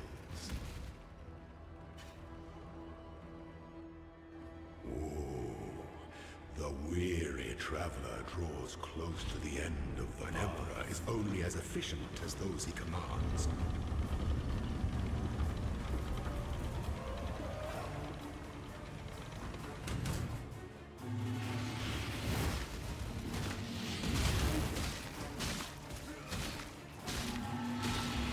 Withstand the siege.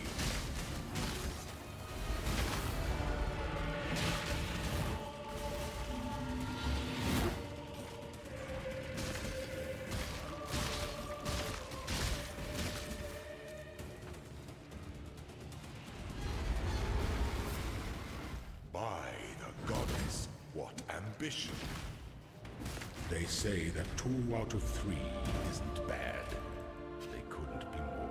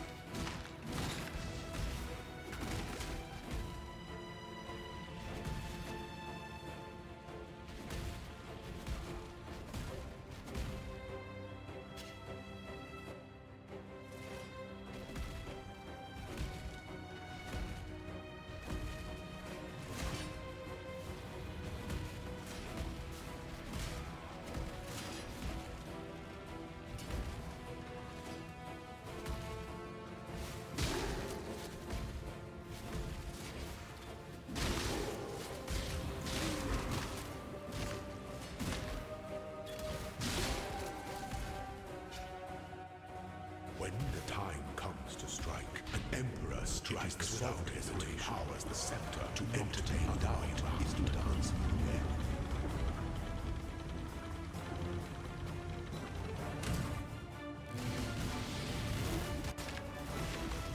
Violence is delicate.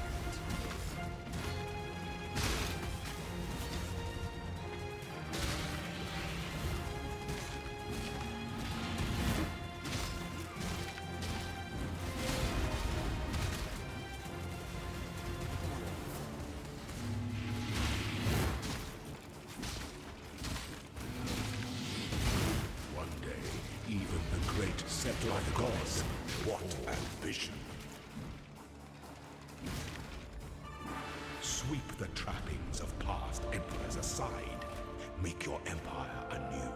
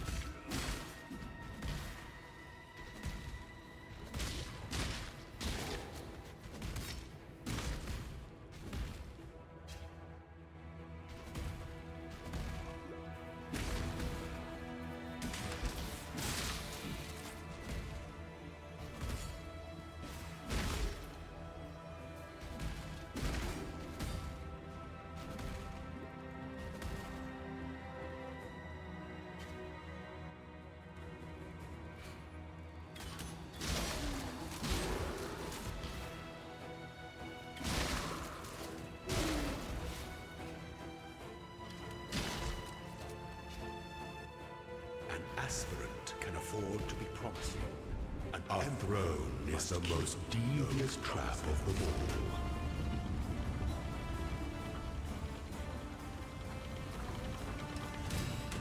all. Are you a martyr?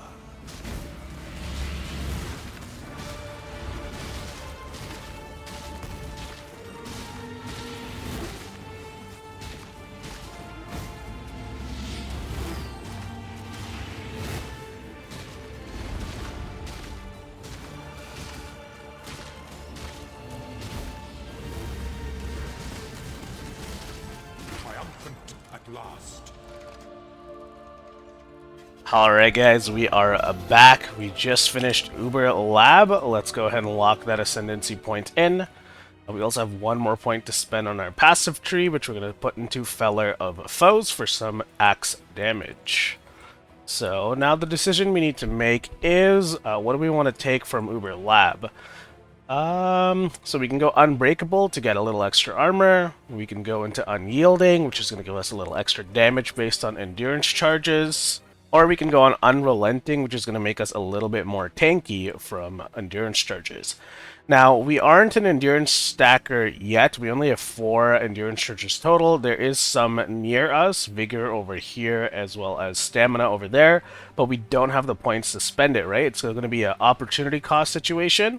Do you want to spend 5 points on endurance charge, or would you rather spend 5 points on like raw damage? I think early on in Leaguestart you want to get that raw damage, and then maybe as your build gets better and gets damage from elsewhere, you can transition into things like endurance stacking. So for now, I think we're going to get armor and Unbreakable. This is going to double our defenses from our chest plate, so we're going to go from 18k armor to 27k almost. It's awesome. And then we're also going to try to upgrade our chest plate because this one isn't very good. The other thing we can do is check the Divine font here. Oh baby, okay. So here you can see we have 150 million experience to the gem. That is exactly what we're looking for. I'm going to go ahead and put that into Boneshatter, and then the other 100 mil into Boneshatter as well. This is going to tick it to level 20. You can see here that at level 19, it does 4% more damage per trauma with the 20 quality. At level 20, it does 5% more damage per trauma. Alright, so this is something that we want before we do our bosses, but you can't always grind that out. Just want to make sure that I'm actually getting, yeah, I'm getting 5%. Okay, cool. So, with that done, let's go back to town. We have a couple more upgrades to make before we can take on the bosses for the Polaric and Writhing Invitation. Specifically, I'd like to get an axe upgrade, but before we do all of that, let's do a quick slash played, just so you know how long I've been grinding Betrayal and Essences. I think the last time we checked was 9 hours, now it's 11, so I want to say almost 2 hours of grinding to get to level 85. Right, I have a couple of upgrades here ready to go, but before we lock any of that in, I want to see if I can get a 5-link chestplate. So we're going to go to Gamble, we're going to go to Random Armor, and we're going to try to get a 5-link with the gold that we have. I'd consider that a win. And while we're doing this, we can also look at the items themselves, see if it's any good. None of these seem all that great. Oh dear. Hey, we got it! Oh man, we were running out of gold there. Okay, so we got the 5-link here, guys. I'm gonna go ahead and put it into this tab over here, and then sell all of this other stuff. So let's have a look at the 5-link we got. It has 2 high resistances, it's got life, it's got armor, and it has a suffix for, or sorry, a prefix for us to craft armor on it. Now this is a pretty good chestplate on its own, so I'm just going to keep it. I think something like this you can justify spending 2 chaos on, or we can get some life over here, that's also cool. Yeah, I think I'm just going to spend 2 chaos, get that armor locked in. And then we are going to put some armor scrap on it. Okay, there we go, some armor scraps on the chestplate. So it's already an upgrade from what we had before. I'll unequip this and then move my setup over to this chestplate. So I'm going to want 5 red is okay. We can go Boneshatter, go Fortify. I think we had a Brutality gem from before. Close combat is actually better. So, should I use close combat or should I use brutality? I'm not sure. We'll stick with brutality now so we don't have to spend any chromes. For our last support gem, I think I'm going to get life tap. This is going to make Boneshatter cost a ton of life, but because we're a trauma stacking build, we should be able to recuperate that no problem. So here that costs 78 life per attack. Right, the reason we're using life tap is because it's going to give us the ability to get rid of our mana flask, and we're also going to be able to reserve another aura on our mana over there. So lots of stuff to set up here. Let's go ahead and check our defenses. Looks like we're still res capped, which is awesome. I can go ahead and sell the chest I had from before. And now we have to get a new weapon. That's going to be the most important thing for us to do. I have a couple of eye level 70 plus Despot axes here, but before we do that, let's try and gamble, see if we can find a higher eye level one. This is eye level 82. Alright, and we are out of gold. So it looks like we are going with this eye level 82 Despot axe as our base. We have a couple of essences here, so Contempt is what we're looking for. We have 2 Shrieking Essences of Contempt. I'm going to roll it and see if we get lucky. Okay, this one is not that great. Try again. Okay, this one is Flat Fizz. Oh, okay. It's got Hybrid Fizz, also not very good. So we didn't get lucky with our Essences of Contempt. Try this one. I can't. That one requires the item to be a normal item. So I'm not sure what to do here. We have 1 Regal Orb. That's not much to work with. We have a couple Chaos Orbs. Alright, let's try to Alteration spam it into something that is good. Or maybe we can use this Essence of Zeal. You know what? I think that's going to be our axe. So we used the Essence of Zeal to get increased attack speed. Then we had a Flat Fizz modifier roll on it. It's not a very high one, unfortunately. So we take all of that, and then we spend 4 chaos to get increased physical damage. Make sure there's no better one to get. Right, there isn't. So let's lock this in. Right, and now we're going to use quality on this. So only 6 blacksmith whetstones. I'm going to have to go to the town vendor and buy more. Okay, it looks like we can buy 1 more to get that 20%. There it is. That's going to be our axe. Now, I did notice here that this axe has some fire damage on it. That's not really useful for our build, but we also don't want to just take it for granted. So I'm going to remove Brutality from our 5-link setup. We're going to put Close Combat back in. That's going to give us just a tiny little bit more damage when we are doing our bosses. So let's get a green socket here. Alright, so Boneshatter, Close Combat, Fortify Support, Ruthless Support, and Life Tap Support. That's our 5-link. Here is our new axe. A very nice axe. You can sell the old one. Right? Now, all that's left to do is to get a couple more sockets and gear slots set up. Our gloves is still the magic one from before. Looks like I have a nice pair of gloves here. Type in glove. So this one is attack speed and life. This one is intelligence in case we needed more int. This glove over here has a veiled modifier, increased damage while leeching. I'm going to pick that. So we do need to get our 4 sockets set up. I'm just going to do that using the crafting bench. So we can go here, get 4 sockets, and then we can go for 4 linked sockets. Right, so Leap Slam. I think we can do... We need 1 red so we can have a Life Tap on Leap Slam as well. So hopefully I have enough chromes for this. It's kind of concerning, actually. I'm going to go here and do 2 red sockets. Okay, that is unfortunate. What? Oof. It is what it is. We'll have to give up one of our support gems. Maybe faster attacks needs to go. So we'll use Leap Slam, and then we'll get Life Tap. Life Tap. Need a couple of these. Right, and then I suppose we can toss in Warbanner there for now.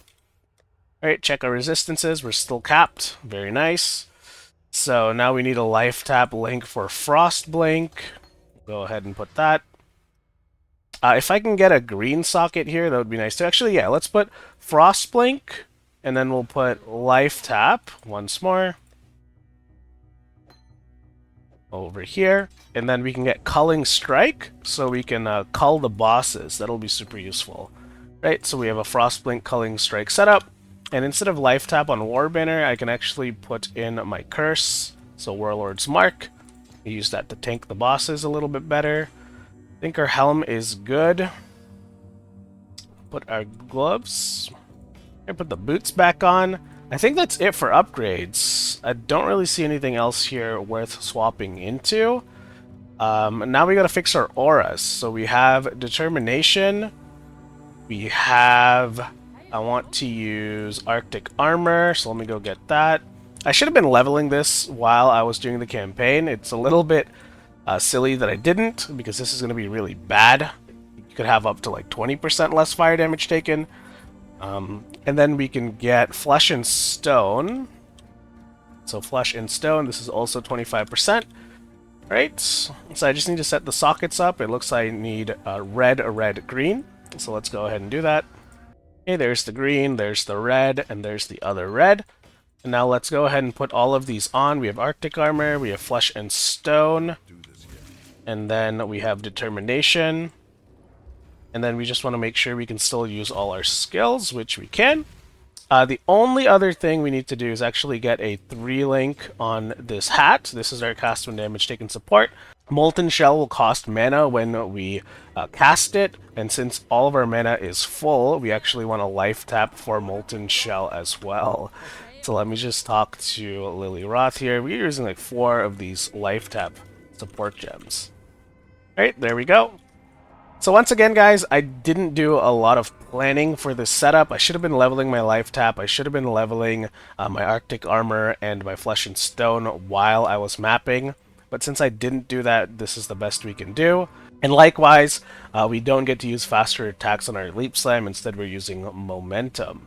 Okay, so I'll go ahead, sell these gloves. I think we're basically locked in. Our flasks are looking kind of bad. It would be nice to have another life flask for this bossing session. I guess instead we can use the granite flask. This one has less duration. That's not good. Alright, we'll just toss the granite flask there for now. And if that's not working, we'll go get more life flasks for this character, okay? So you can deposit all of this crap. We can throw away this Divine Mana Flask. We don't need that anymore. And we are ready to do our bosses. So let's go ahead and do our first boss. Hopefully this goes well. Alright, just starting a new recording for this particular fight. So this is the Black Star. You're going to be fighting, I think, 1 or 2 bosses at the same time. Or maybe a boss and his, like, ad. Alright, we want to stand close to him. We want to stand near the rotating middle. That's because when the boss uses fire attacks, we want to stand in the cold part of the arena. And when the boss uses cold attacks, we want to stand in the fire part of the arena, okay? And since we're playing Boneshatter, if you can stack the bosses up together, that's going to be fantastic. Astral Avalanche! So this, I want to stay in the red side. Alright, this is kind of sus. We don't have a lot of spell damage on this character, or spell damage mitigation, sorry.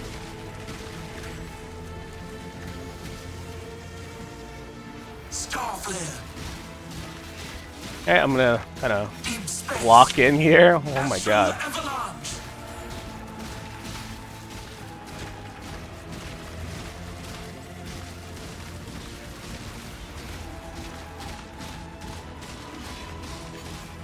Simulacrum!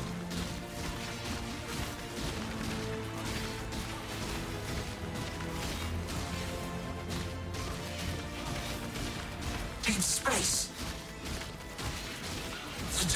And we did it! The Black Star is dead. Apparently Warbanner also costs mana, so I need to move this over here. Where's Warbanner? Okay, we didn't use our Warbanner because I didn't realize it costed mana. So that went well. Alright, I'm a little bit impressed by how smooth that was. Now let's go ahead and do the Writhing Invitation. Alright, let me just put this in.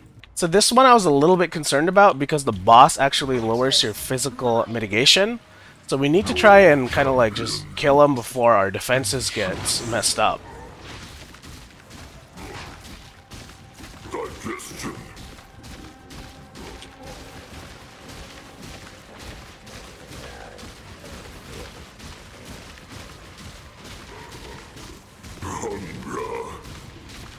Okay, when he says hunger, we run for a bit. I think he's supposed to resurface after some time, like that. Right, we're about to get sucked into the, whatever that is, the bad stuff. So I'm trying to buy as much time as possible before that happens. There's a slam. Alright, we're getting sucked in. Now we have to move towards where the things are pointing at. I don't know if I'm doing this right. I think I am. Where's the portal? Guys, I don't think I did this right. Ah, man. Oh, that's gonna be pain.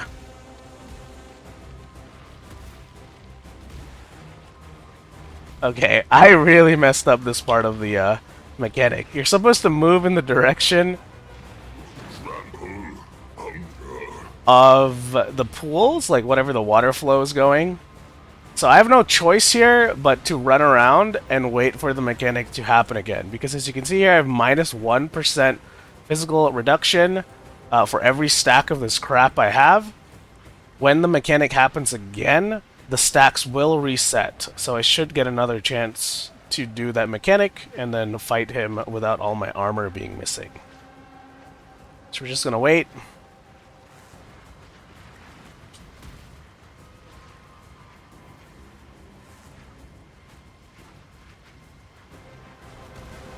Alright, in we go.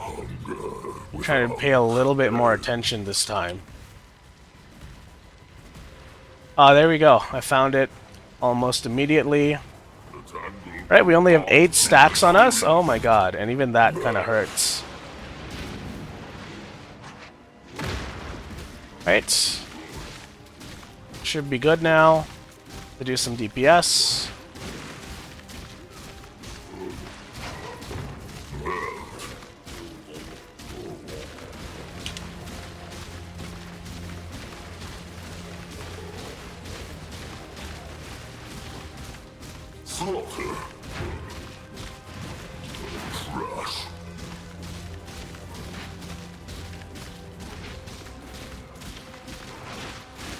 Alright, looks like we're about to get pulled in again.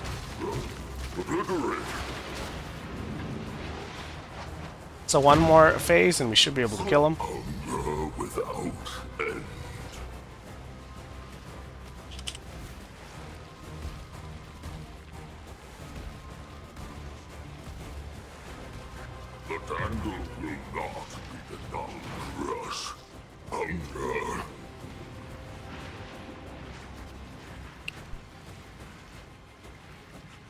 Unfortunately, it went straight into I phase right when I came in, so we're gonna have to kite that out. I should not be standing on that. Whew.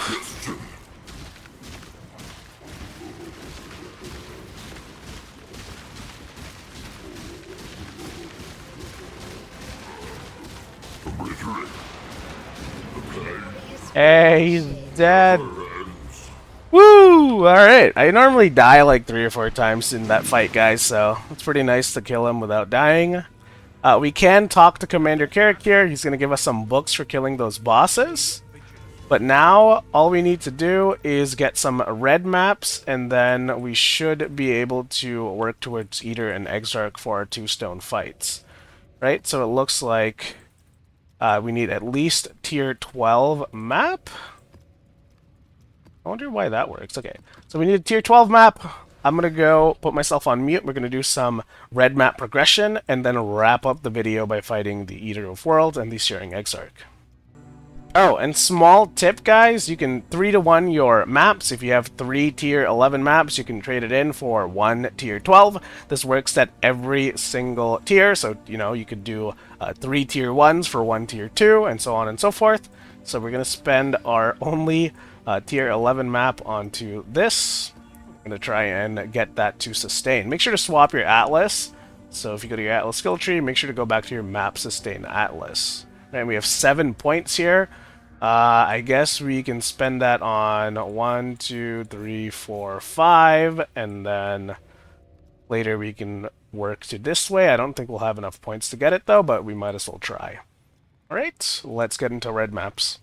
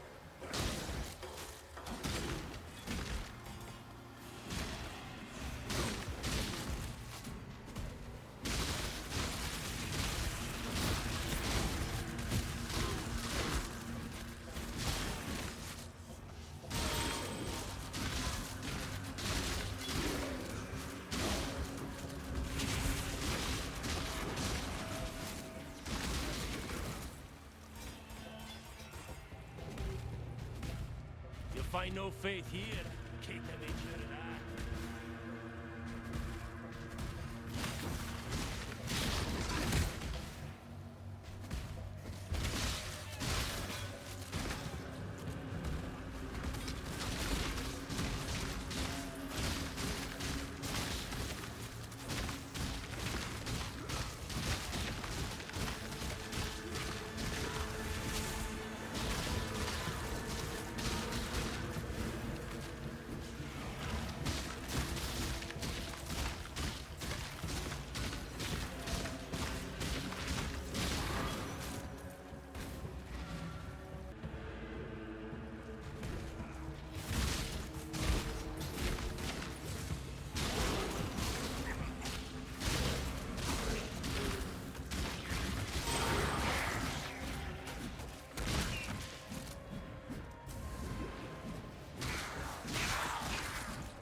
I gave up the cloth, gave up on God.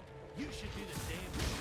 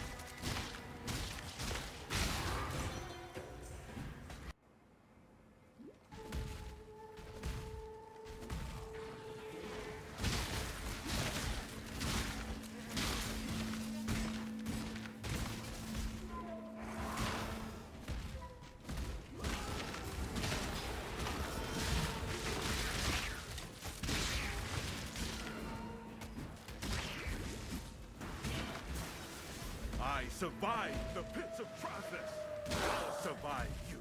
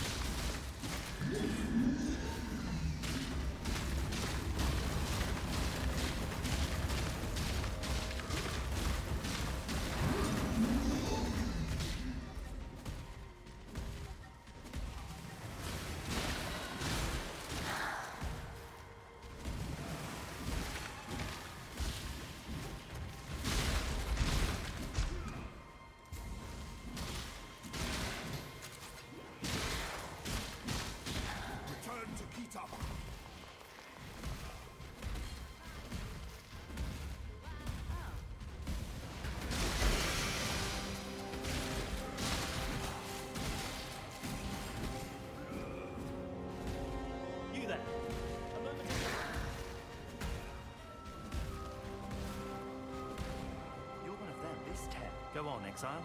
Approach the tent.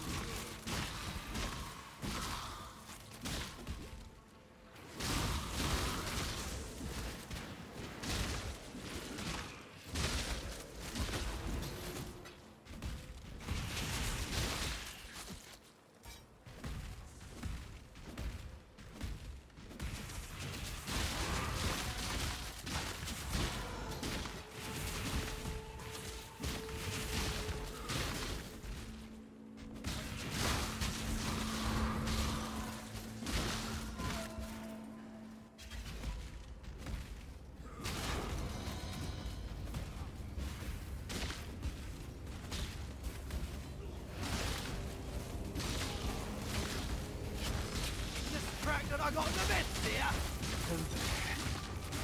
We do what we must for the greater good. Oh, guess I was better as a merchant than a fighter. Beg for your life. Just do it. Your methods are brutal. I'm no traitor. Gruesome. That was vivid. I'm going to kill you, Giannis.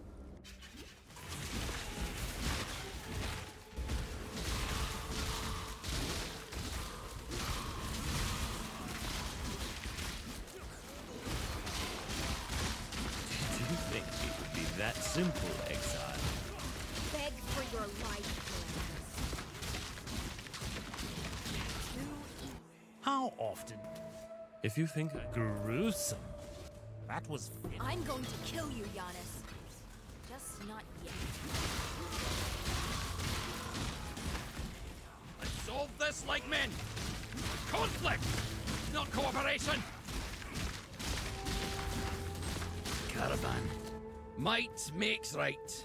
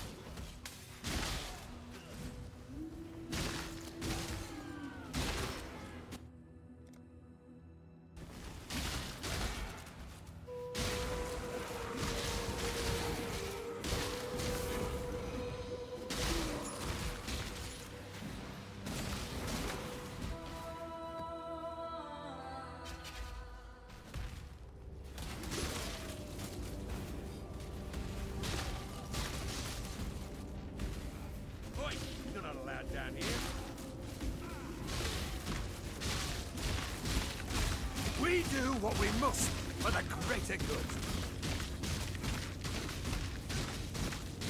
Even better with a weapon than with words.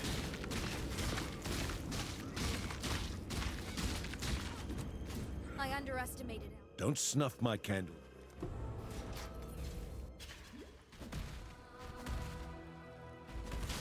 Porter, I will send you a gift.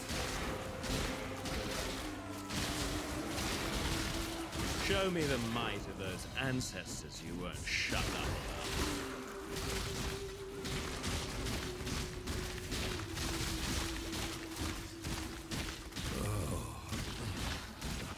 Exile. Another deal?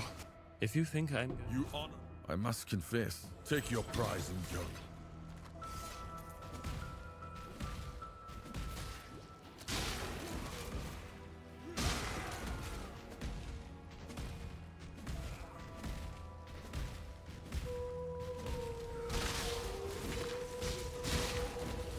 You look soft.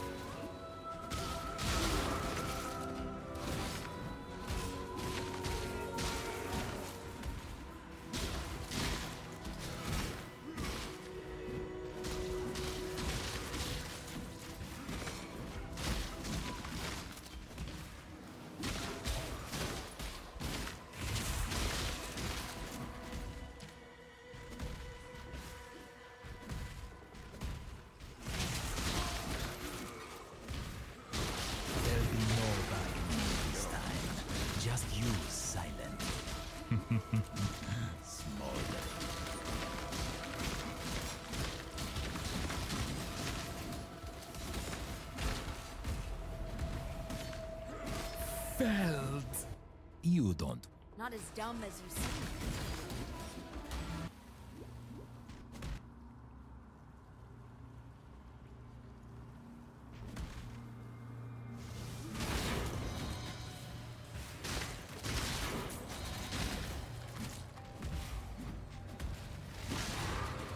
My death was quick. Yours won't be.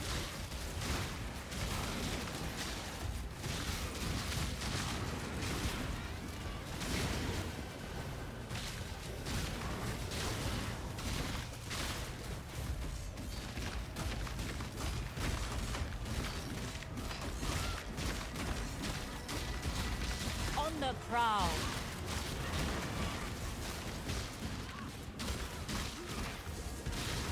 The weak perish. Such is life.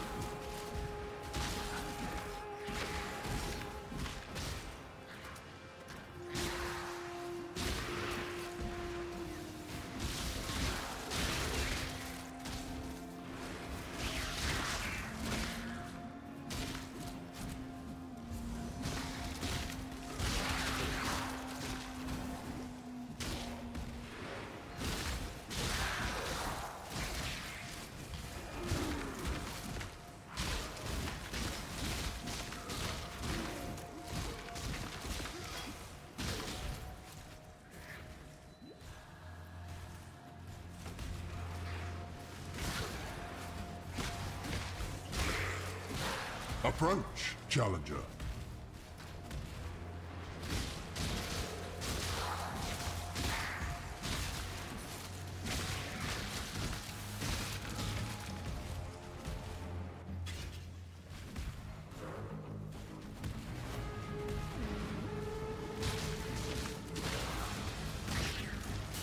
Nightmare through the light of divinity!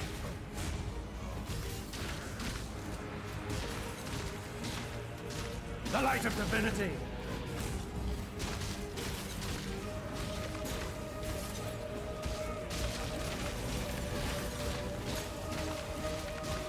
Shrink not from God!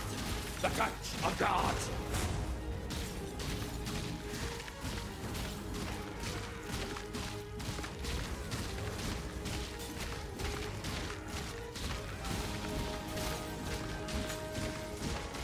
Die!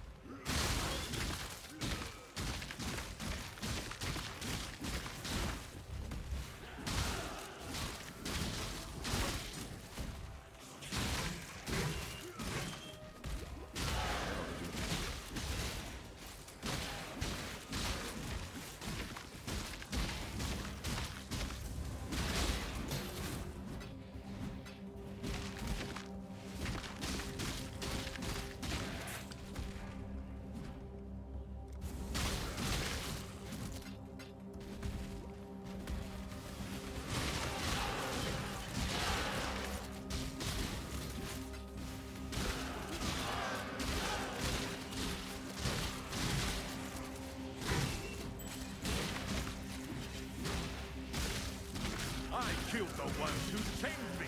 You're weaker still!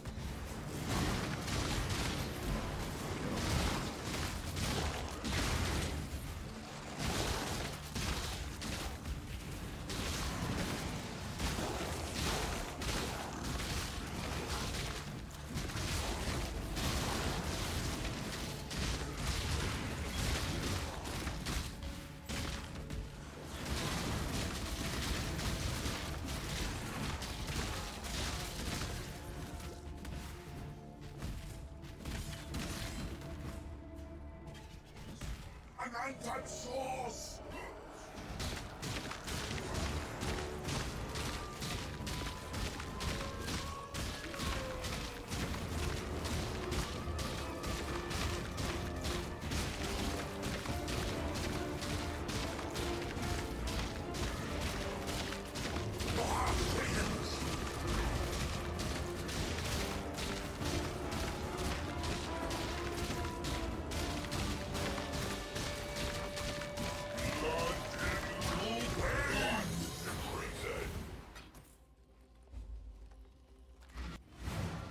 Alright guys, we have our boss tickets, so the Incandescent Invitation and the Screaming Invitation are ready to go. Only thing left to do is to look and see if there's any suffixes or prefixes I can benchcraft onto my items. Looks like this pair of gloves has an open prefix, does it not? Alright, I'm tripping, this is full on mods. Let's check the belt. This one has an open suffix. Let's see if there's any damage type suffixes we can get. And if we can't get any damage type suffixes, I think fire and chaos resist is going to be what we want. So let's go ahead and get some fire and chaos resist onto this belt. Alright, the boots have movement speed, the chest has armor. This ring can have, let's see, looks like a prefix is open. We could get some flat added fizz, or we could get some life regeneration. I wonder which is better. Let's get some life regen. Put this here. This ring has an open suffix, or an open prefix. What does this have? Oh, it has an open suffix and a prefix. So let's see if we can get more fire and chaos resist. Oh, we have physical attack damage leads to life. We have attack speed as well as the suffix. We could get those. +1 to minimum frenzy charges. If we had an exalted orb, we could have gotten that. I think I'm going to get fire and chaos resist. The reason I'm stacking extra fire, you'll see here that I'm quite overcapped, is because the Searing Exarch has a mechanic that lowers your fire res. So the goal here is if I get hit by that, I can have the extra fire res and be okay. Our hat has the armor mod on it, so I think everything is taken care of. The only thing I wasn't able to do is get myself another life flask. That would have been really useful, but I guess we're just going to have to try and play this proper. So we'll start with the Screaming Invitation. I'm going to put myself on mute, and yeah, we're just going to lock in and get this done. This is not a battle you can win, hatchling.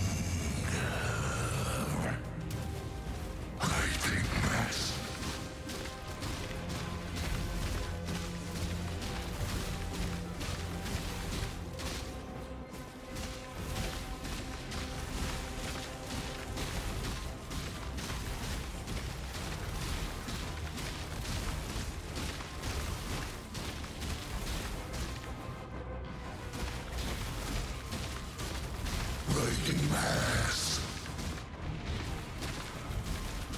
Succumb.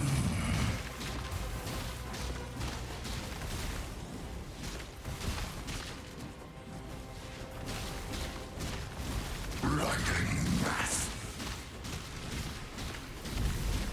Inescapable doom. Energize the spheres.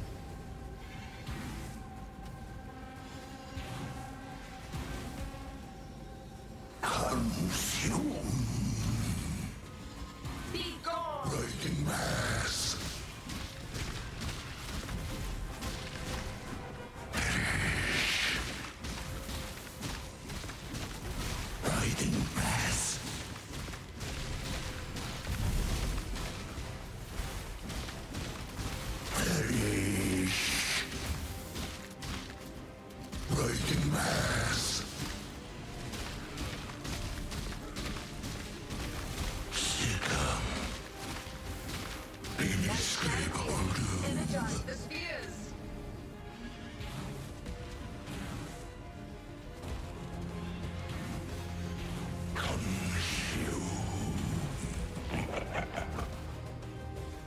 Be gone.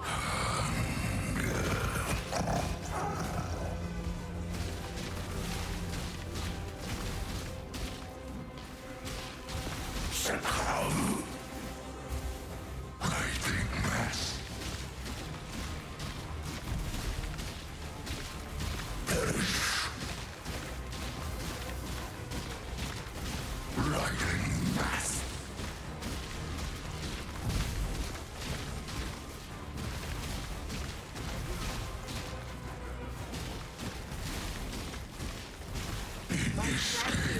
Energize the spheres.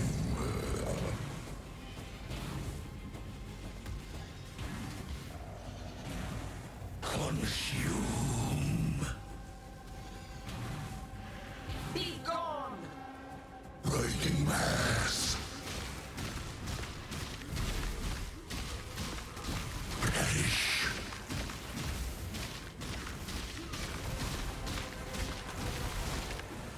Succumb. Writing mass.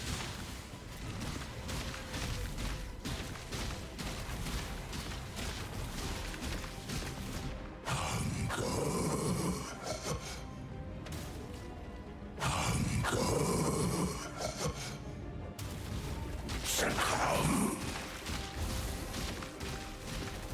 Inescapable doom. Energize the spheres.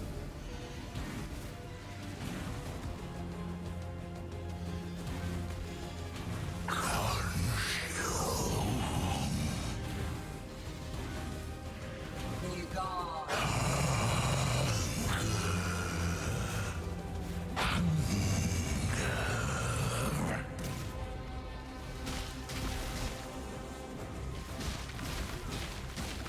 Writing mass.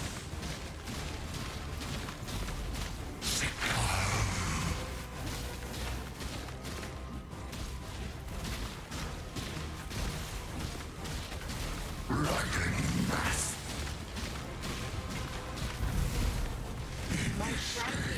Energize the spheres.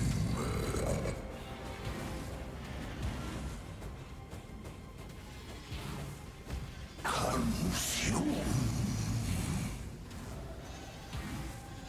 Be gone. Succumb. Writing mass.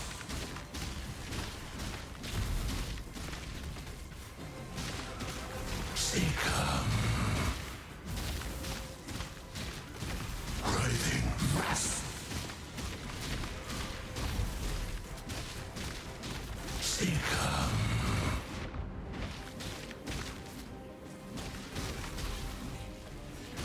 Inescapable doom. Energize the spheres.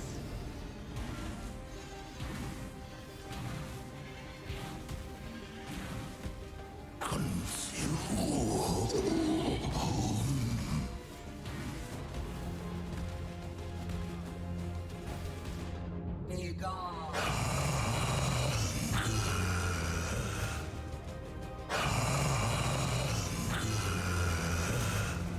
Succumb. Writing mass.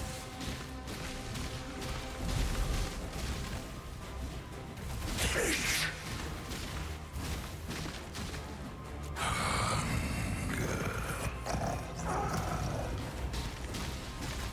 Succumb. Inescapable doom. Energize the spheres.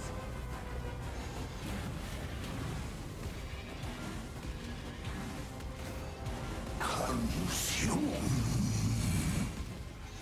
Be gone. Succumb. Writing mass. Escape from Hey! DPS very low, but we did get the kill. Deathless So, very nice. Let's go do the same thing for the Eater of Worlds, or sorry, Searing Exarch, and then we can finish this video. Your absurd defiance ends here, hatchling. Challenge.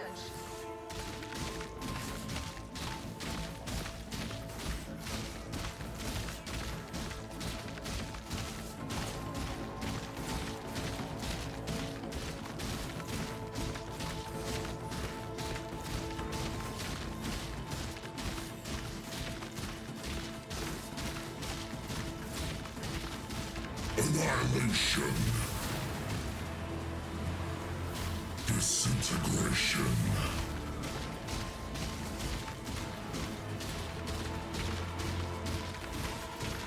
Annihilation.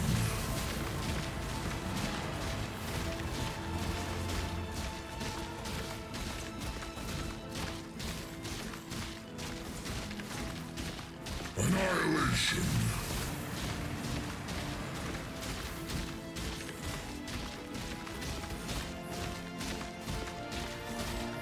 Incineration. Annihilation.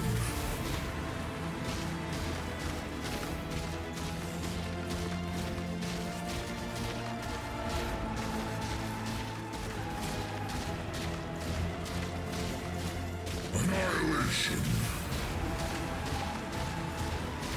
Incineration. The fires of 1,000 suns. You do not have the strength, hatchling. That may be, but I am not alone. How pathetic.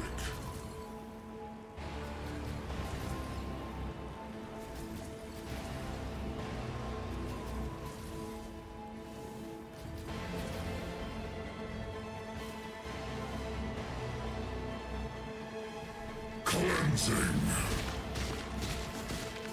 Incineration.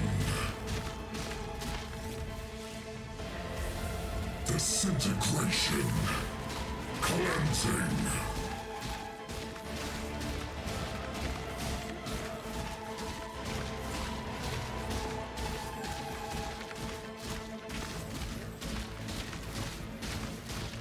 The fires of 1,000 suns.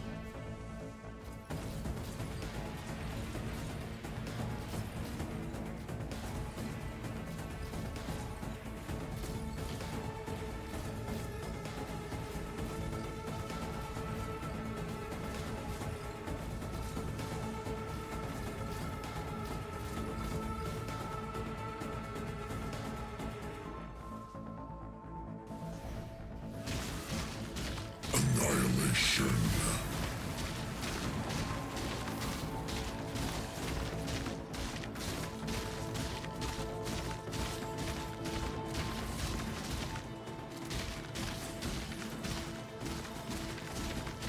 Disintegration. Cleansing. The fires of 1,000 suns.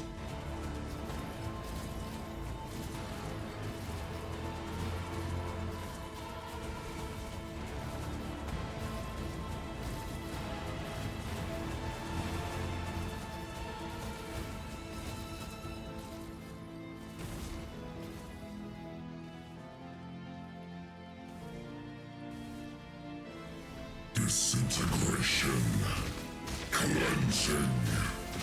Incineration. Annihilation.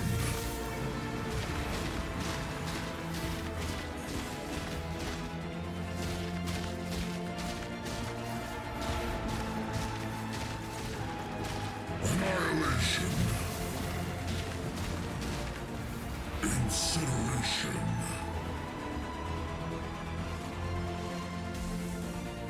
Disintegration.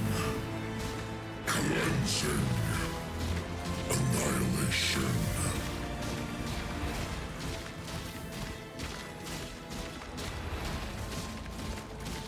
The fires of 1,000 suns.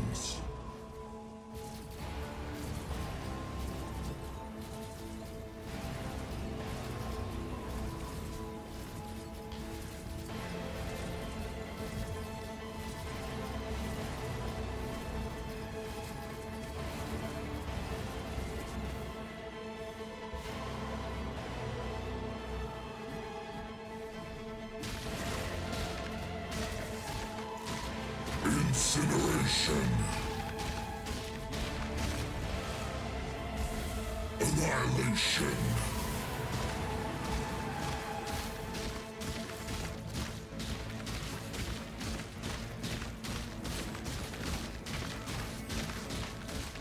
Annihilation. Incineration.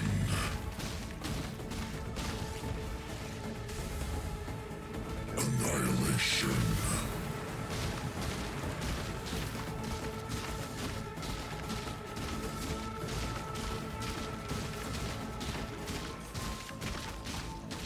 Annihilation.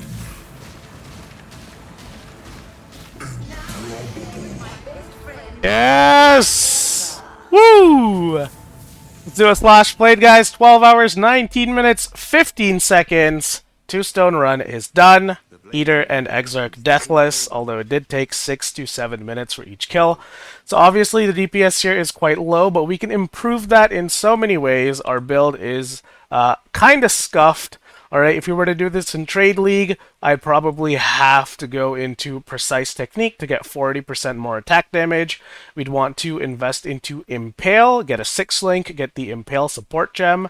We'll probably end up speccing out of Unflinching and going into Undeniable. That's going to help you meet the accuracy rating for Precise Technique, which is over here. That says you deal 40% more attack damage if your accuracy rating is higher than maximum life. There's a lot more you can do with this build. You can go endurance stacking route. You can get Relic Cash. I guess we won't know until the patch notes are in. Let's do a quick identification on the unique items. The bow is always trash. This Dawnbreaker item can have a good roll if you get % fizz taken as fire and armor maxed. So yeah, not that great. Let's put those Void Stones in, guys. Right, here is Void Stone number 1. And here comes Void Stone number 2. And that is it. That concludes this video. Good lord, has it taken a long time. I've tried to edit out some of the loading screens for you guys and some of the dead air during the campaign. Hopefully that shows if you end up watching it all the way to the end. But yeah, I'm going to do a little bit of housekeeping. We got to transfer all of this back into the Mercenaries League. We did find a Divine Orb, which was very nice. But other than that, everything is a little bit uneventful, okay? I'll have a description in the video with the POB. It's going to have all the benchmarks for the campaign for mapping. Then I'm going to put up the Atlas tree that we used. So you're going to have the Boss Rush Atlas tree over here, as well as the Essence and Betrayal leveling and I guess Essence farming tree over here, okay? So this is what we use to get our upgrades to do the 2-stone run. What else is there to say? I'll post the Regex I used in the campaign, and anything else that is relevant, make sure to check the video description for timestamps and all that good stuff. Anyways, that's it. Thank you guys so much for watching. Like and subscribe if you want to see more content like this. But otherwise, I'll see you soon with a new video. Bye!